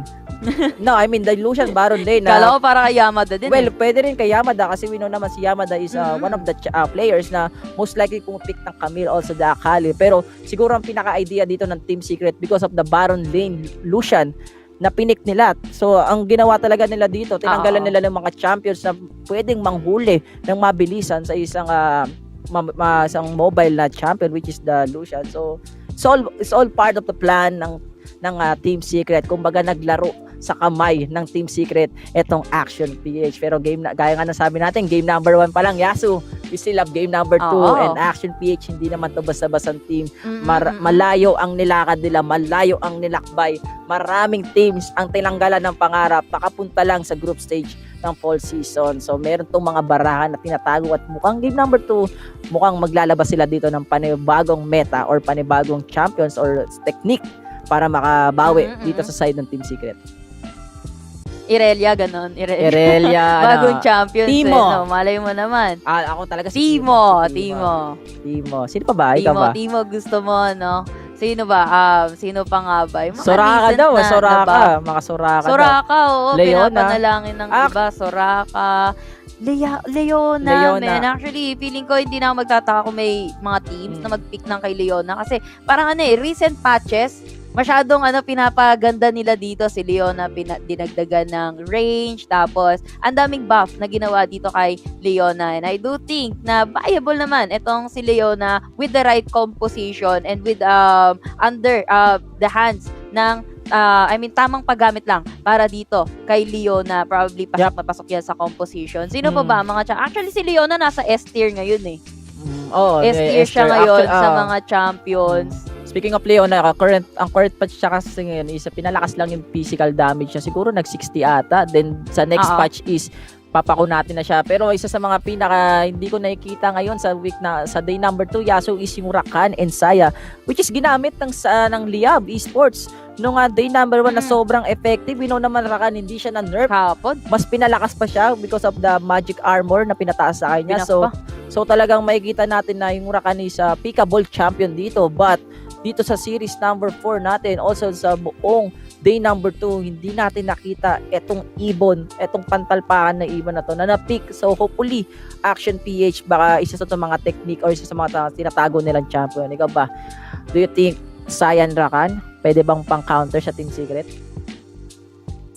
Alam mo, kahapon pinag-uusapan namin yan, kung hindi mo matalo ng power of friendship, mas malakas kasi kahapon yung power of love Kapag magkasama si Saya at si Rakan, nananalo sila So sabi namin, mas malakas talaga ang power of love kaysa sa power of friendship. Pero malay mo naman kung sakaling i-pick dito ng APH itong Saya Rakan, this is also pasok naman sa meta. Pero kasi ang tanong, naglalaro ba ng Saya Rakan yung APH dito? So far kahapon hindi natin nakita yan. Nakita natin Senagalio combination and then Kaisa Galio. Pero yun nga, hindi pa rin sila sinuwerte kahapon na makaisa. Pero malay naman natin kung makapag-Saya Rakan sila dito, kung nagsasaya Rakan sila. Kasi nga naman, Saya, kapag iniwan mo sa kusina, bayad na bayad ka dyan sa bahapuan ng Rakan.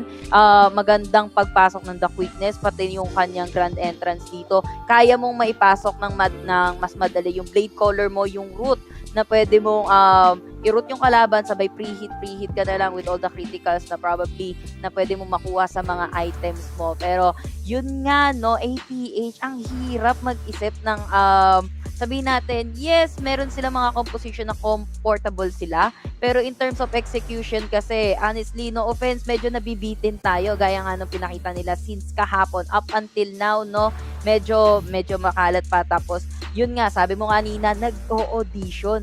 Yung may mga times na nag-o-audition yung APH, na alam naman natin, pagka nag-umpisa kayong mag-audition as a team, ano yan delicates na yan parang nakikita ko, medyo desperate moves na yun Yup, desperate moves. And alam mo, ang dami kasi natin pwedeng pag-usapan sa Team Secret. But also the Action PH also, and ang dami pang champions actually na hindi pa talaga totally napipick dito mismo sa fall season. Kaya nga nasabi mo, like the Irelia na talagang we know naman pagdating sa Baron, and also ginagamit din siya as a mid sobrang mobile yun na talaga, and one of the champions na pwede mong gamit as a front. Pero usually kasi ang nagsishine dito sa current meta natin, or sa most pick champion will be the Darius, Renekton, Lucian, Senna, and bihira lang yung mga champion dati na yung summer like the Kaisa, Brom, 'di ba? So siguro itong mas bihira nga siguro Team Secret dito, also the Action PH, hindi pa sila talaga totally naglalabas ng 100% strategy. Kumbaga kay Taguro Yasuo nasa 10% pa lang ng lakas etong Action PH. Siguro mag-100% itong mga to pag nasa gipit na talaga na posisyon And we know naman na alam mo naman, pag gipit ka na, kailangan mo na talagang ibuhos, kailangan mo na kumapit sa patalim. Di ba? Para grabe yun patalim. Kumbaga, ano na lang. Ano ba? Sige. Kumbaga, igagamble mo na Ang iniisip ko kasi, kasi sinasabi mo, parang, ang gusto ko na lang sabihin, ang mga bida sa huli talaga lumalakas, men. Mahirap naman yung kumapit sa patalim, lalo ang mahirap yon, pre. Hirap na makulong. I mean, ito, alam mo maganda. I mean, kumbaga sa poker, nag-all in ka na kasama lahat. Parang yun na lahat. Kumbaga sa text, sako na lahat kasama pato. Yun na. Lahat isang dangkal ng text. Pinusta mo na. Yun na yun pero kasi alam mo naman pagdating dito sa group stage, kailangan pa lang in the early stage of the game or in the of the tournament, kailangan pa lang sa umpisa pa lang talagang kailangan 100% i-ready mo na kaagad. Kumbaga onti lang yung mga tago mo kasi if ever na maganda yung laro mo in the group stage, ang laki ng chance na magiging komportable ka. Alam mo na hindi ka na magkakaroon ng pressure kasi maghahabol ka sa mga puntos. And we know naman, Action PH, if ever na matalo sila dito sa series na to, there's a pressure sa kanila pagdating sa mga susunod na group stage natin, di ba? Dahil alam nyo naman, mahirap manalo ng series. Lalong-lalo na dito sa bracket nila, bracket A and B, dahil etong 8 team na to is talagang walang tapon, lahat to, lahat, walang underdogs, lahat to pang champion caliber eh.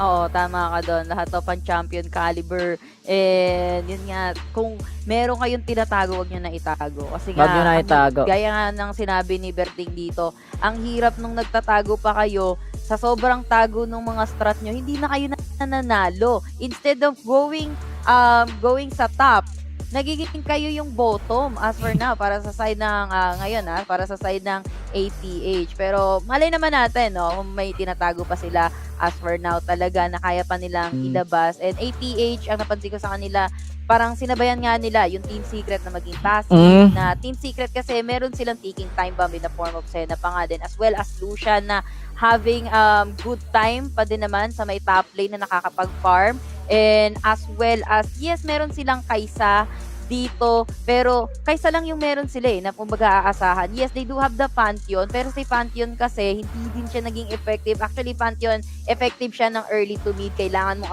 abusuhin yung lakas na yon ni Pantheon. Pero pagdating ng late game, hindi kasi kayang i-carry ni Pantheon mag-isa yung whole team. Kahit na sabihin natin, he's doing good. Pero at that game, 1-6 etong si Pantheon. 1-6 and hindi talaga siya parang hindi siya katulad nung Pantheon ng UCFC na talagang ang laki ng impact, no. Ang naging reason din kasi talaga dito ng Pantheon is to get makapunta mismo sa backside or backline ng Team Secret. Pero yun din yung nagiging reason kung bakit siya na-burst ng mabilisan sa side ng Team Secret. Pero ito na, Yasumayaw, this is gonna be the game number 2, mga kaibigan, for the side of Action PH versus Team Secret. And look at the bands na meron tayo dito for the side of Action PH. Ziggs, Senna, and Gragas ay mawawala na sa ating game number 2, while Team Secret, they will just go for the Brom, Lee Sin, also the Galio. And Action PH, nilabas na Yasu, ang Camille ni Yamada, ang LeBron James dito sa side ng Action PH, while Team Secret, they will just go for the Azar, Akali, and Lucian para dito sa side ng ating Team Secret. Do you think Chewy ang pipick ng netong Team Secret? I mean, ng Lucian? Yeah. No? Yeah, feeling ko Chewy na to no? Kasi they have Akali, para nga naman kay Azar dito. Maliban na lang kung gusto nilang ilagay dito si Akali sa may middle lane, then pick another champion para kay Azar, and then Lucian on the mid, no? Pero feeling ko talaga Lucian, ADC this time. Pero they have Xin Zhao again. Mukhang in Xin Zhao we trust. Pagdating sa front line, sapat naman kasi yung pinakita niya performance kanina. And sabi mo nga kanina, hindi masyado makapigbigay ng damage itong si Ellie dito kay Trevor kasi nga yung crescent guard niya. So maybe maging parehas na storyline to dito sa game 2 natin kung hindi nila maka-counter or hindi nila mababasag itong guardia na to sa side ng Team Secret. They have Twisted Fate though. I think medyo magandang pang-counter nga lang din yan. Again, if you have Twisted Fate, kailangan nyong i-maximize, i-utilize yung information na makukuha nyo regarding the position ng kalaban. Pero this time, they have Pantheon, men. Yep. And meron din Jarvan, by the way, yung Action PH. So, Sparta sa Sparta ang labanan. Yep, actually, Action PH dito, pumix sila ng more on the initiation, also the counter initiation because of the monsoon na meron mismo si Jana plus Cataclysm, Camille, and Twisted Fate. More on the rotation strategy etong Action PH. Kumbaga, if ever na magkaroon ng clash sa isang lane, for sure nandun kaagad yung ibang membro ng Action PH, especially the Twisted Fate.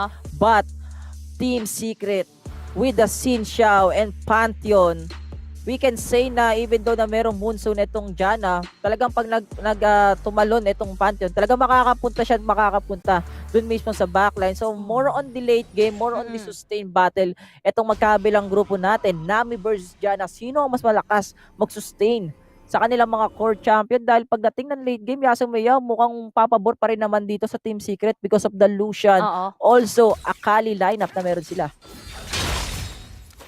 Yeah, tama ka doon. Pero Nami versus Jana, kung sakaling sa ambag sa team, feeling ko ako dito Nami ako dito Not only na may pan-sustain siya, and hindi kasi gaya ni Jana dito na nasa kamay ngayon ni Chinelas, nakadepende siya sa monsoon. Yun lang yung natatanging sustain dito ni Janai. Unlike ng isang Nami. Nami as well, yung kanyang tidal wave, ang laking bagay lalo na sa pag-take ng objective and lalo na kapag nakipaglaban kayo sa mga eskenita, talagang mababasa kayo, talagang mababaha kayo. Yun ang gustong iwasan ng Action PH later on. Again, going back to TF, kailangan nilang ma-utilize yung information. Kung hindi nila magamit yan wisely, pwedeng sila yung mahabol pabalik dito ng Team Secret kasi dalawa yung guardian nila. They have Trevor, they have Tatsuri. Pero ito, yung rotation at the middle lane. Yellow card. Si Ryzen, pero yellow card stand para dito kay Trevor. Dito naman. Ang sakit ng Ignite! Oh! Pero Tatsuri, napakasakit ng Ignite. Nagkasunugan, pero the first blood still gonna be claimed ng side ng Action PH dito. Pero TF, mamamatay dito. Itong si Tatsuri pala as well, kapalit nung isa din sa side ng Action PH. Yeah, that is a one-on exchange dito mismo sa magkabilang mid laner natin. So basically, walang lamang doon. Pero as of now, Team Secret na magandang posisyon. Yasumiao, look at this. They will go for the scattler doon. Ang ganda ng nangyari dito sa side ng Action PH. So doon, Team Secret. Dito sa may bandang mid nga, nagkabigay lang sila. Look at Ryzen, parang gangster lang. Parang siga lang na dumano, no? Grabe. Ganun lang. Pero men, kita mo, nag-aabang siya sa may damo kasi alam niya pupuntahan siya doon. Neto ni Trevor, up yun Yamada. na knock up, and last stun. Hindi na din bubuhayin dito. Ito si Trevor, pero nakapag-flash pa. Nakabang naman doon ito si Kazuya. Napabagsak naman nila dito si Trevor. Pero at the same time, Kazuya, Ryzen is also gonna be taken down. Napalitaw pa itong si Yamada, pero wala nang mabibigay pa yung side ng Team Secret. They got 2 sa side ng Team Secret in exchange of just 1 sa side ng Action PH. The team fight, nanalo doon yung Action PH and nakuha din nila at the same time yung Scattler. Ang ganda nung pag-abang nila sa bush, Bertin. Yup. Walang vision dito yung Team Secret. Hindi nila nakala na nandun mismo si paring Ryzen and the rest of Action. Akala nila nag-i-scattler doon. But ang pinaka-matindi dito sa side ng Team Secret, talagang alam dito ni Tatsuri na hindi na siya mabubuhay. So talagang pumalag na lang siya. And because of the Conqueror runes, Yasumiao na meron siya, na-punish niya pa yung isang membro ng Action PH. To the point, nagkaroon tayo ng, tama ba, 1-1 exchange or 2-1 exchange? Dito sa may bandang gitna natin. 1-2. 1-2 exchange, yes. 1-2 exchange in favor of the Action PH. But still, look at the goal lead na meron tayo dito. Yasumiao, napapabayaan si paring Chewy dito sa may bandang Dragon Lane. And with the Lucian versus the Kai'Sa, we know naman na medyo lalamang isang Lucian pagdating sa normal damage na meron siya.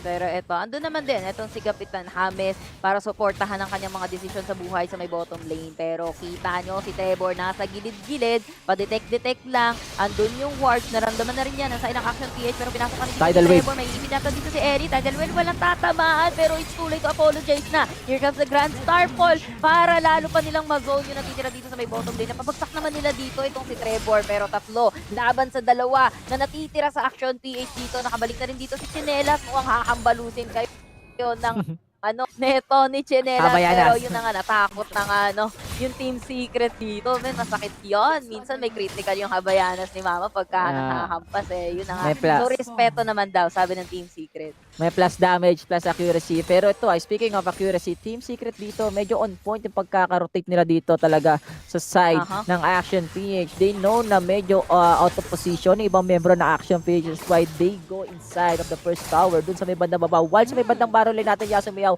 Azar versus Yamada. Nakita na natin kung paano maglaban itong dalawang players na to nung summer. But this is a different story. This is a full season. Nag-improve ang magkabilang grupo. But ang may kalamangan doon, walang iba kundi si Azar because of the burst damage na meron mismo yung Akali. Also a fleeting footwork or fleet footwork runes.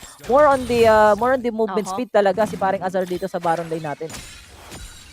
Yeah, feeling ko gusto niyo mag-wax in, wax out. Wax in, wax out. Si Yamada, flip footwork din. Pero in terms of level kanina, medyo may kahalamangan sa level nga itong si Yamada. Probably na-keep in check niya si Azar. Hindi natin nakita kasi busy tayo sa ibang lanes sa pagtingin. Pero as of now, busy pa sila. Pero yung Dragon nakaabang na. That's going to be the Infernal Drake, first Dragon of the match. At mukhang Team Secret na again din pumuposition dito. Well scattered naman yung visions ng dalawang team natin doon sa ating speed habang doing Baron things lang yung dalawang Baron laners natin. Pero mukhang si Camille, siya yung isa sa mga champion na mabilis lang din rumespo dahil doon sa mga hookshot niya and doon sa long legs niyang haba ng hita niya dito eh. Pero Azar mukhang gusto niyang i-prevent yan. And wala pang nag-i-initiate on that Drake, no? Kasi nag-i-eliminatan pa lang sila dito ng mga official, ng mga guards. Pero ito si Ryzen, mukhang may eliminate na din dito with a rat-tat-ta kami from Chewy. Pero buhay pa din naman siya doon. Here comes the Destiny. Pero hindi na nila ipupush yung issue. Pero Team Secret, they're pressuring the bottom lane ng side ng Action PH dito.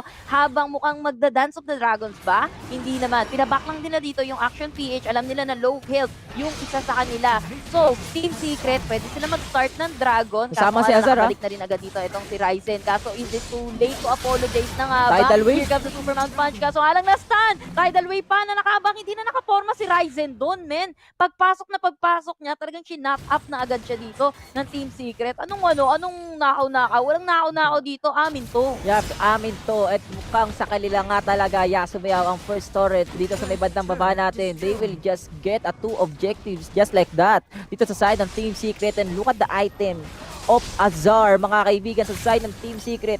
First item, Rabadon. This is the first time na makikita ko na isang Akali ay gagamit ng first item, Rabadon. Usually gumagamit siya ng Nashor Toad or Lich Bane.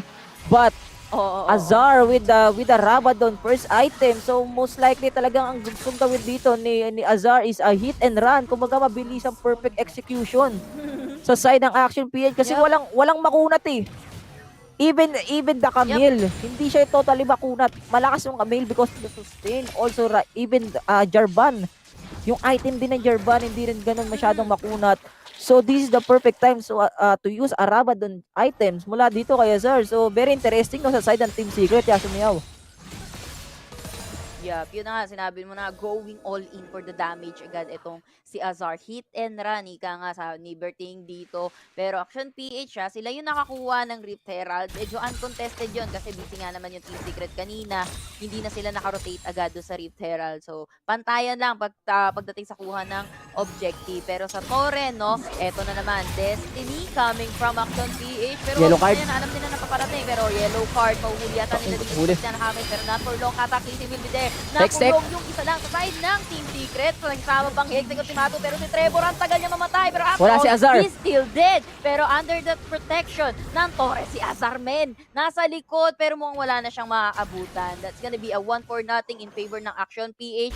Pero yung referral sa top lane, mukhang hindi na makakapagbasag pa ng Torre. Pero mukhang mid lane yung naarahan nila. Grand Star Fall. Andito pa rin naman etong si Azar. Pero 5 yung kinakaharap nila dito. 2 lang sila coming from the side ng Team Secret. Pero okay lang din. Ang goal ay hindi pagpushin yung Action PH. Instead, Team Secret, iniwan nila etong si Chewy. Okay, nandiyan kayong lahat. Okay, akin na tong Tori. Pero Chewy, Yasumiyaw, di pa tapos ang laban natin. 1-on-1 sa may bandang Baron din natin. Ooh, nice hook shot and then stun. Pero kinakait lang siya ni Oh Chewy. my God. Chewy, Nice. oh my God. Grabe yun. Ang yung galing. vision, hindi siya nakita na doon. Men, ang galing talaga ni Chewy doon. Sabi ko nga, kinakait lang. Kinait si Yamada. Hindi naabot ng legs. Oo, kahit ako napapanays ako, grabe, calculated dito ni Chewy kung kailan siya gagamit ng flash para magkaroon ng onting space sa kanyang pagkakapit doon, and hindi in-expect ni Yamada na ganun damage ang kayang ibigay dito ni Chewy sa kanya, and that is a good execution mula dito kay Chewy dahil nagkaroon ng time itong Team Secret na kahit papano lumamang dahil kung di tayo nagkakamali kasi nung previous clash dito na pick up dito yung Team Secret because Azar positioning, and as of now Yasumiyaw, Action PH ngayon medyo dumidikit sila sa laban, but Team Secret, they still have the advantage dito and they will just go for the mid lane. Yasumiyaw, Cataclysm dito sa gitna. Yeah, Cataclysm. Sinundan agad ng tidal wave, men. Every Cataclysm may tidal wave na may kasama pang the coming from Chewy. Pero yun lang para ma-keep away at hindi na makahabol pa yung side ng Action PH. Nakuha na nila yung kanilang mission that it's to take down the turret at the middle lane and reset tayo, abang tayo sa Drake na mag-i-spawn na 11 seconds. And Action PH, ang nangyayari sa kanila na nakikita ko nagre-react sila. Yes, grouping up is good, pero nagre-react sila dito sa kung saan sila gustong ilagay ng Team Secret.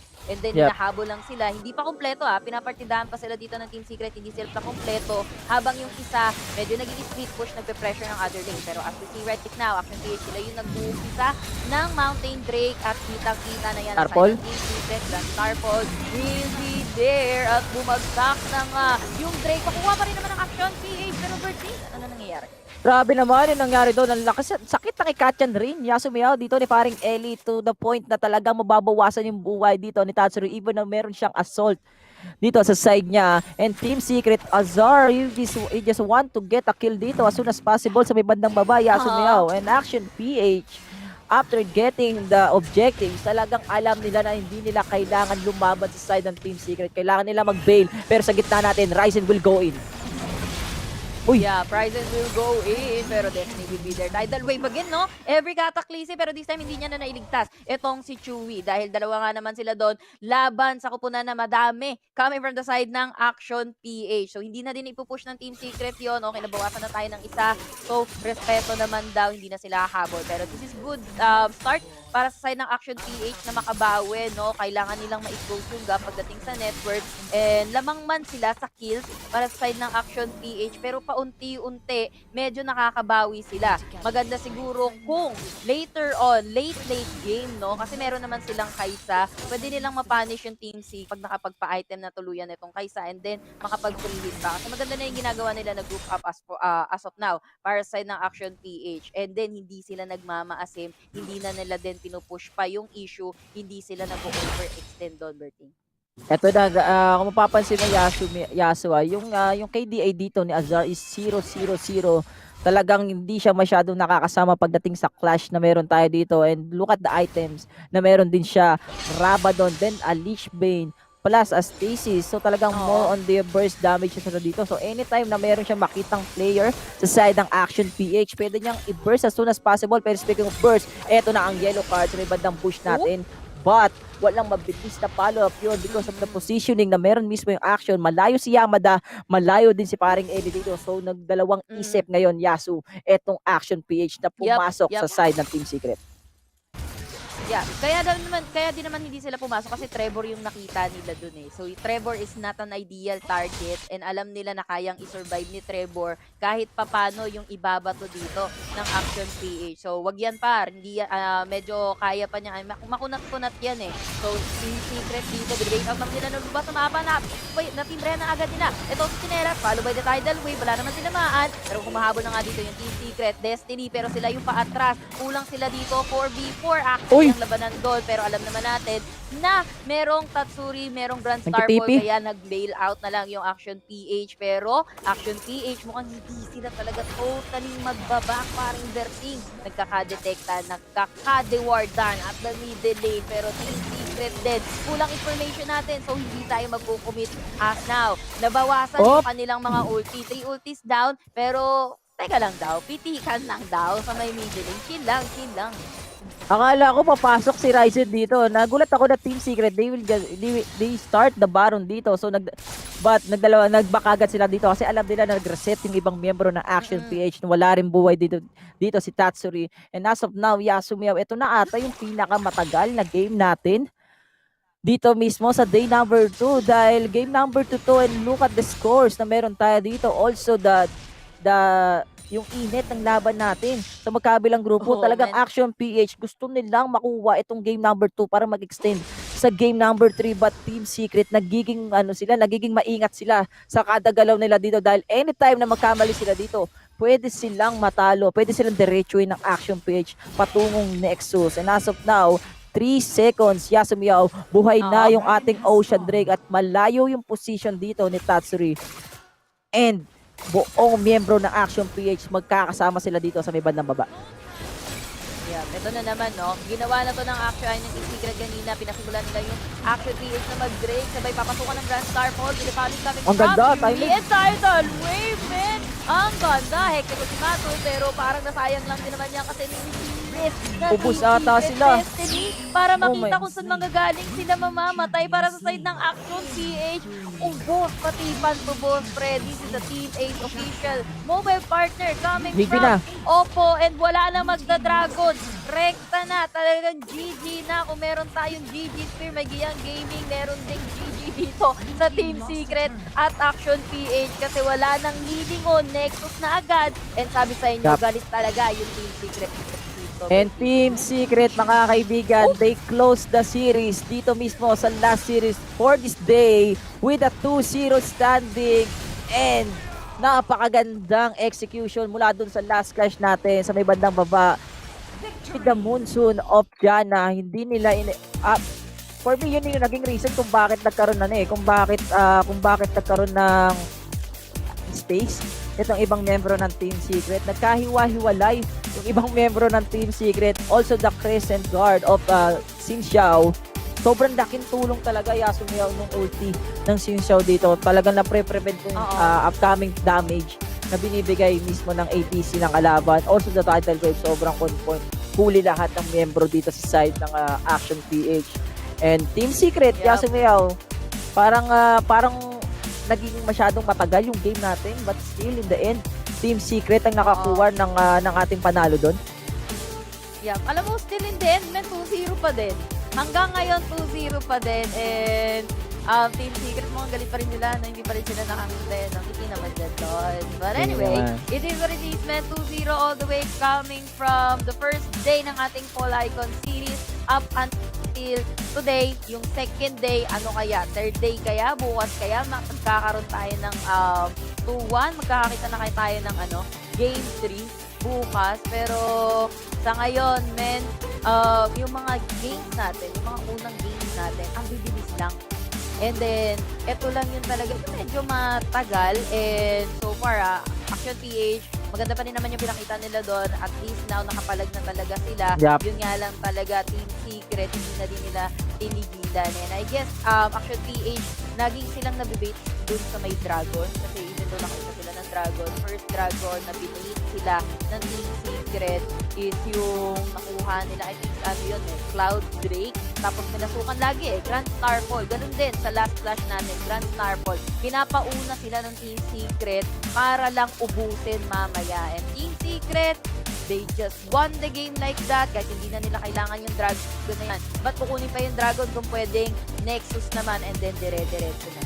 Yup, and sobrang init ng laban natin. Hindi natin alam kung sino yung lalaban. Yung una, Action PH, they have the advantage because of the positioning na meron mismo si Tatsuri. Minsan nagkakaroon tayo ng clash between Team Secret and Action PH sa iba't ibang position ng mapa natin.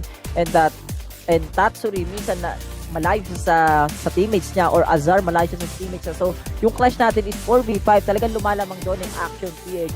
Pero pagdating ng mga late game, super late game na sumasama na si Azar, doon na nahihirapan yung Action PH na pumasok kasi alam nila yung threat na binibigay ng isang akali sa ganong klaseng game. And we know naman with the Rabadon plus the Lich Bane item, talagang ang sakit ng burst. And there you go mga kaibigan, our Oppo A94 play of the game for the game number 2 para dito sa day number 2 of the group stage of fall season. Nakita mo yung rotation, also yung init ng laban na magkabilang grupo. Yasu, ito yung clash natin sa may bandang Dragon Lane, the Respo sa magkabilang grupo, also sa may taas natin, the Crescent Guard.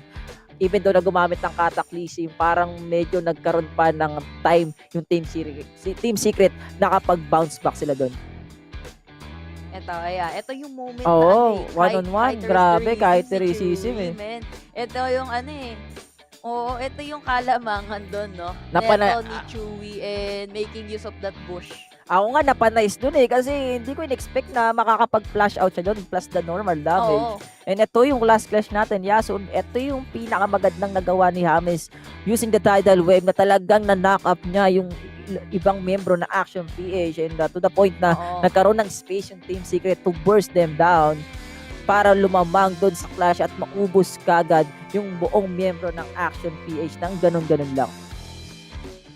Yep, indeed. Si Chewie ang ating magiging master of the match para dito sa ating second game and the last game for today. Ang gamit niya is si Lucian with KDA 7.0, kill participation na 44%, GPM na 873, DPM na 1,243, and DTPM na 570. And ito yung kaninang hinahanap ko na build, no? Kay Lucian, pero since nga yung Lucian kanina neto ni Azar nasa Baron lane, he went for a Black Cleaver instead of IE. Pero if you are a Dragon lane na Lucian, ito talaga going for this build talaga na Lucian, Bork, IE, and probably Executioner's Calling para mortal reminder later on, and then probably Static Shield yung isusunod niya. I mean, Rapid Fire Cannon, if I'm not mistaken, kasi kailangan niya din nung range sa isang Lucian. Pero it is what it is. Since kahapon, 2-0 tayo hanggang ngayon. Bukas kaya, 2-0 pa din. Ano sa tingin mo, Bertie? Grabe yung game natin. Day number 1, lahat ng series 2-0. Day number 2, 2-0.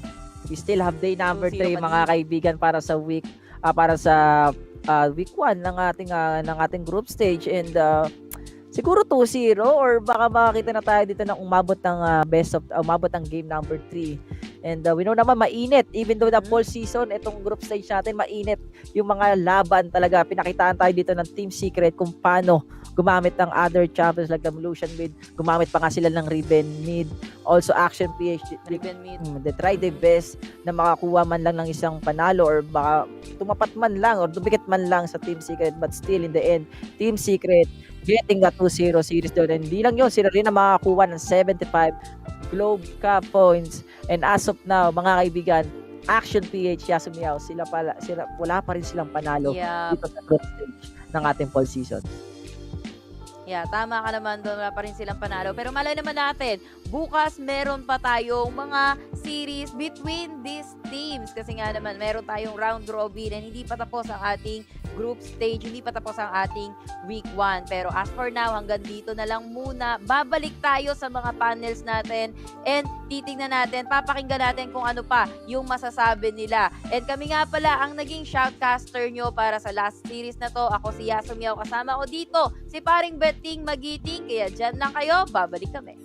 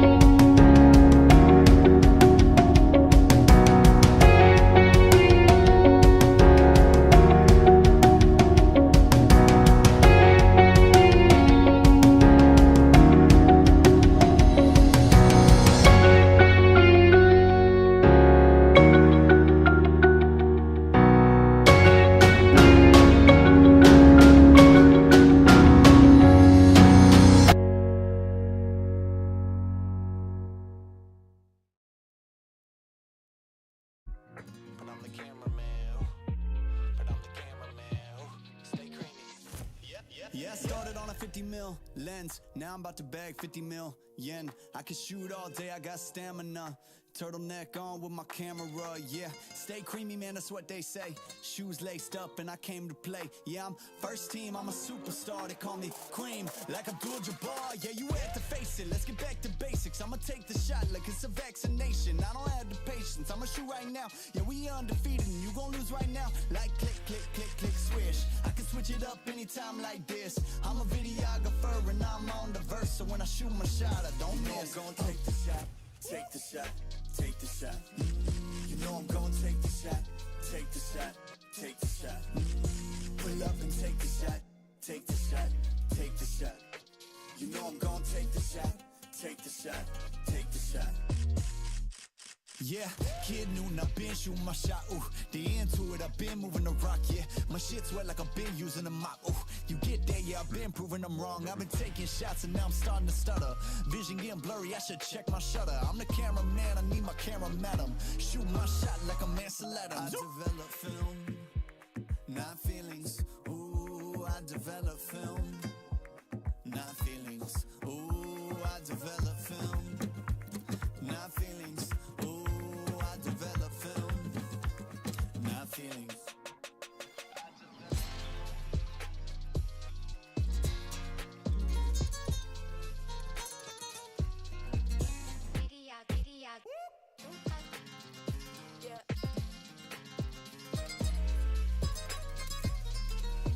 You know I'm gonna take the shot, take the shot, take the shot. You know I'm gonna take the shot, take the shot, take the shot. Pull up and take the shot, take the shot, take the shot. You know I'm gonna take the shot, take the shot, take the shot. I develop film, not feelings. Ooh, I develop film, not feelings. Ooh, I develop film, not feelings. Ooh, I develop film, not feelings.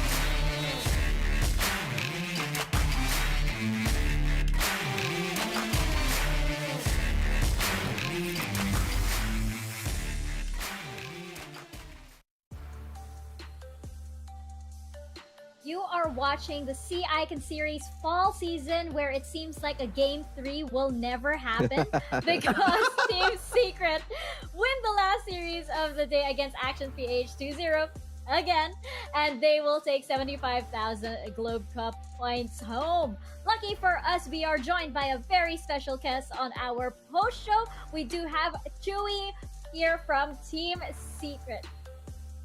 Chewy, thank you so much for joining us, and congratulations on Team Secret's win.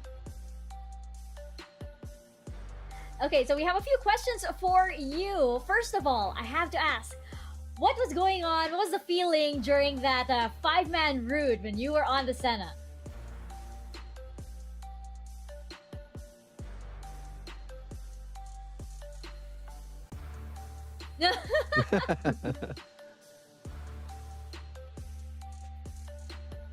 And then you thought it was pretty cool.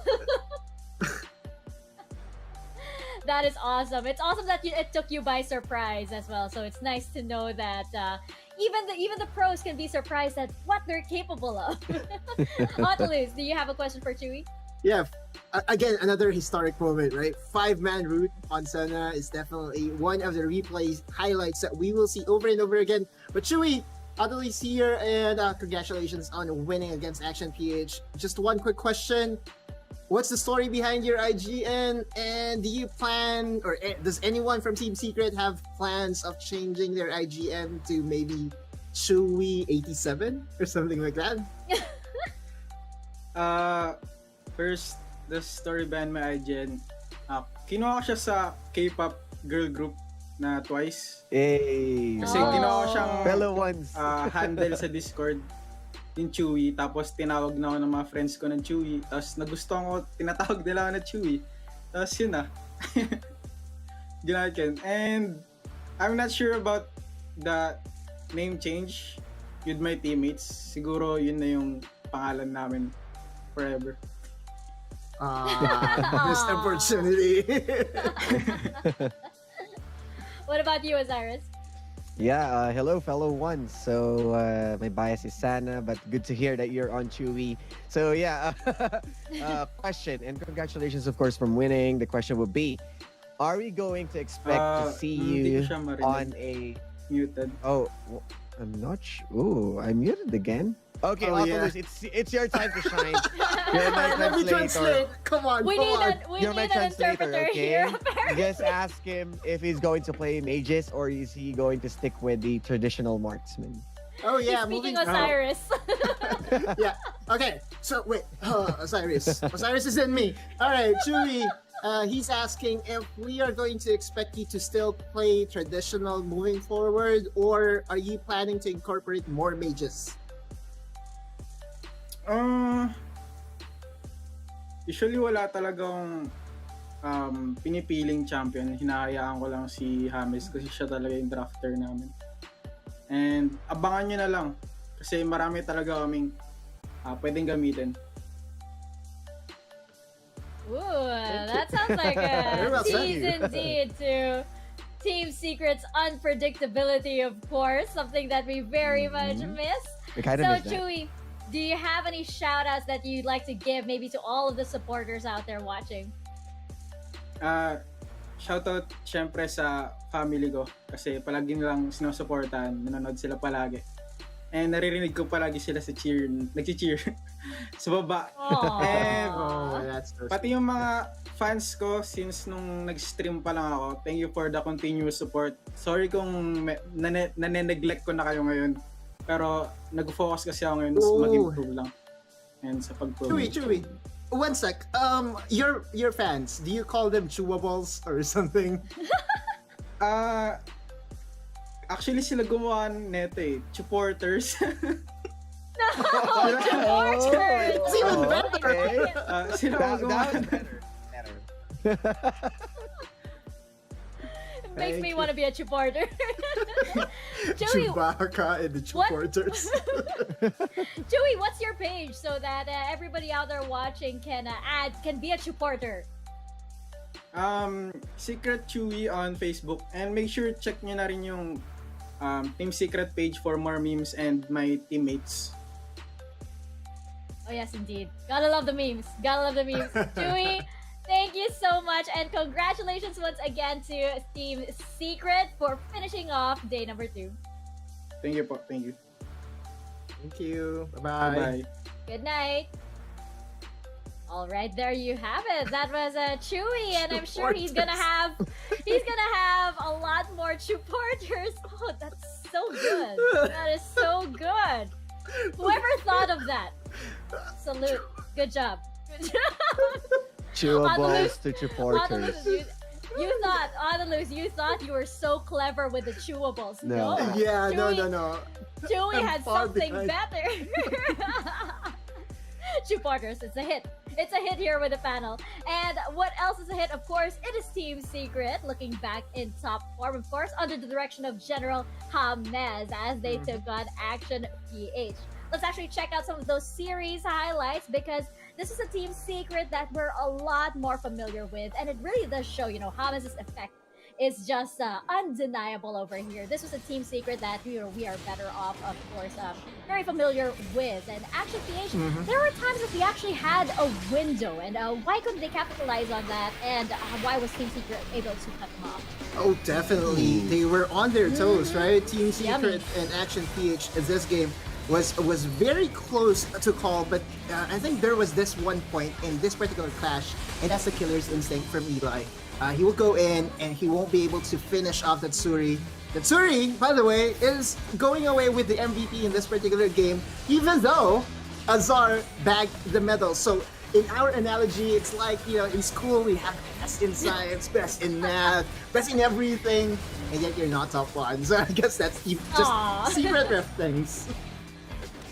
Yeah, and sit down, Oculus, because I know that Satsuri is the real MVP. I know, I'm just kidding. Well, they did really function. Everyone really on game 1, this is the team secret that they wanted to see.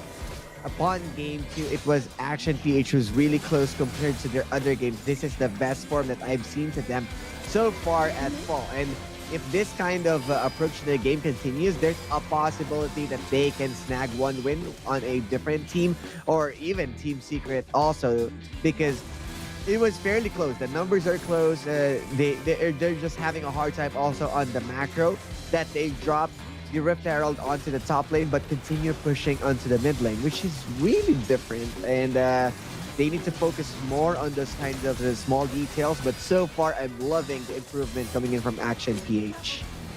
Yes, definitely. It shows that, they've really changed from the summer season. They really have grown. And the fact that they can take a match like this to Team Secret and call it this close, I think that's pretty awesome on the side of Action PH. Almost there. Almost there. And Team Secret, once again, back in action. And, we are looking forward to all of those new strategies that Chewy did tease us with. That should be really, really exciting as the weeks go on and as more patches come into the Icon series as well. Of course, the game is continuously changing, and we do know that Team Secret is usually one of the teams that are on top of that. Let's take a look at our standings as they are at the end of day 2. Of course, we know that we have RRQ over here with easy 6 digits right away for Group A. That is 150,000 Globe Cup points. Liyab Esports and GrindSky Esports.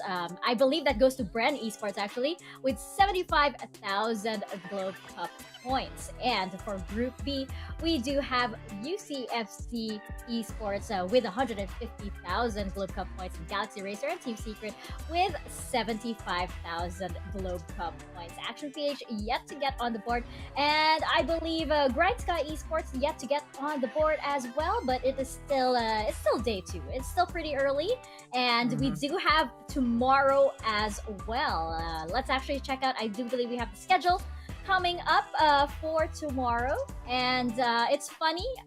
I know that it seems like I'm looking forward to all of Team Secret's matches, but there is an interesting matchup for tomorrow. Now I think these standings are where they should be. So we do have Action PH and GrindSky Esports yet to get on the board. They do have another chance tomorrow, of course, and the rest of the weeks that we have here at the fall season to improve, to learn what their opponents have in store for them and adapt. And of course, we have our eyes over here on RRQ and UCFC Esports. Panel, I have to ask you guys, is this kind of like what you expected? I mean, I know that we have all these new teams coming in for the fall season. Did you expect that it would actually be RRQ and UCFC Esports cementing their top spots here right on day 2 on the first week of the broadcast?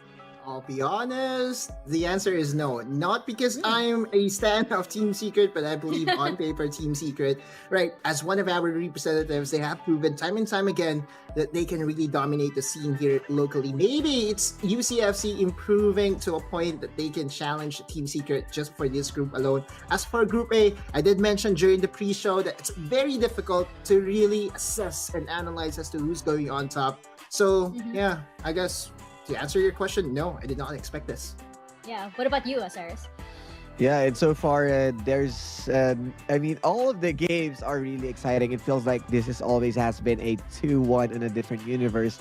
But so far, it was rating 2-0s, and then the top teams. That's what I didn't expect. They are somehow, they are somehow as expected with RRQ and Liyab just fighting on the top spot, and USC, FC, and JXR just trying to beat themselves out just to be the top of Group B. But so far, it's really convincing. Everyone really did show that they are deserving for their own spot. And again, the big question remains: are we gonna get a game 3? Maybe we will get a game 3 tomorrow. I have to ask you guys, which match? So this is the big question now. Which match do you think we're gonna be getting a game 3? Let's go. You know? All right. So what's on the menu? Okay, Bren versus Liyab looks very spicy to me. So I'm going to pick match number 2. Possible. We could have a game 3 there. Well, I wanted to go with UCFC versus Team Secret because this is the true test. It should be Team Secret with James, just to make sure that we know that UCFC is the deserving on that spot, making sure that they are sitting at top. Or is it gonna be the redemption for Team Secret? Yeah. I mean, I obviously, like, I look forward to all of Team Secret's matches. It's also because, like, of course, they're a little unpredictable. And the thing with Team Secret is that they basically symbolize the summer season, the status quo of the summer season. Yeah. And that's how we know that things are shifting. If somebody takes away the crown, or if somebody has the potential to take away the crown from Team Secret, then we know that, okay, fall, it's a different ball game now. It's a different thing. And we could be seeing, other Philippine representatives making it over to other events that will be throughout the year. Possibly even to Worlds. Who knows? So that's why I think it's very interesting to see Team Secret's matches. They're the symbol of the status quo in summer, and their fight against UCFC Esports, I think, will be interesting because they have this very brutalist style, and they're just bulldozing through everything. Yeah. Very interesting indeed. This fall season is quite a puzzle. And again, are we going to get a game 3? We're going to find out. So I hope you guys are following all of PPGL's official channels. We, of course, have PPGL on Facebook, on YouTube, on Twitch, and on TikTok. And, of course, we are active on Twitter. Once again, you guys can join the discussion. All you have to do is just post your thoughts, your comments, reactions, and use 2 magic hashtags. Hashtag #SeeIconSeriesPH and hashtag #DominateTheRift. We are also on Discord. Thank you so much to everybody who came out and joined us while we had our dinner, while we were checking out the matches. It was really fun to get to talk to members of the community. You can join in as well. Just hop on over there and join the PPGL community Discord. You can even hop in between different events. We got guests from different events coming on in, checking out the Icon series, and then we'll peep in and see other events that are happening. Of course, they're in a different Riot universe. And of course, for more info, as usual, check out www.wildrift-series.ph. Thank you, of course, to PPGL, the largest multi-game esports league in the Philippines. This is organized by Mineski Philippines and by Globe Telecom. You can reinvent your Wild Rift journey like never before. Level up your Globe Wild Rift game with Go 50 for 5 gigs for all sites, plus Go Play 10 for an additional 1 gig to play Wild Rift for 1 day or all day, every day. I mean, come on, guys. Be ready to live life at full speed as well with the Oppo A74 5G. Empower your daily gaming with a 5G connection, 5,000 milliampere mega battery, and 18 watts fast charge. Go for the twin streak and get the new Oppo A74 5G. At syempre, nandito din ang sikreto ng mga gwapong gamers. Kahit buong araw na naglalaro, hindi mukhang na-GG. Fresh pa rin at para fresh all day. Bring your clay game with new Master All-in-One Clay Face Wash. It cleans 99.9% of germs, controls oil up to 12 hours, and helps prevent pimples. All-in-one, bring your clay game with Master. Sikreto ng mga gwapo. And our new friend, our new sponsor, it's none other than Secret Lab. Help yourself to the best seat in the house from Secret Lab, outfitted with a built-in adjustable lumbar support mechanism, fully adjustable armrests, and super supportive patent-pending cold cure foam for maximum comfort. Helps you carry your teammates, I swear. Alright, so helping every gamer secure that is Secret Lab.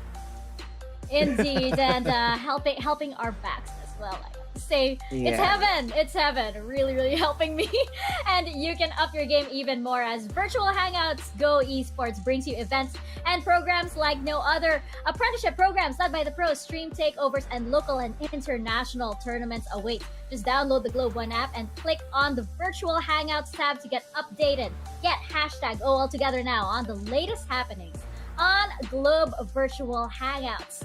That is a wrap on day 2, and we will see you back here same time, same place for day 3 of the Wild Rift Sea Icon Series Philippines fall season. Of course, presented by PPGL. We will see you guys tomorrow. We will find out if we'll eventually get a game number 3 here. Maybe on day 3 we'll get that game 3. For now, stay safe, stay healthy. Good night, and see you in the Rift.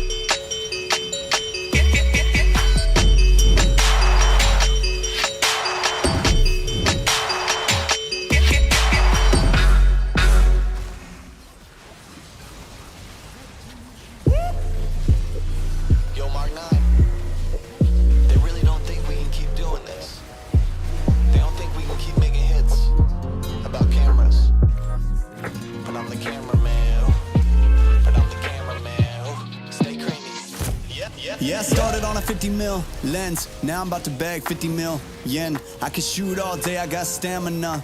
Turtleneck on with my camera, yeah. Stay creamy, man, that's what they say. Shoes laced up and I came to play. Yeah, I'm first team, I'm a superstar. They call me Cream, like Abdul-Jabbar. Yeah, you have to face it, let's get back to basics. I'ma take the shot like it's a vaccination. I don't have the patience, I'ma shoot right now. Yeah, we undefeated and you gon' lose right now. Like click, click, click, click, swish. I can switch it up anytime like this. I'm a videographer and I'm on the verse. So when I shoot my shot, I don't miss. I'm gonna take the shot, take the shot. Take the shot. You know I'm gonna take the shot. Take the shot. Take the shot. Pull up and take the shot. Take the shot. Take the shot. You know I'm gonna take the shot. Take the shot. Take the shot. Yeah, kid noon, I've been shooting my shot, ooh. The into it, I've been moving the rock, yeah. My shit's wet like I've been using a mop, ooh. You get there, yeah, I've been proving I'm wrong. I've been taking shots and now I'm starting to stutter. Vision getting blurry, I should check my shutter. I'm the cameraman, I need my camera madam. Shoot my shot like a Mansaletta. I develop film, not feelings. Ooh, I develop film, not feelings. Ooh, I develop film.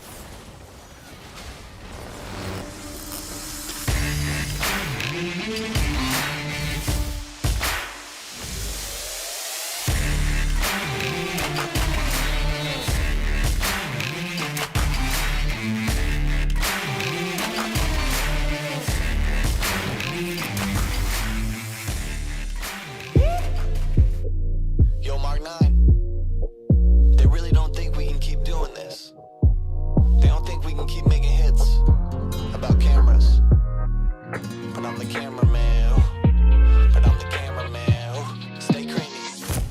Yeah, I started on a 50 mil lens. Now I'm about to bag 50 mil yen. I can shoot all day, I got stamina. Turtleneck on with my camera, yeah. Stay creamy, man, that's what they say. Shoes laced up and I came to play. Yeah, I'm first team, I'm a superstar. They call me Cream, like Abdul-Jabbar. Yeah, you had to face it, let's get back to basics. I'ma take the shot like it's a vaccination. I don't have the patience, I'ma shoot right now. Yeah, we undefeated and you gon' lose right now. Like click, click, click, click, swish. I can switch it up anytime like this. I'm a videographer and I'm on the verse. So when I shoot my shot, I don't miss. I'm gonna take the shot, take the shot, take the shot. You know I'm gonna take the shot, take the shot, take the shot. Pull up and take the shot, take the shot, take the shot. You know I'm gonna take the shot, take the shot, take the shot. Yeah, kid noon, I've been shooting my shot, ooh. The into it, I've been moving the rock, yeah. My shit's wet like I've been using a mop, ooh. You get that, yeah, I've been proving I'm wrong. I've been taking shots and now I'm starting to stutter. Vision getting blurry, I should check my shutter. I'm the cameraman, I need my camera madam. Shoot my shot like a Mansell Adams. I develop film, not feelings. Ooh, I develop film, not feelings. Ooh, I develop film, not feelings. Ooh, I develop film, not feelings.